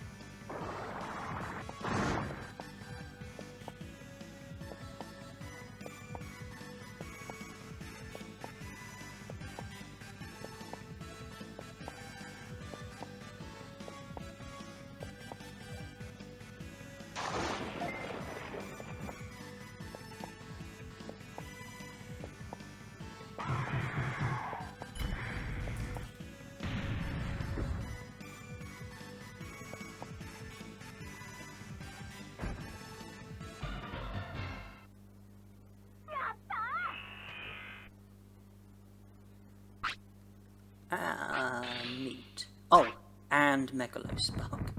I saw the text and thought it was going to say Megalospark learned, but then instead it was just saying about meat being dropped, but then underneath that it also said that Megalospark had been learned. That was just the ticket I was looking for.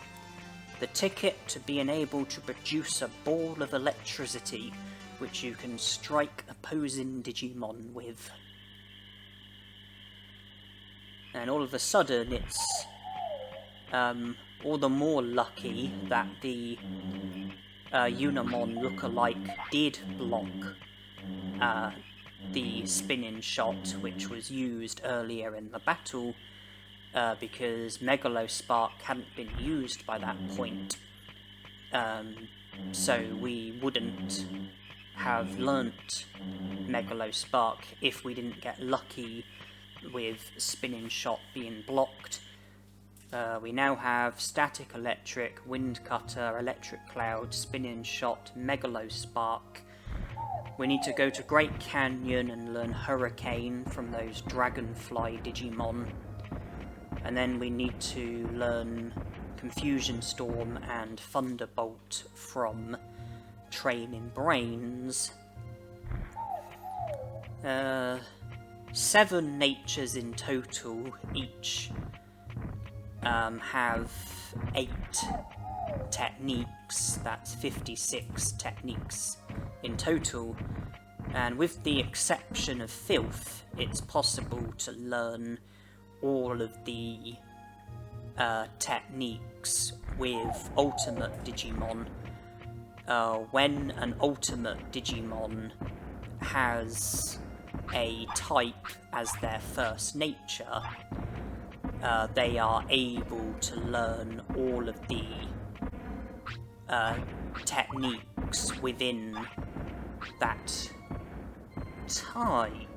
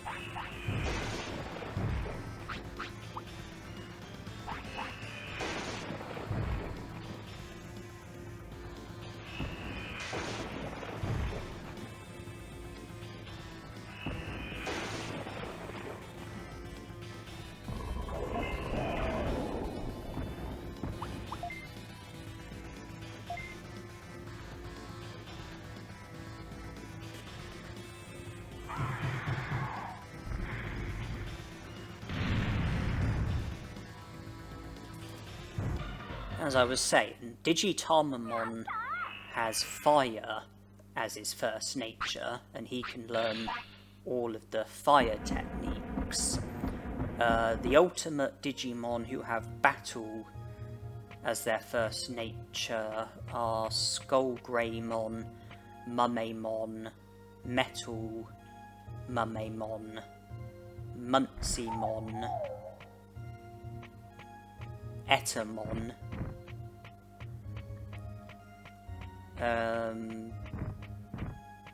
Can't think of any others off the top of my head, but they can all learn every battle technique. Piximon and Hercules Carbuterimon have air as their first nature and can learn every air technique. Machinedramon has ice as his first nature and can learn every ice technique. Machine, the Digimon who have Machine as their first nature are Metal Greymon, Vadermon, Megadramon, Guromon, and Andromon. Are there any others? I'm not sure off the top of my head, but they can all learn every machine technique. Phoenixmon has air as her first nature and can learn every air technique. I don't think I've forgotten any natures. The only Ultimate Digimon to have Filth as a nature is Etamon, but I think he can only use ultimate poop bomb and horizontal kick. I think filth is his third nature, and I have no doubt he can learn horizontal kick, but because filth is his third nature, I don't think he can learn ultimate poop bomb, despite the fact that he can use it if it's already been learnt. For filth, Sukamon and Numamon are the only Digimon who can learn every filth technique. The only other Digimon to have filth as a nature is Nanimon. It's his first nature, with battle being his other nature. He can learn and use most of the filth techniques, but not all of them. That was Hurricane, and I defeated the Digimon straight away.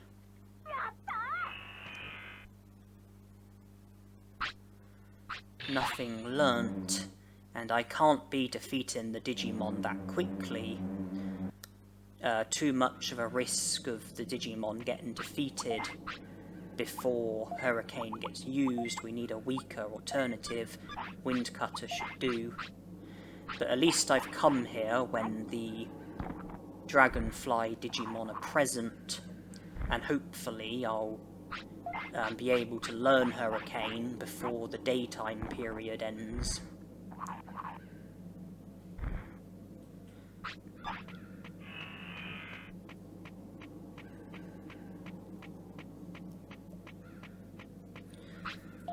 Yeah, if you think about it, you don't really need that many Digimon to learn all of the techniques. If an ultimate Digimon has like a type as a nature, but not their first nature, then they won't be able to learn every technique. It's only if the ultimate Digimon has the type as their first nature.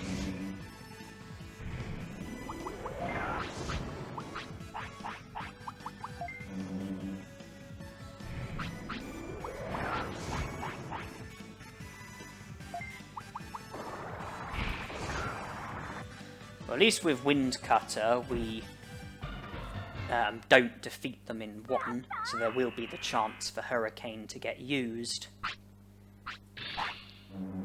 Of course, there's a difference between a technique getting used in a battle and your Digimon successfully learning it.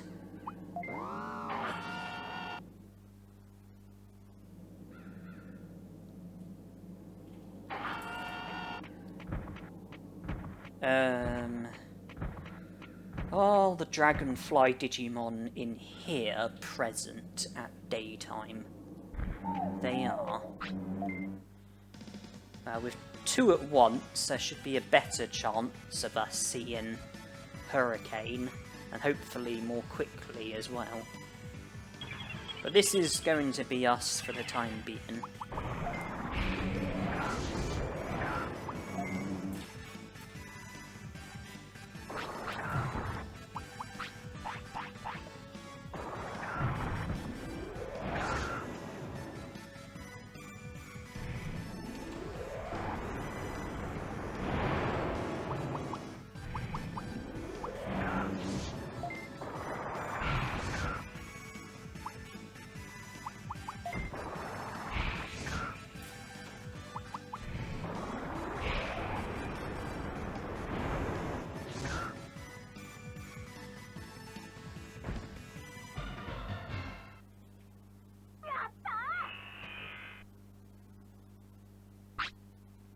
That will be us done here. 6 of 8 air techniques. Now it's time to learn the other 2 from Training Brains. If we can learn the remaining air techniques before Phoenixmon fades away, then that would just leave the ice techniques and the machine techniques. I would like to learn the ice techniques first, I would like to focus on ice first and learn those techniques before moving on to machine. I will need a Digimon who can learn every ice technique. I've already mentioned that Machinedramon is the only the only ultimate Digimon who can learn every ice technique. I will be needing a Digimon who can learn every ice technique, so no prize for guessing which ultimate Digimon I'm going to have next.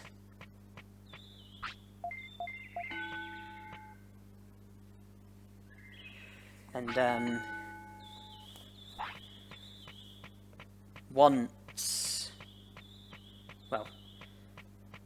if I successfully learn the air techniques in this lifespan and the ice techniques in the next lifespan, the lifespan after that will be where I make a start on machine.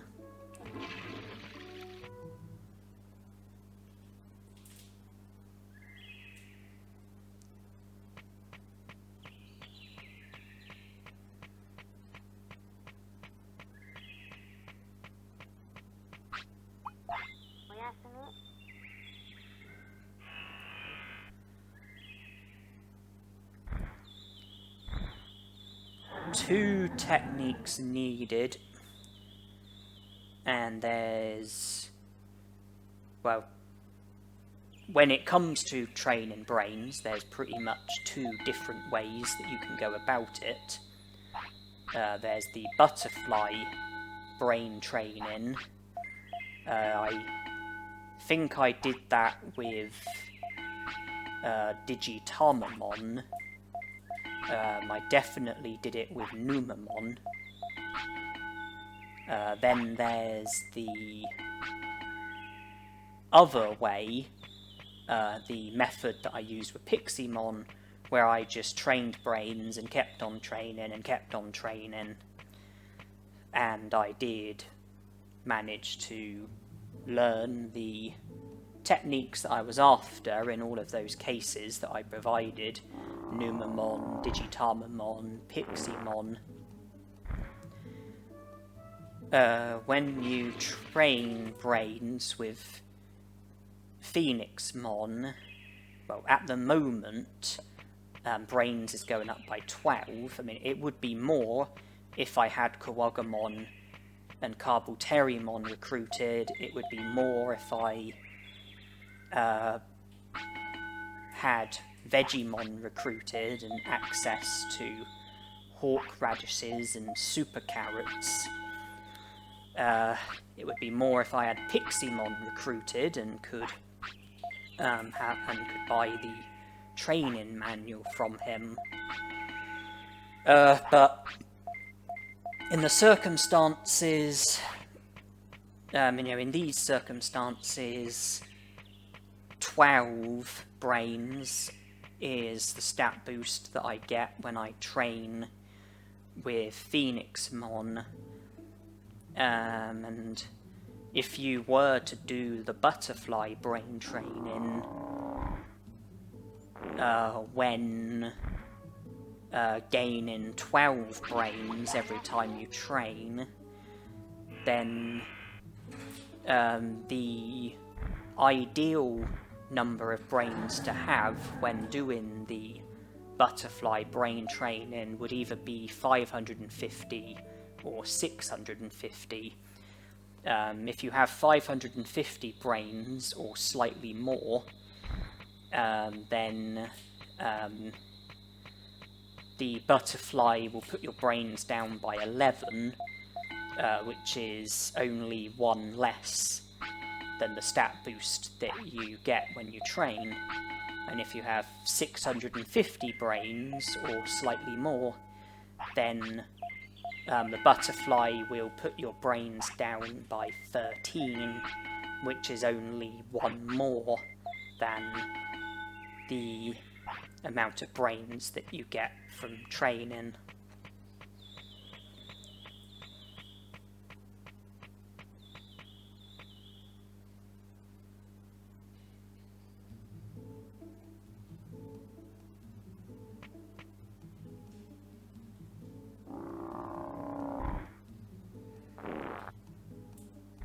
if you were to do butterfly brain training, then the smaller the stat boost you get, the less brains you would need when doing the butterfly brain training. For example, if you only got like 5 brains from training brains, then if you were to do the butterfly brain training, then 250 brains would be the perfect amount, because the butterfly would put your brains down by 5, which is how much your brains would go up by from training. But if your brains went up by like 18, then your brains would probably need to be I think either 850 or 950. 850, I think the butterfly would put it down by 17. 950, I think the butterfly would put it down by 19.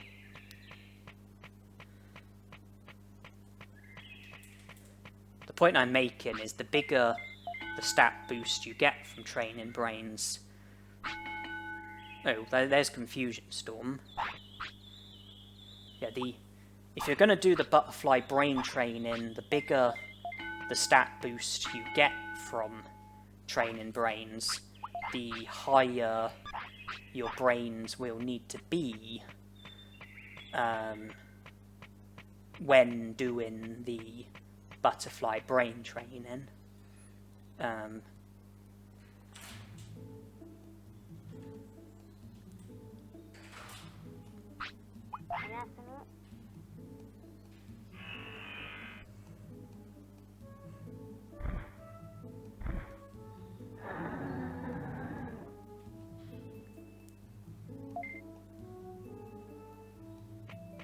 Despite learning Confusion Storm, I still chose not to save, just in case it was to go really badly and I was to feel like it would be worth going back to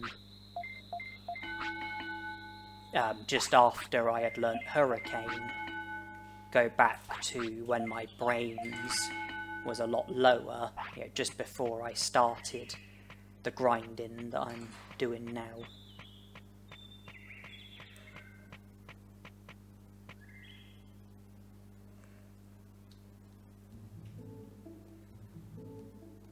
I learnt Confusion Storm when my brains made it up to 750. I know for certain there'll be an opportunity when brains reaches 850, 950, and 999. I'm not so sure about 800 or 900. We've already passed 800 anyway.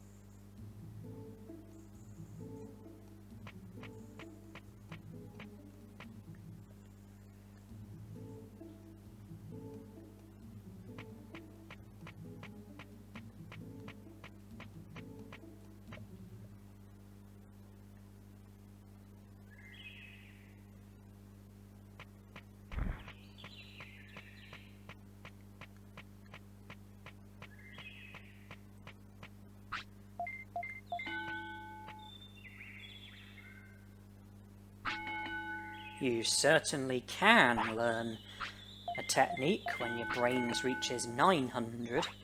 It's just been demonstrated. All 8 air techniques mastered. That must be 40 techniques in total. 5 natures, all totally mastered, each having 8 techniques. 5 8s is 40, isn't it? There are 56 techniques in total.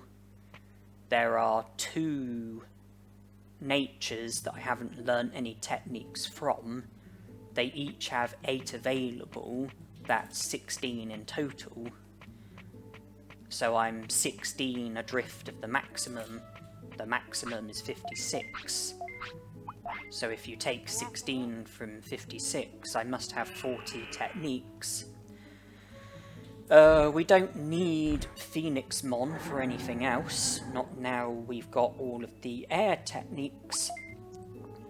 So Phoenixmon's usefulness is over. And from here we are just going to pass the time and wait for Phoenixmon to... how is it that phoenixes die? Don't they, like, catch fire and then they just, like... They, like, catch fire and, like, die, and then a new phoenix, like, emerges from the ashes. Well, however it works, I need Phoenixmon to do her magic with the fire so that a new Digi-Egg can rise from the ashes, a new baby Digimon can hatch from the egg that rises from the ashes, and it would effectively be as if a new Digimon is rising from the ashes.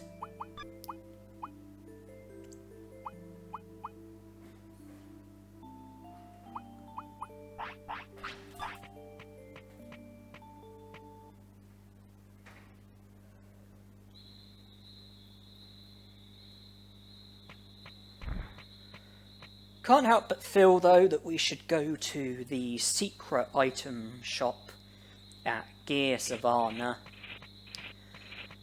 I put the Digimushrooms into the item bank because I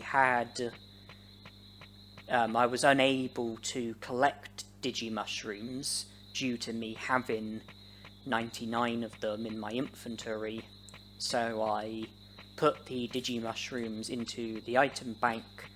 That way they are safe in the item bank, and I can help myself to them if I need them.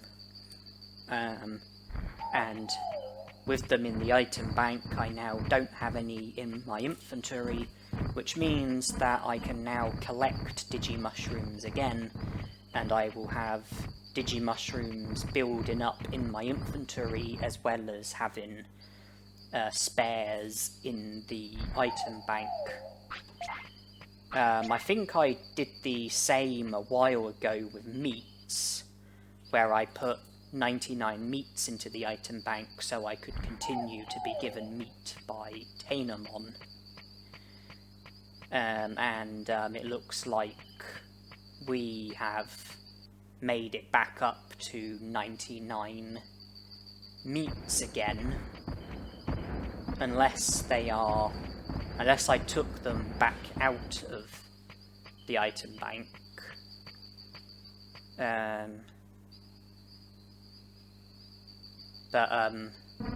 That's meats and Digimushrooms.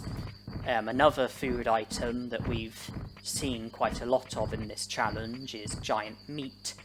I don't have any of them in my inventory, so let's buy 99 of those, so that I'll have plenty of giant meat, and and buy any other items that can be bought, which I don't have the maximum amount of. which I think would be worth buying. So if I don't have 99 of an item and I think the item will be worth buying, then buy the item. That's pretty much what I'm saying.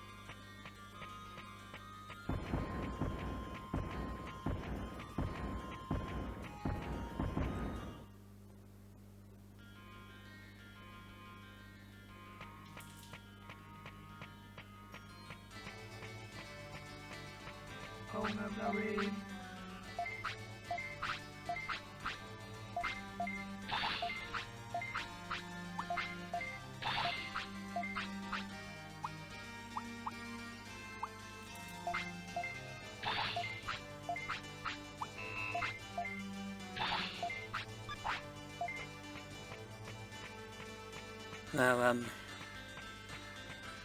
earlier in the challenge I made it up to the maximum amount of money, 999,999, and I'm still living off of that money, and the amount of money that I've got is still looking very good, just shy of 600,000.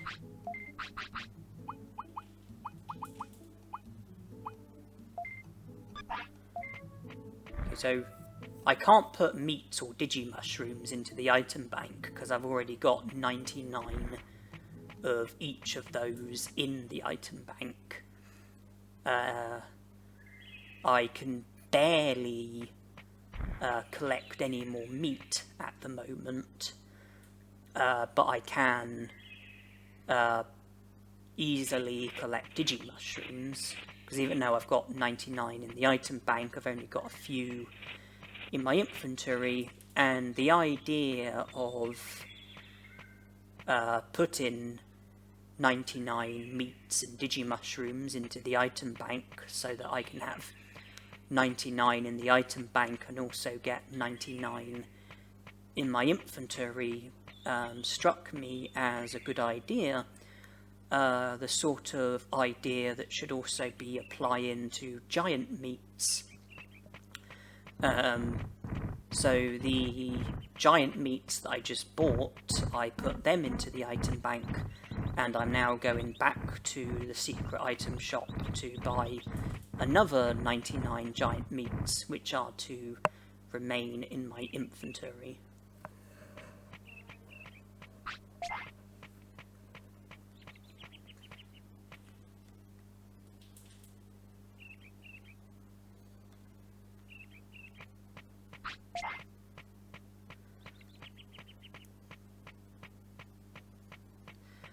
As I was saying about money, the money seems to be stretching very well. At the moment, there's no signs of me getting low on money and needing to do more money grinding. It's something that I'm fully capable of doing if I need to, but there's no indication of that at the moment. I've, almost got 600,000 bits. It's going to come down to about 550,000 because of the other giant meats that I'm going to be buying. But I'm going to begin the next life cycle with well over 500,000 bits.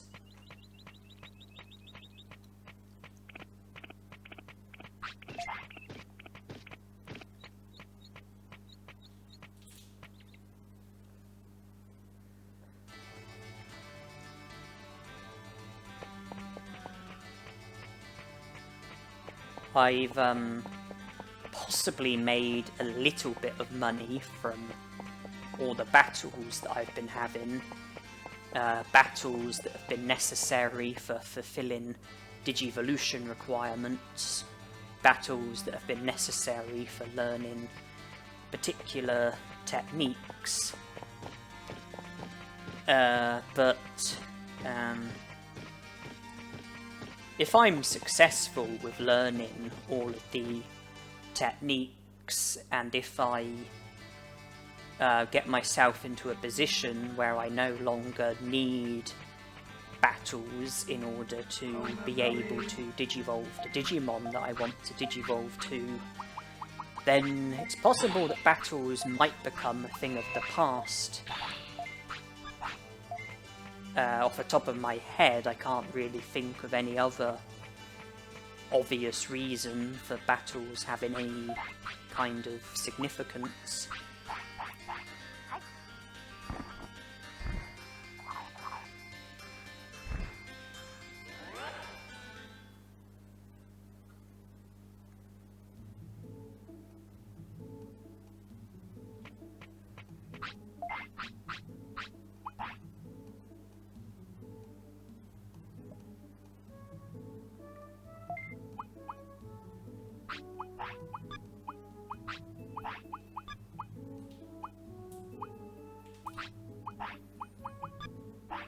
Well, I'll soon have a baby Digimon, and that's why I put meat as my first item in the inventory.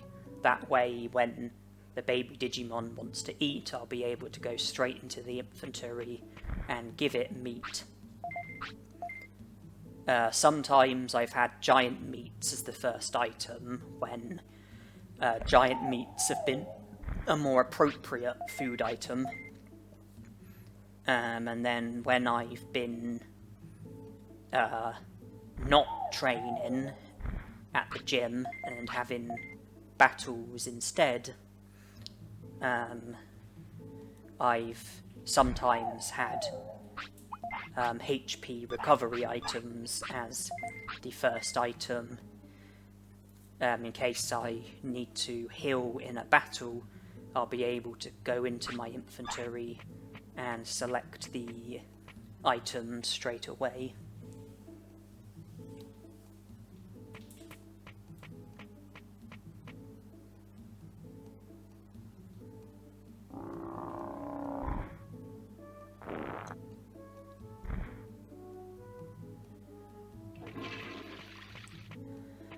Here onwards, I'm just going to be training or resting, or training and resting until Phoenixmon fades away.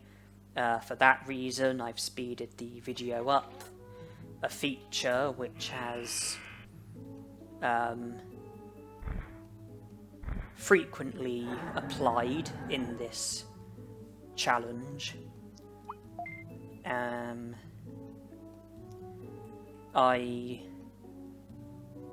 don't need Phoenixmon, I just want him to fade away, so my next Digimon can rise from the ashes.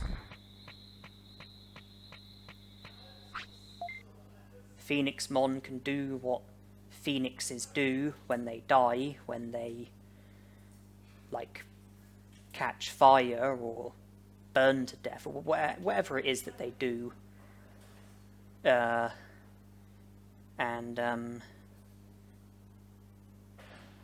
next Digimon will be waiting to emerge from the ashes.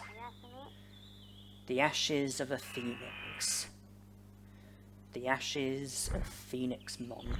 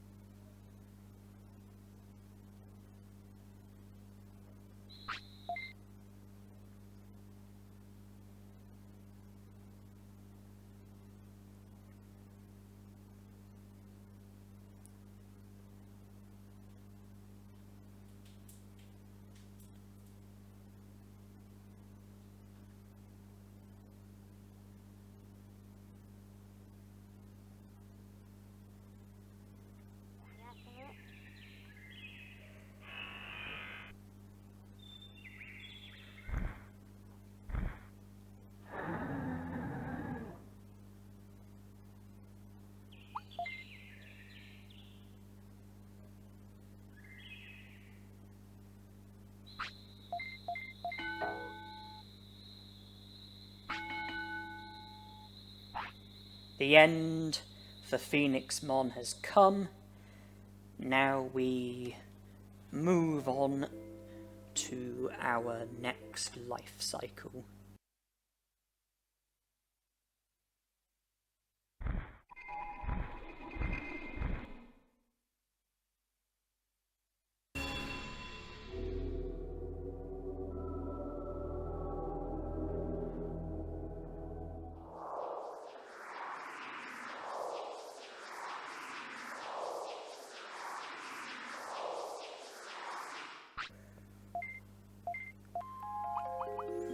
Not for the first time, the pink egg is my choice of Digi-Egg. It's going to be a natural Digivolution from in-training Digimon to rookie Digimon. In other words, I'm not going to be Digivolving to Kunamon. It's either going to be Palmon or Betamon.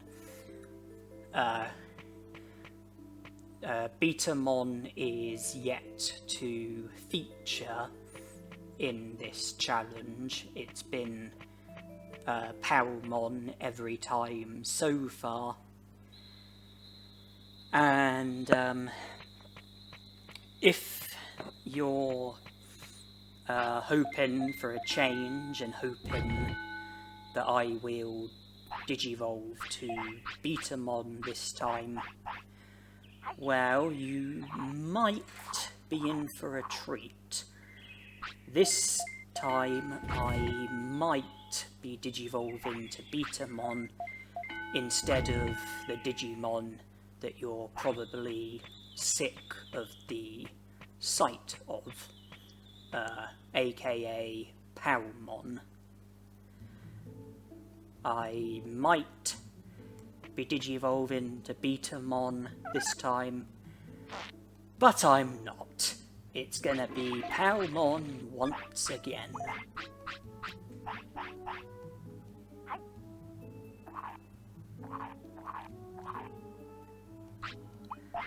I eventually am aiming to have Machinedramon as my Digimon in this lifespan. That might give you a rough idea of what direction the Digivolutions are going to be heading in. After all, there are only a handful of Digimon who can Digivolve to Machinedramon, just like there are only a handful of Digimon who can Digivolve to any specific ultimate Digimon.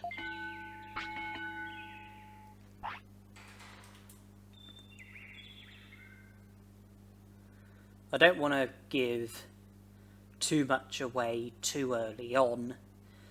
For the time being, I just want to say that I will be Digivolving from Yoramon to Tainamon to Palmon, or at least that's what I'm aiming to do. And eventually I want to Digivolve to Machinedramon. Natural Digivolution, that is. I'm not going to be fishing at the Dragon Eye Lake and trying to get a Coral Charm. It will be a natural Digivolution from a champion Digimon to Machinedramon. That's what the plan is. I don't want to reveal too much, though. Just at the moment, I have Tainamon, and the plan is to Digivolve to Palmon. I don't think I have any of the ice techniques at the moment. I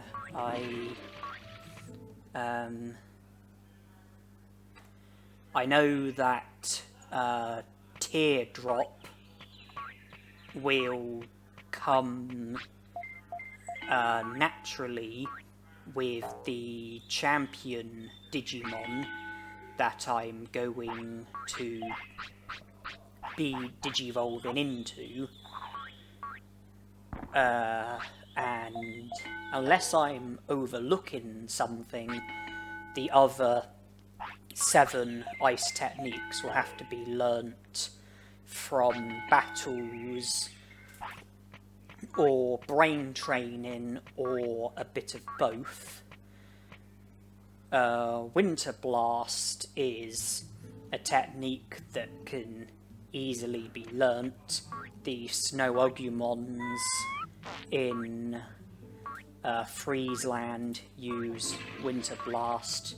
I think there are Goborimons in the Misty Trees and the Great Canyon who use Winter Blast. I think the Gekomons in the Gecko Swamp use Winter Blast. You get the message, you know, there's going to be plenty of Digimon I can learn Winter Blast from. Water Blitz, I think the Gekomon in Gecko Swamp use Water Blitz. I think the J Moldramon in the Tropical Jungle use Water Blitz. There's those Xiaomon lookalikes in the Misty Trees. I think they use Water Blitz.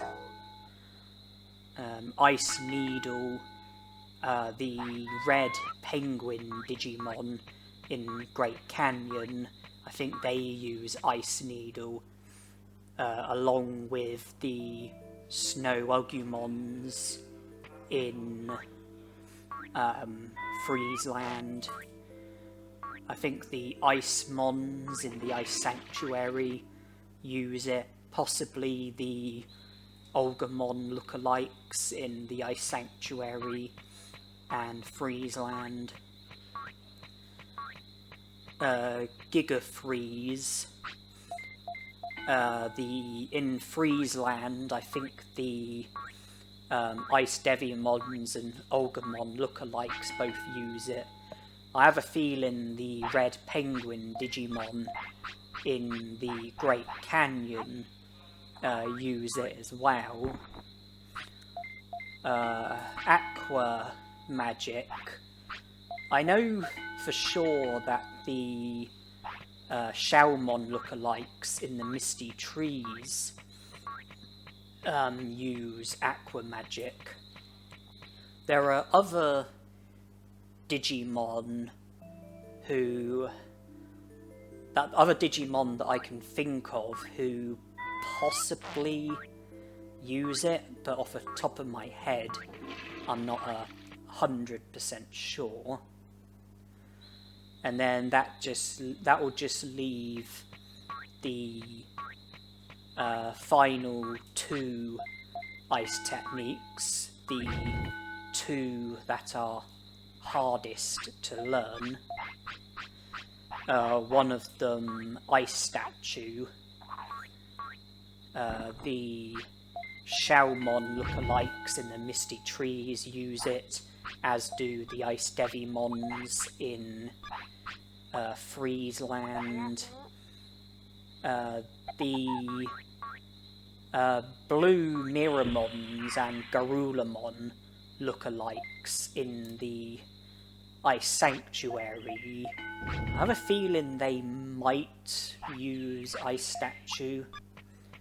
And the Garulamon lookalikes are another Digimon that I think use Gigafreeze.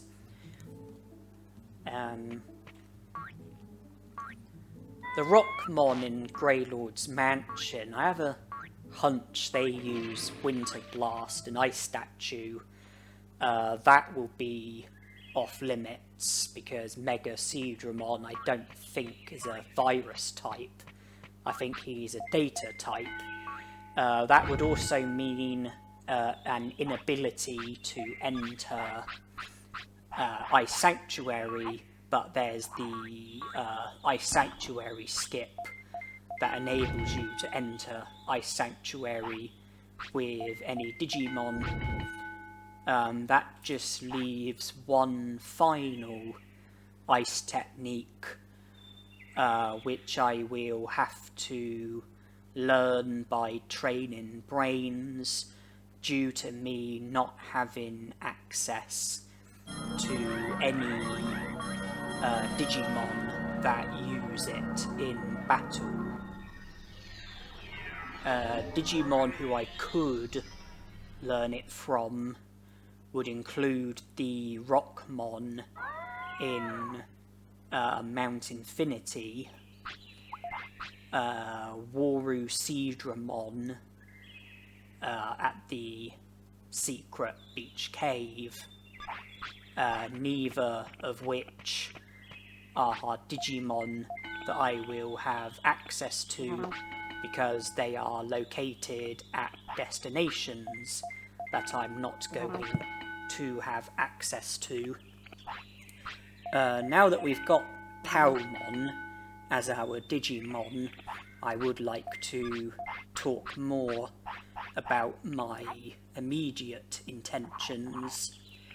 The plan is to Digivolve 2 Machinedramon from Colamon. So Colamon will be the champion Digimon that I will be aiming to Digivolve to Machinedramon from, and I'm sure that will give you some idea as to what Digimon I'm aiming to Digivolve to from Palmon. I think you probably have some idea. I'm going to be aiming to Digivolve from Colamon to Machinedramon, and so obviously I'm going to be the champion Digimon that I'm aiming to Digivolve from Palmon into, obviously, is Waymon. Just to look at the Digivolution requirements, Waymon, the stat requirements are 1000 HP and 100 brains. That won't be any issue. Care mistakes, you're allowed a maximum of 5, but it would probably make the most sense just to keep them as low as possible. There's no prize for having exactly 5 care mistakes. The requirement is 5 or less. One of the bonus conditions is to have a minimum of 28 techniques. I am successful with that.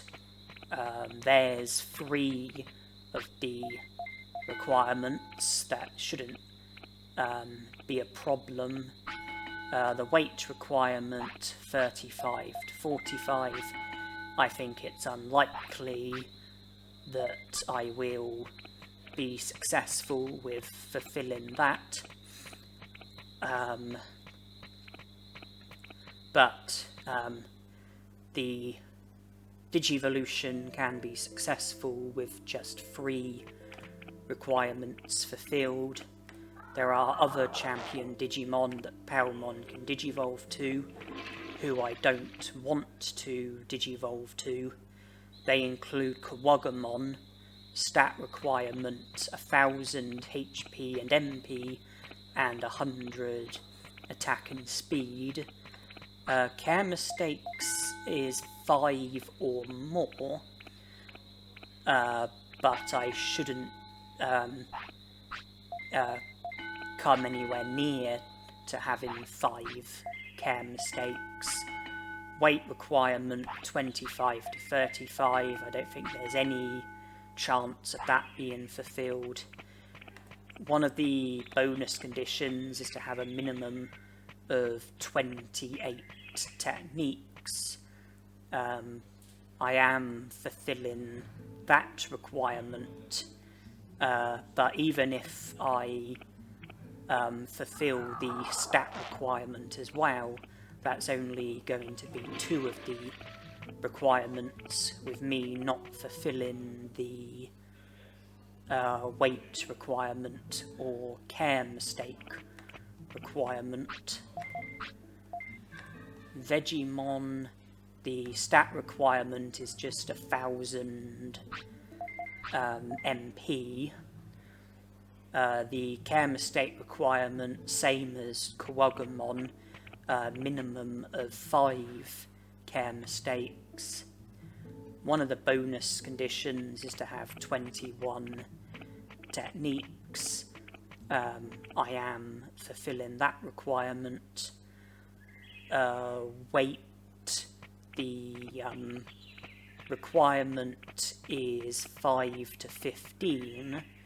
If I'm going to fulfill any of the weight requirements, then that one is the most likely. It is possible, very possible in fact, that my weight will be under 5 and I won't fulfill any of the weight requirements for any of the champion Digimon. If you're not going to fulfill the weight requirement, then you're going to have to fulfill all 3 of the other requirements in order for the Digivolution to be possible. That is something I will be successful with in Waymon's case. So he is looking like the most plausible Digivolution. Ninjamon. The stat requirement is 1000 MP plus 100 attack and speed. The care mistake requirement is a maximum of 1. Currently, I am fulfilling that, I think. Weight requirement, same as Digimon, 5 to 15. One of the bonus conditions is to have 35 techniques. I think I have 40 techniques. Therefore, I am fulfilling the... Okay, I learnt Teardrop. Wow, I would have learnt that when Digivolving to Waymon, so that really doesn't matter.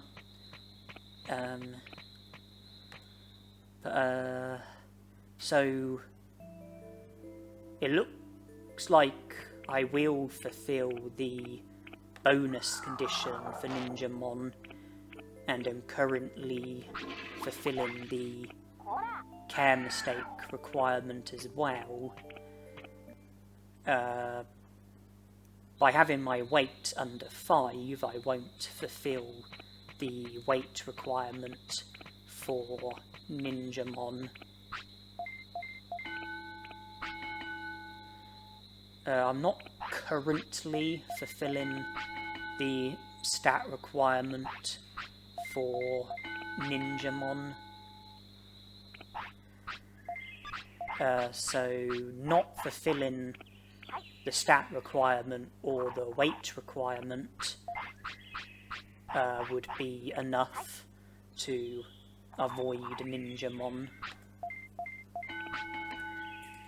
And then the other Digivolution is Colamon. The stat requirement is just to have 100 defense. Care mistake requirement, a minimum of 3. I'm not fulfilling that. Weight requirement, 25 to 35. I won't fulfill that. So without even looking any further, I can immediately conclude that Palmon won't digivolve to Colamon. Nonetheless, one of the bonus conditions is a minimum of 35 techniques. I am fulfilling the bonus condition for Colamon, but that is all.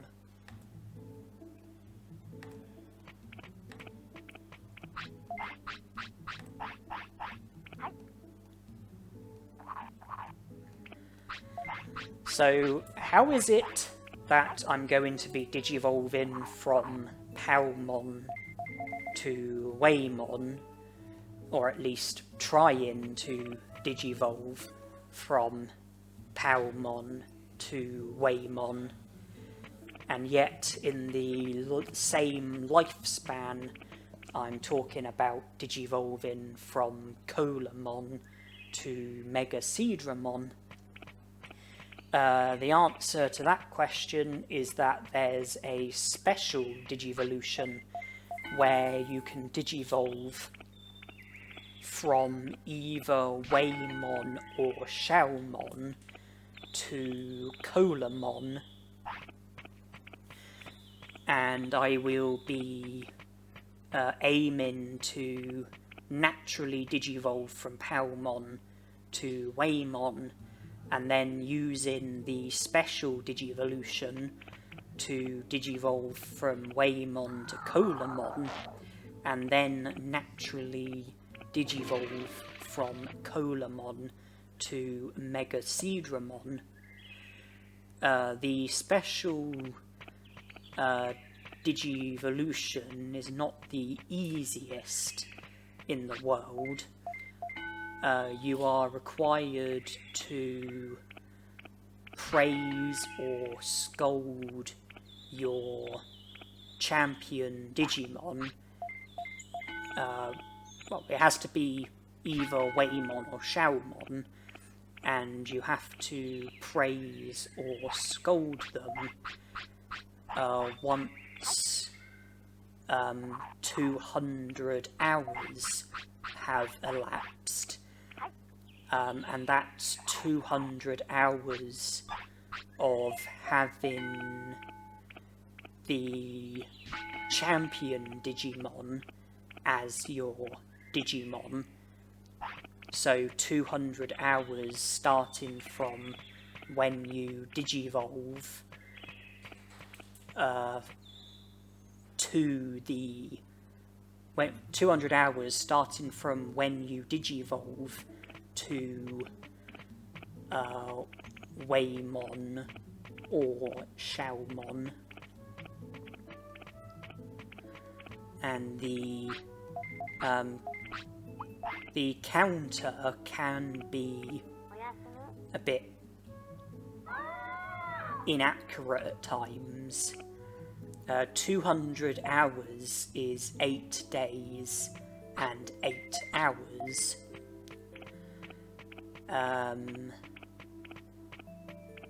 Starting from when you digivolve to Waymon or Xiaomon, in our case it would be Waymon if all goes successfully.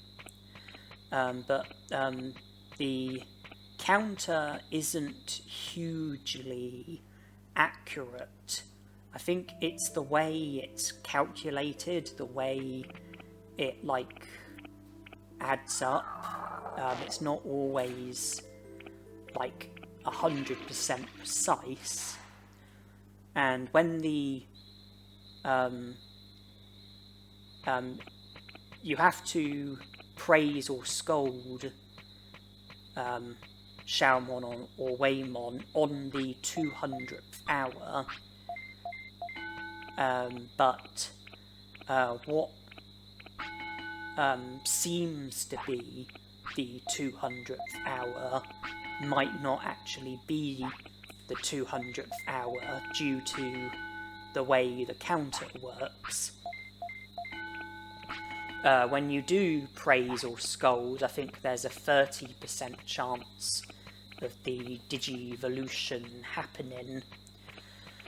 with that in mind, it would probably be wise to praise or scold about 5 times, save before you reach the 200-hour mark, and when you think you're on the hour, praise or scold your Digimon. Do it about 5 times.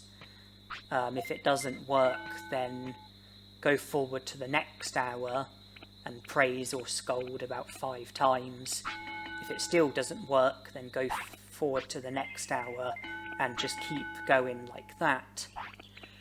In my experiences, when the counter is inaccurate, usually it's behind rather than ahead, so the 200-hour mark will probably be a few hours late rather than a few hours early.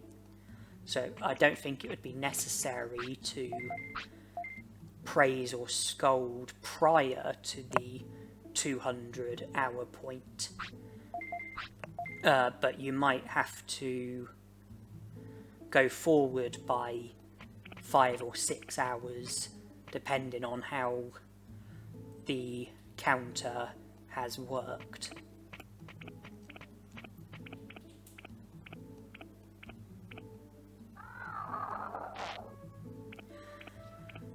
I digivolved to Agumon via a special Digivolution, and will be trying to do the same with Colamon, and now you probably know why I didn't bother obtaining the Digivolution items for Colamon or Agumon when I was at the Volume Villa.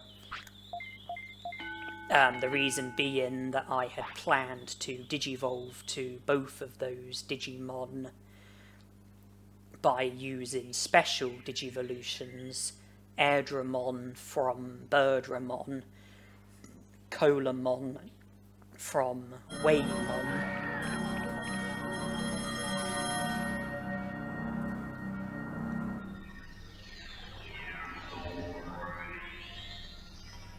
Waymon is successful. We've made it over that hurdle. The time is 1 PM. Waymon is 4.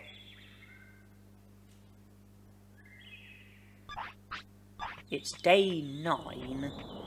200 hours, I think, is 8 days and 8 hours. Wind forward by 8 days, and it will be day 17, and Waymon will be 12, and it will be 1 PM. Wind forward by 8 hours, it will still be day 17, Waymon will still be 12, but it will be 9 PM.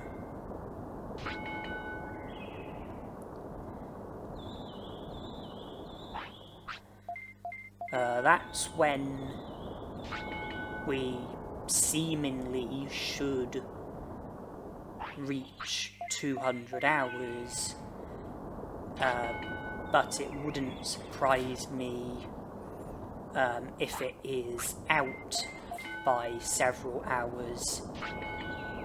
Most likely the counter being behind by several hours, and that the special Digivolution won't happen at 9 PM on day 17, and instead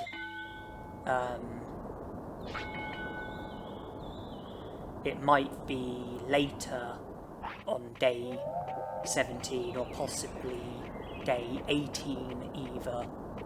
You know, I think that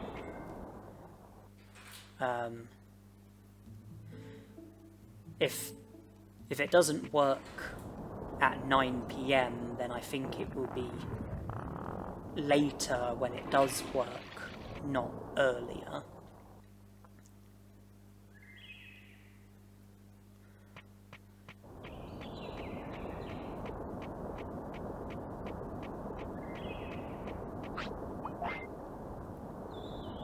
We've got a couple of objectives on the go. We want to fulfill the Digivolution requirements for Machinedramon, but we don't want to Digivolve to Machinedramon directly from Waymon. We want to Digivolve from Waymon to Colamon via a special Digivolution, and then Digivolve naturally from Colamon to Machinedramon. We have to have a champion Digimon for 6 days before, or it will even be possible to Digivolve naturally to an ultimate Digimon. Those 6 days will be up before we are able to Digivolve to Colamon.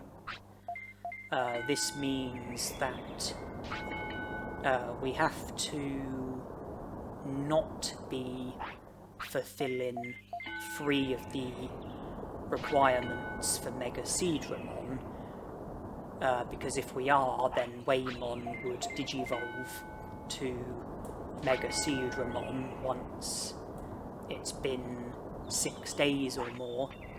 We will have to fulfill no more than 2 of the requirements. That way we will remain as Waymon, and if we can Digivolve to Colamon, it is after that point that we will then want to fulfill 3 requirements for Machinedramon, so we can then Digivolve to Machinedramon, of course. If I look at the Digivolution requirements, Waymon can also Digivolve to Mummemon,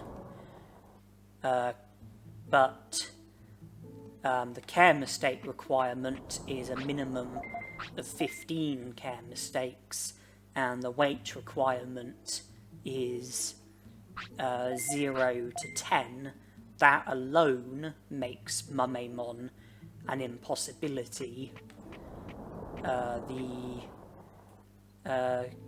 bonus condition, one of them, is to have a minimum of 25 techniques. We are fulfilling that, and the stat requirement is 400 attack, 300 defense and speed, and 400 brains. Even if we do fulfill the stat requirement along with the bonus condition, there's no chance of us fulfilling the weight requirement or care mistake requirement. We don't have to worry about Mummemon, he's not going to interfere. As for Machinedramon, the stat requirement is 4000 MP, 500 attack, 400 defense, and 400 brains. HP and speed are irrelevant. It's just those 4 stats that have requirements, targets. Care mistake requirement, maximum of 5 care mistakes. We will need to stick to the care mistake requirement. Once we, if we were to exceed 5 care mistakes, we wouldn't then be able to reverse it. We wouldn't be able to undo the care mistakes. You know, if we were to exceed 5 care mistakes, then it would no longer be possible to fulfill the care mistake requirement. So we need to make sure that we stick to the care mistake requirement, don't exceed 5 care mistakes. One of the bonus conditions is to have a minimum of 40 techniques.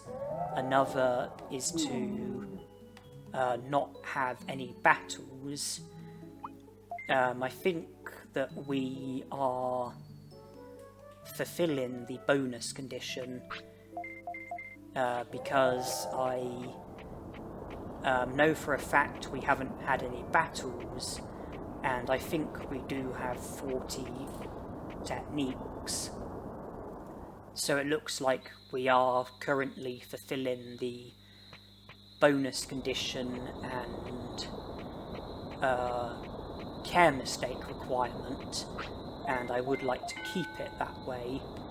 The weight requirement 25 to 35, we are over the limit, and Waymon is a Digimon who eats a lot, and with that in mind we are, our weight is going to get higher and higher, and we are going to move further away from the range.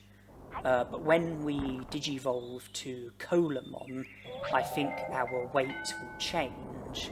I think our weight will go to whatever the fixed weight is when you digivolve to Colamon. I think Digimon have like fixed weights. When you digivolve to a Digimon, I think there's like a set weight that your Digimon will be. When we digivolve to Colamon, I think there's a set weight that Colamon will have, and hopefully it will be within the range that's needed for Machinedramon, or at the very least, be close to being within the range. But we're not going to fulfill the weight requirement for Machinedramon while we have Waymon as our Digimon, and if we refrain from fulfilling the stat requirement, then that will just be 2 requirements fulfilled, the care mistake requirement and the bonus condition. There's no harm in training and getting ourselves close to fulfilling the stat requirement, as long as we don't fulfill the stat requirement, as long as we keep one of the stats under the threshold. And when we digivolve to Colamon, we will continue to have the care mistake requirement and bonus condition, and if we then fulfill either the stat requirement or weight requirement, that will be enough to digivolve to Machinedramon. I'm just looking if Colamon has any other Digivolutions. No, it's just one. It's just Machinedramon.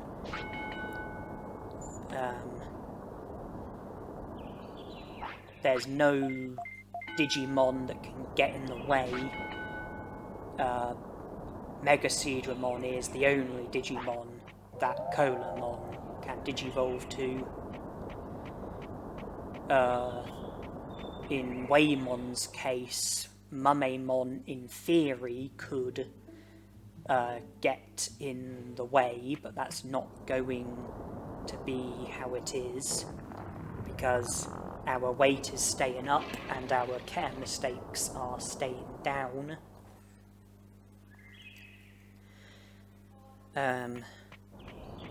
I suppose every champion Digimon could digivolve to Vadermon or Sukamon, but we know how to prevent that. Don't praise or scold your champion Digimon after having it for 10 days or more, and don't have your Digimon mess on the floor and fill up the virus gorge.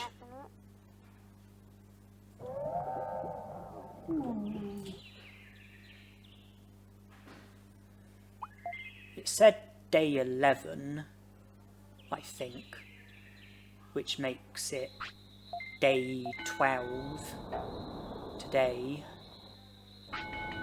I predicted day 17 to be the day in which the special Digivolution will become possible.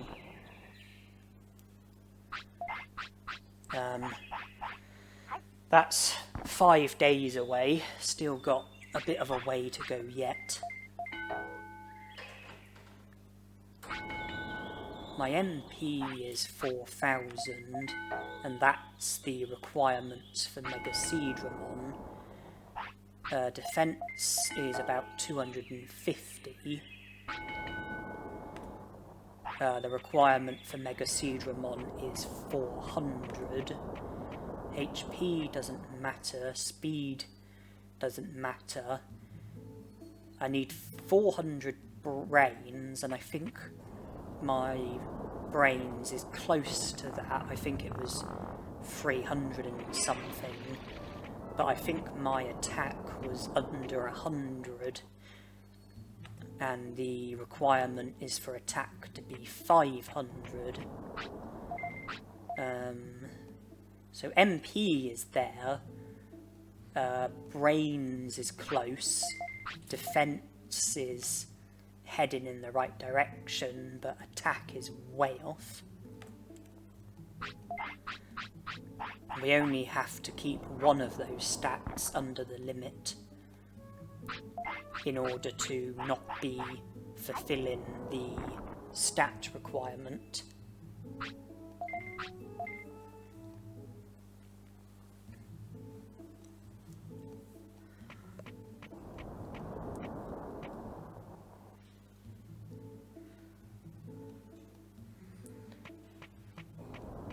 If I've worked things out correctly, then we will be about 12 or 13 when we digivolve to Machinedramon. Or rather, we will be 12 or 13 when the first opportunity arises. That is quite late to be digivolving to an ultimate. I think the average age is about 11. I'm going to be, 12 or 13 is a bit late. But with low care mistakes, high happiness, high discipline, and typically being a good tamer on the whole, your champion Digimon should live until it's about 14 or 15. This is like best case scenario.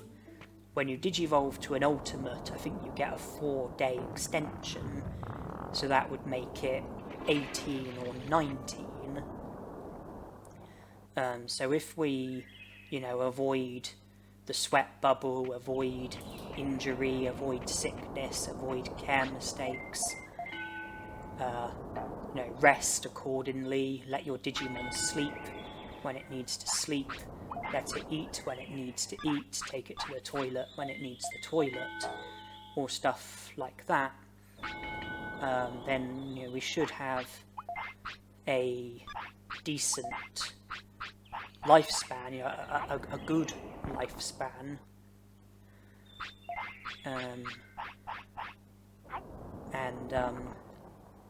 I think that would equate to having about 5 days of Machinedramon.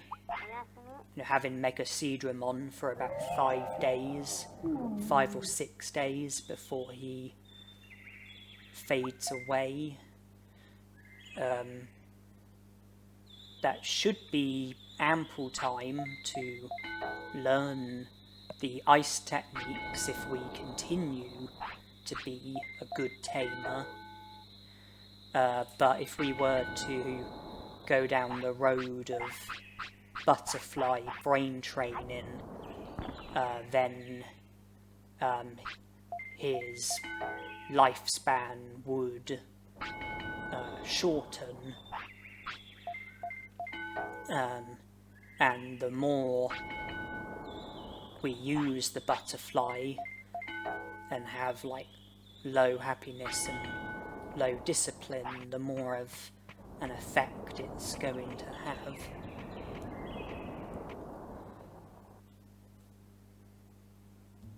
But I think I only need brains for one of the techniques. Teardrop we've already got, and the other 6 I should be able to learn from battles. Having battles won't negatively impact your lifespan unless you overwork your Digimon and battle until it experiences the sweat bubble and gets injured and all stuff like that. But as long as we avoid that, I don't think the battles are going to be an issue on our Digimon. It's just about how I go about the brain training.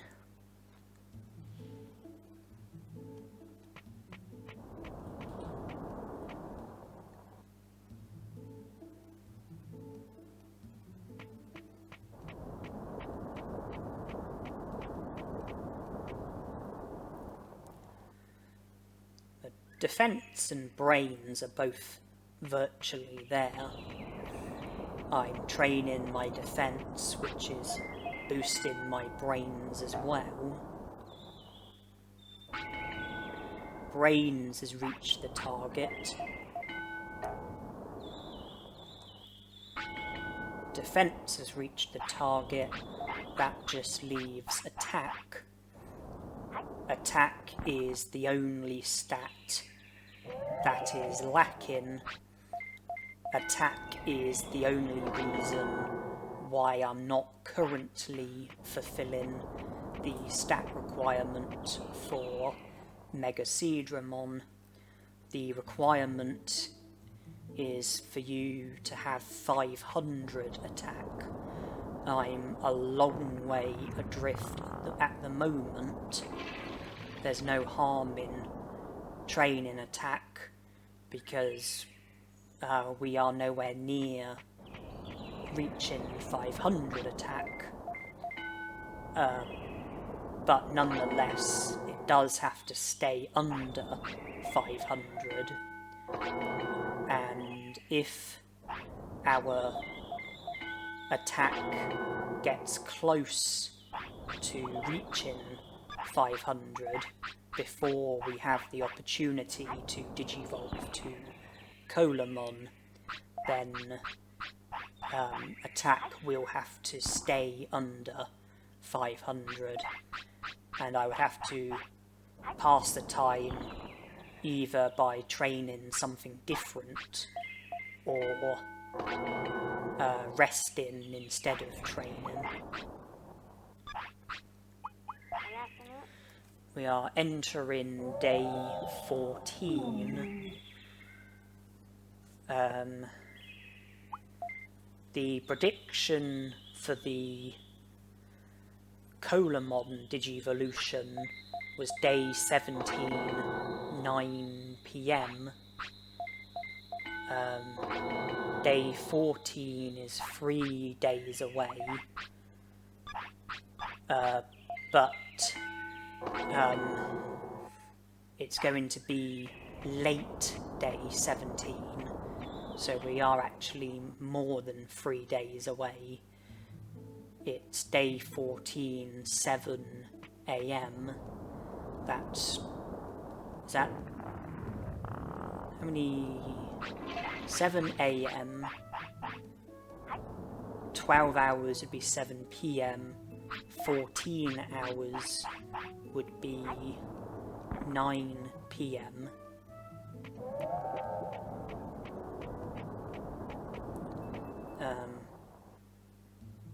So we're like at least 3.5 days away.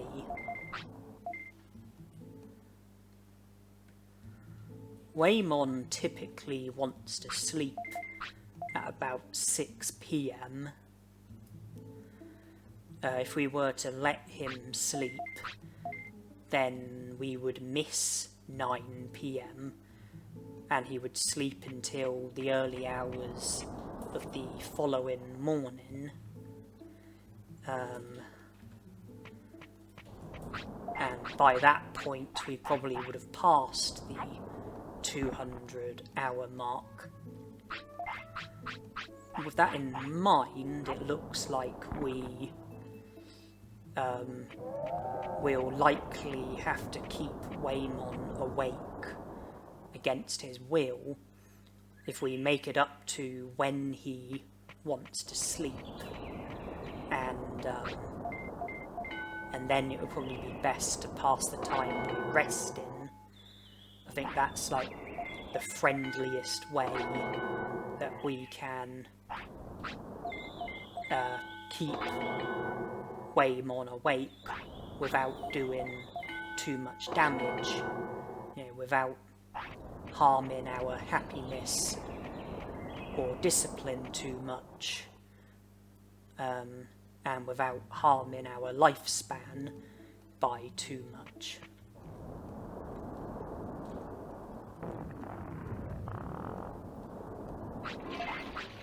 It would also avoid the sweat bubble and hopefully avoid injury as well.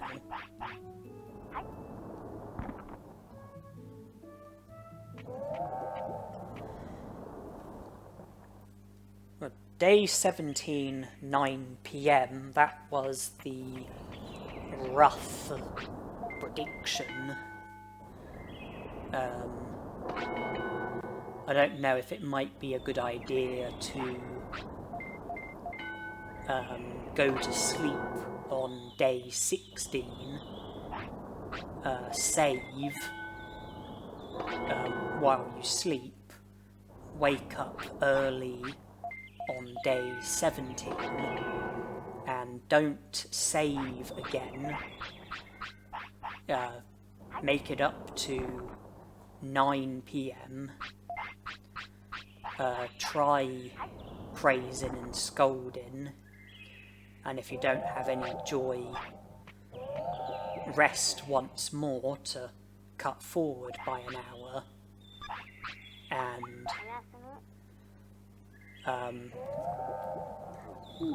keep trying, maybe for about half a day or so. So that would be day 17, 9 PM until day 18, 9 AM. And if you still haven't digivolved, then a reset would be in order. Wind back to the beginning of day 17.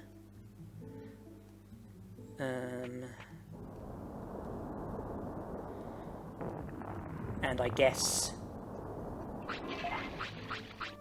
the explanation would be that either I miscalculated, or the counter was a bit out, and the 200-hour point came like early rather than late. But in my experiences, I think it's only ever been late.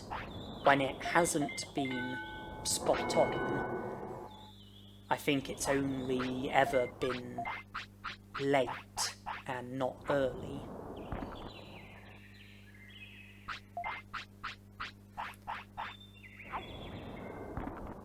Someone who knows the game's mechanics and programming really well might have a much stronger understanding on like how the counter works and if there's anything that might influence it, so that it might not always be exactly how it should be, but maybe some people might be able to know exactly where the counter is up to based on how the game is being played. You know, they might know if the counter is like a bit behind or a bit ahead, and they might know by what extent. So, you know, maybe some people will know for certain when it's been 200 hours, but in my case I don't know the game well enough, or at least when it comes to like the programming side of things, the mechanic side of things, I don't know the game well enough. There's quite a lot about this game that I don't know, to be honest. A lot of the time I have to consult like walkthroughs and guides and all things like that. I have relied very heavily on a Digivolution guide. I believe that there are other guides that I've consulted regarding certain things.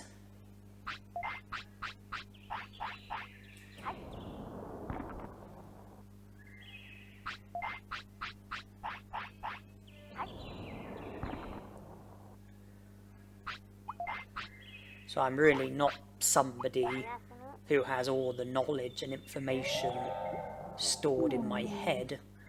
I'm somebody who has to consult a lot of resources. I have to rely pretty heavily on a lot of resources. I have to practice a lot of things. I have to come well prepared a lot of the time. There's just too much knowledge that I don't have stored in my brain. I forget stuff far too easily. You know, a lot of information I learn and then end up forgetting later on. There's a lot of challenges for this game that I've done in the past, and when I was doing them, I, you know, studied guides and resources so that I knew what I needed to know, but I no longer have that knowledge because I've forgotten it, and if I was to try and do the challenge again, I would have to consult guides and resources again.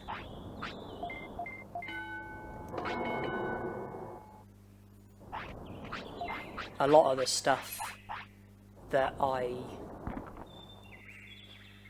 you know, have studied for this challenge, I will probably forget in the near future if I haven't forgotten already.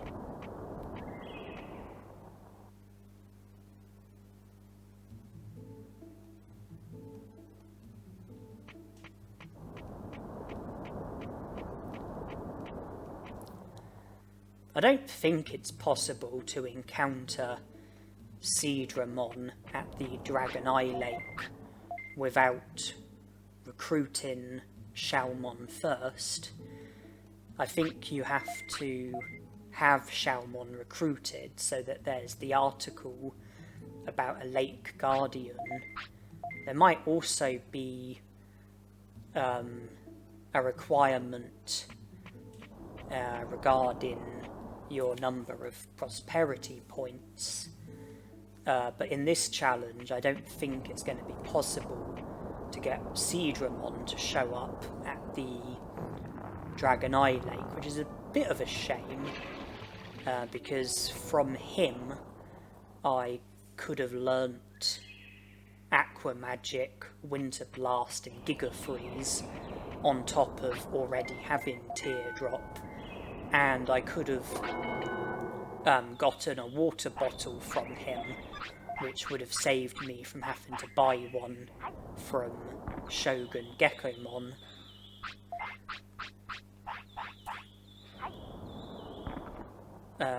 I also got Digivolution items for Frigimon and Xiaomon from Shogun Gekomon, and Molgemon's Digivolution item from one of the Molgemons in Freezeland. It would have been possible to have gotten a Coral Charm from the Dragon Eye Lake. Coral Charm is the Digivolution item for Mega Seedramon, but I was able to predict that I could probably get Mega Seedramon without needing his Digivolution item, along with the prediction that I could probably not need the Digivolution items for Xiaomon or Airdramon, two other Digivolution items that I could have gotten if I had wanted to.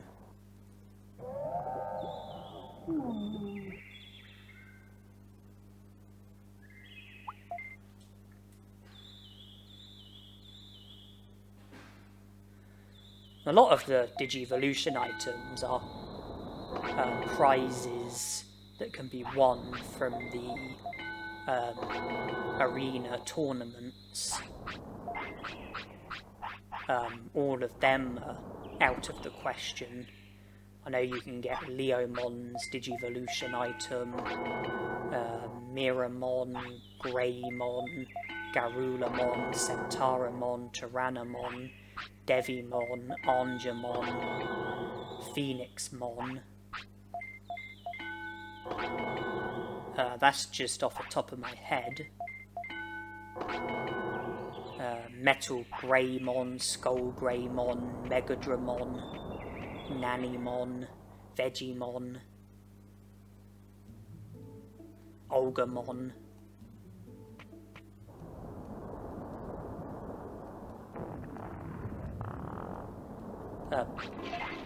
Possibly Unimon.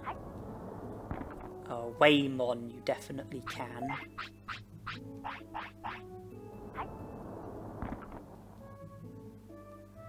There might be others as well.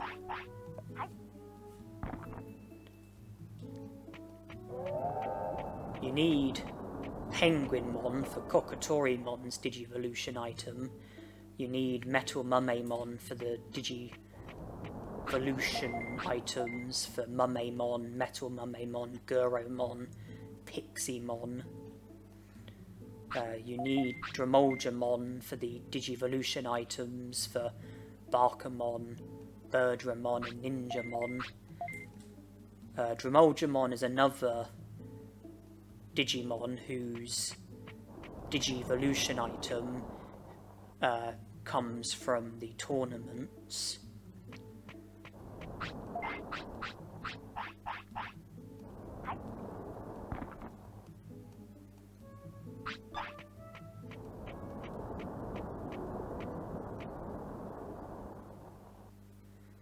But you know, if you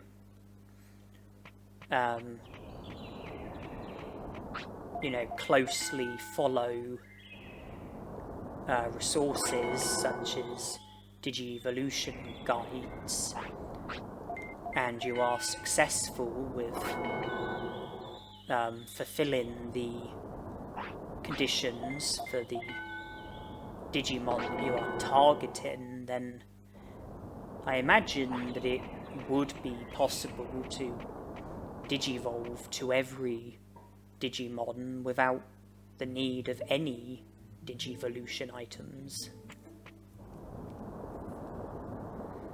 I mean, it's easier to use Digivolution items. You just feed it to an appropriate Digimon and boom, job done. But there are drawbacks. You don't get a stat boost if you use a Digivolution item. Your life doesn't get extended if you Digivolve, if you use a Digivolution item for an ultimate Digimon. Your tamer level won't go up. There are drawbacks, and I guess it's fair enough.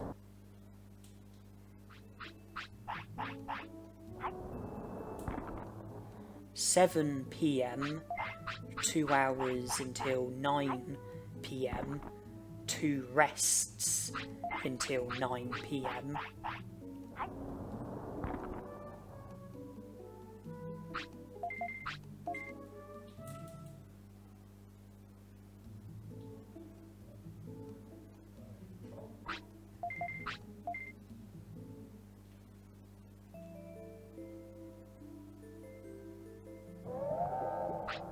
This is the hour that I predicted.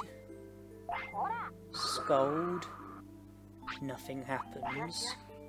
Praise. 2 out of 2. Nothing happens. 3 out of 3. Nothing's happened. Nothing. Well, that's 5. And I didn't Digivolve.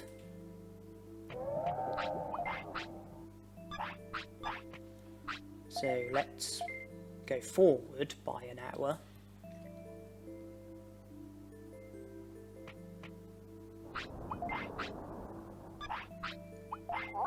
And we'll try again and speed the video up as well. And be unsuccessful again, and cut forward to 11 PM.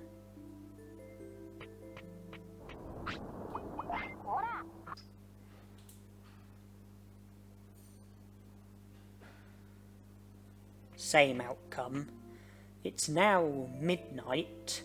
I didn't get from 11 PM to midnight by resting. The clock simply made it to the next hour. I'm praising or scolding 5 times on each hour and haven't had any success yet, and it's now 1 PM. Oh, what's happening here? 4 hours after the time that I predicted.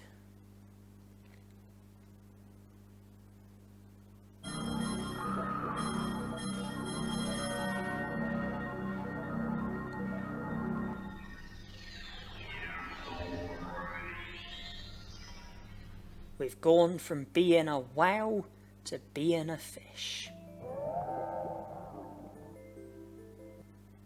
And it looks like Colamon is not sticking around.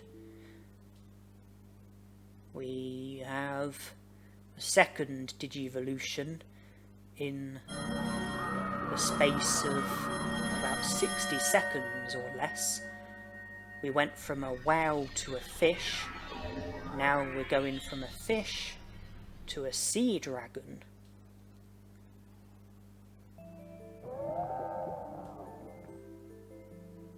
Tamer level up, thank you very much. We have the same items we had. We're 13, HP is low, speed is low. The other stats are all in the 5 club. 5000 MP, 500 attack, defense and brains. But we only have about 2000 HP and about 200 speed. And we need to be winning battles because we need to be learning techniques. I don't think Teardrop is a great technique to have. Confusion Storm and Wind Cutter seem like the more appealing choices. Our happiness and discipline took a bit of a toll from the unnecessary praises and scolds that I did, but the thing I was most relieved about is the fact that I digivolved from Waymon to Colamon, and then from Colamon to Machinedramon.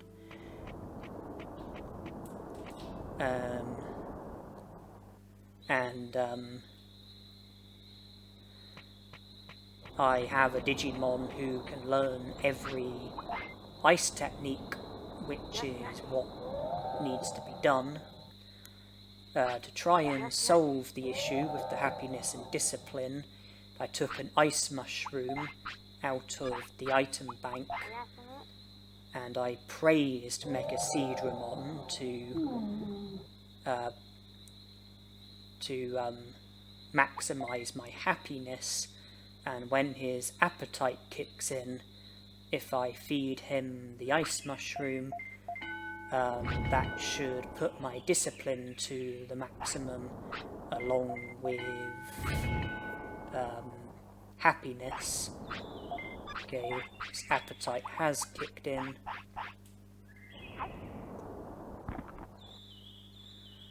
And now you can see why it's a good idea to have items like these in the item bank.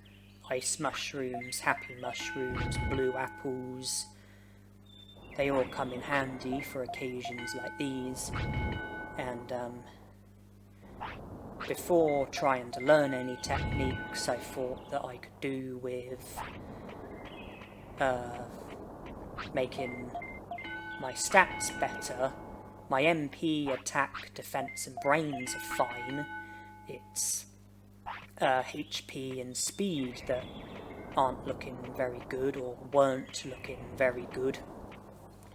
I got HP up to 3000 and speed is close to 300.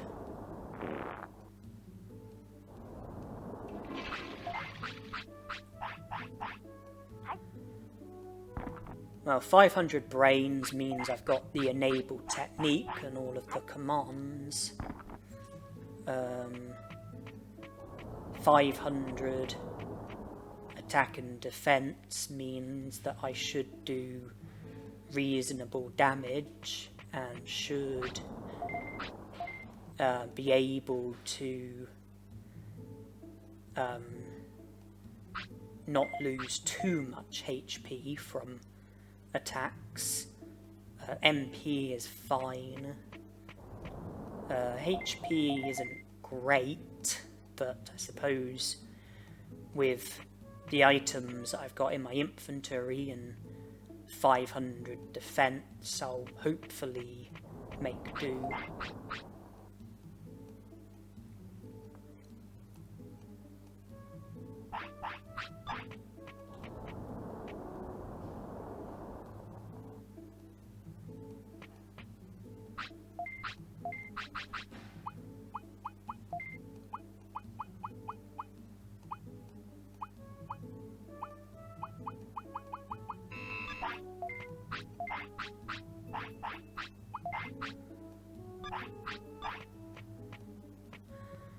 I'm not exactly going to be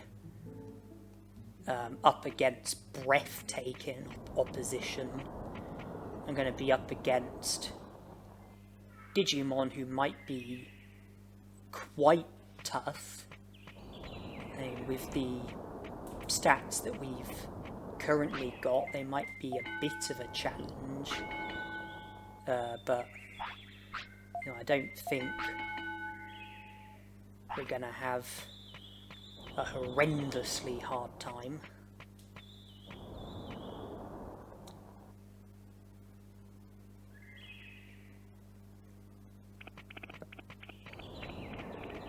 Um, 3000 HP and 300 speed, I'll see how that serves me.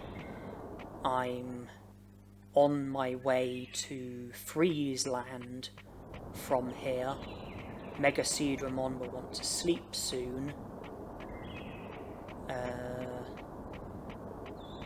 I can probably sleep once I get to Freeze Land, or once I've travelled some of the distance.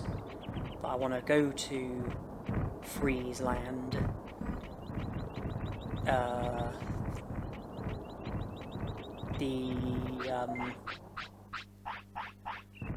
Depending on whether I'm there during the daytime period or nighttime period, the Digimon might vary, but in Freeze Land alone I can learn Winter Blast from Snow Agumons, I can learn Ice Needle from Snow Agumons, I can learn Giga Freeze from the Agumon lookalikes, I can learn also from the Ice Devimons.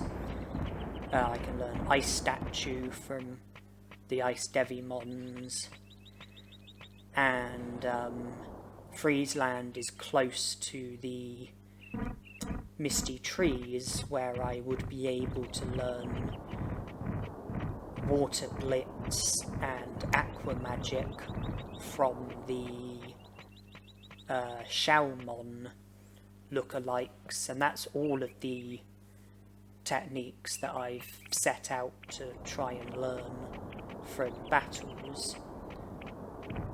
The Shaomon lookalikes also use Ice Statue. I think there can be Goborimons in the Misty Trees who use Winter Blast.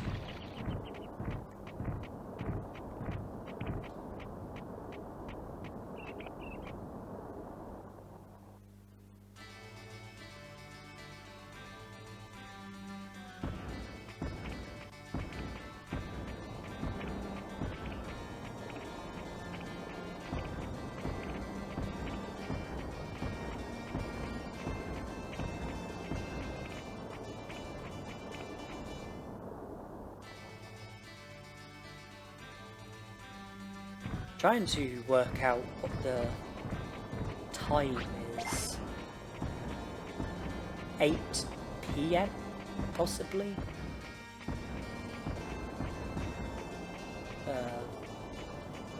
The next hour will be 9 PM. And if that's when Machinedramon wants to sleep, then by the time we wake up, I'm thinking it will either be at the end of the nighttime period or start of the daytime period. Digimon is currently giving us the sleep bubble.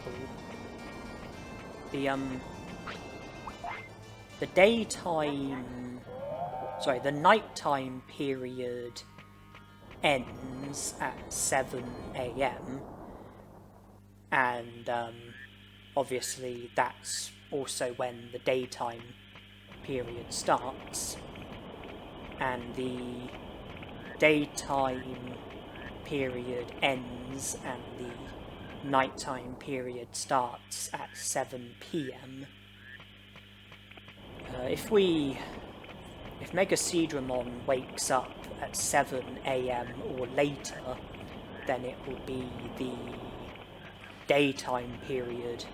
If he wakes up before 7 AM, it will be the nighttime period. He might wake up during the tail end of the nighttime period, or it might be the daytime period by the time he wakes up. Either way, most of our initial battles are going to be fought during the daytime period, I would think.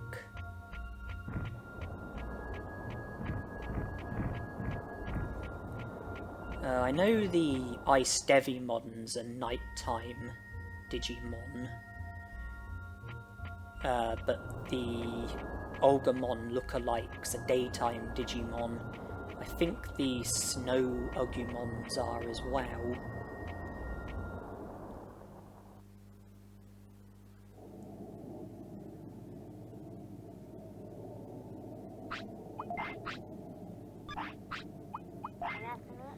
But I'm in this area during the nighttime period.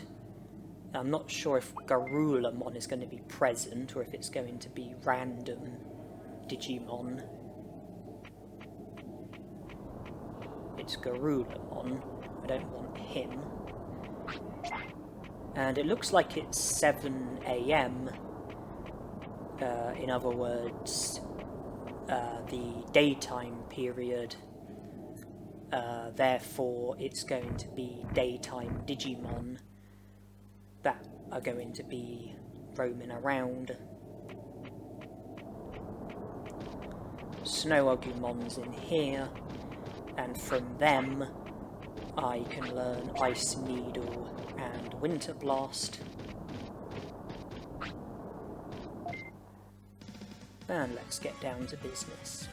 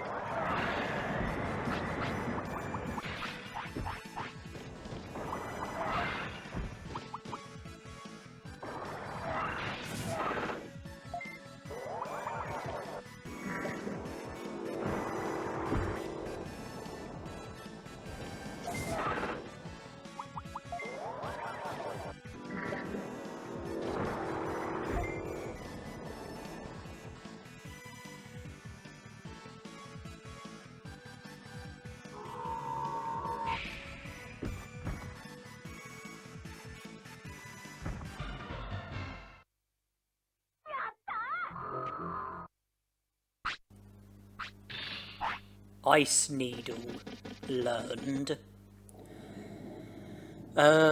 Statistically, I would have had a better chance of learning Winter Blast.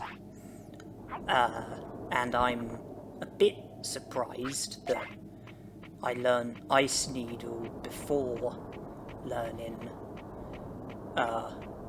Winter Blast, but I'm definitely not complaining because although Ice Needle isn't a hard technique to learn, I think it is harder than Winter Blast. And in which case, the fact that I learnt Ice Needle meant that I learnt the harder of the two techniques, which can be learnt from the battle that I'm currently having. But the battles will continue because we still need to learn Winter Blast.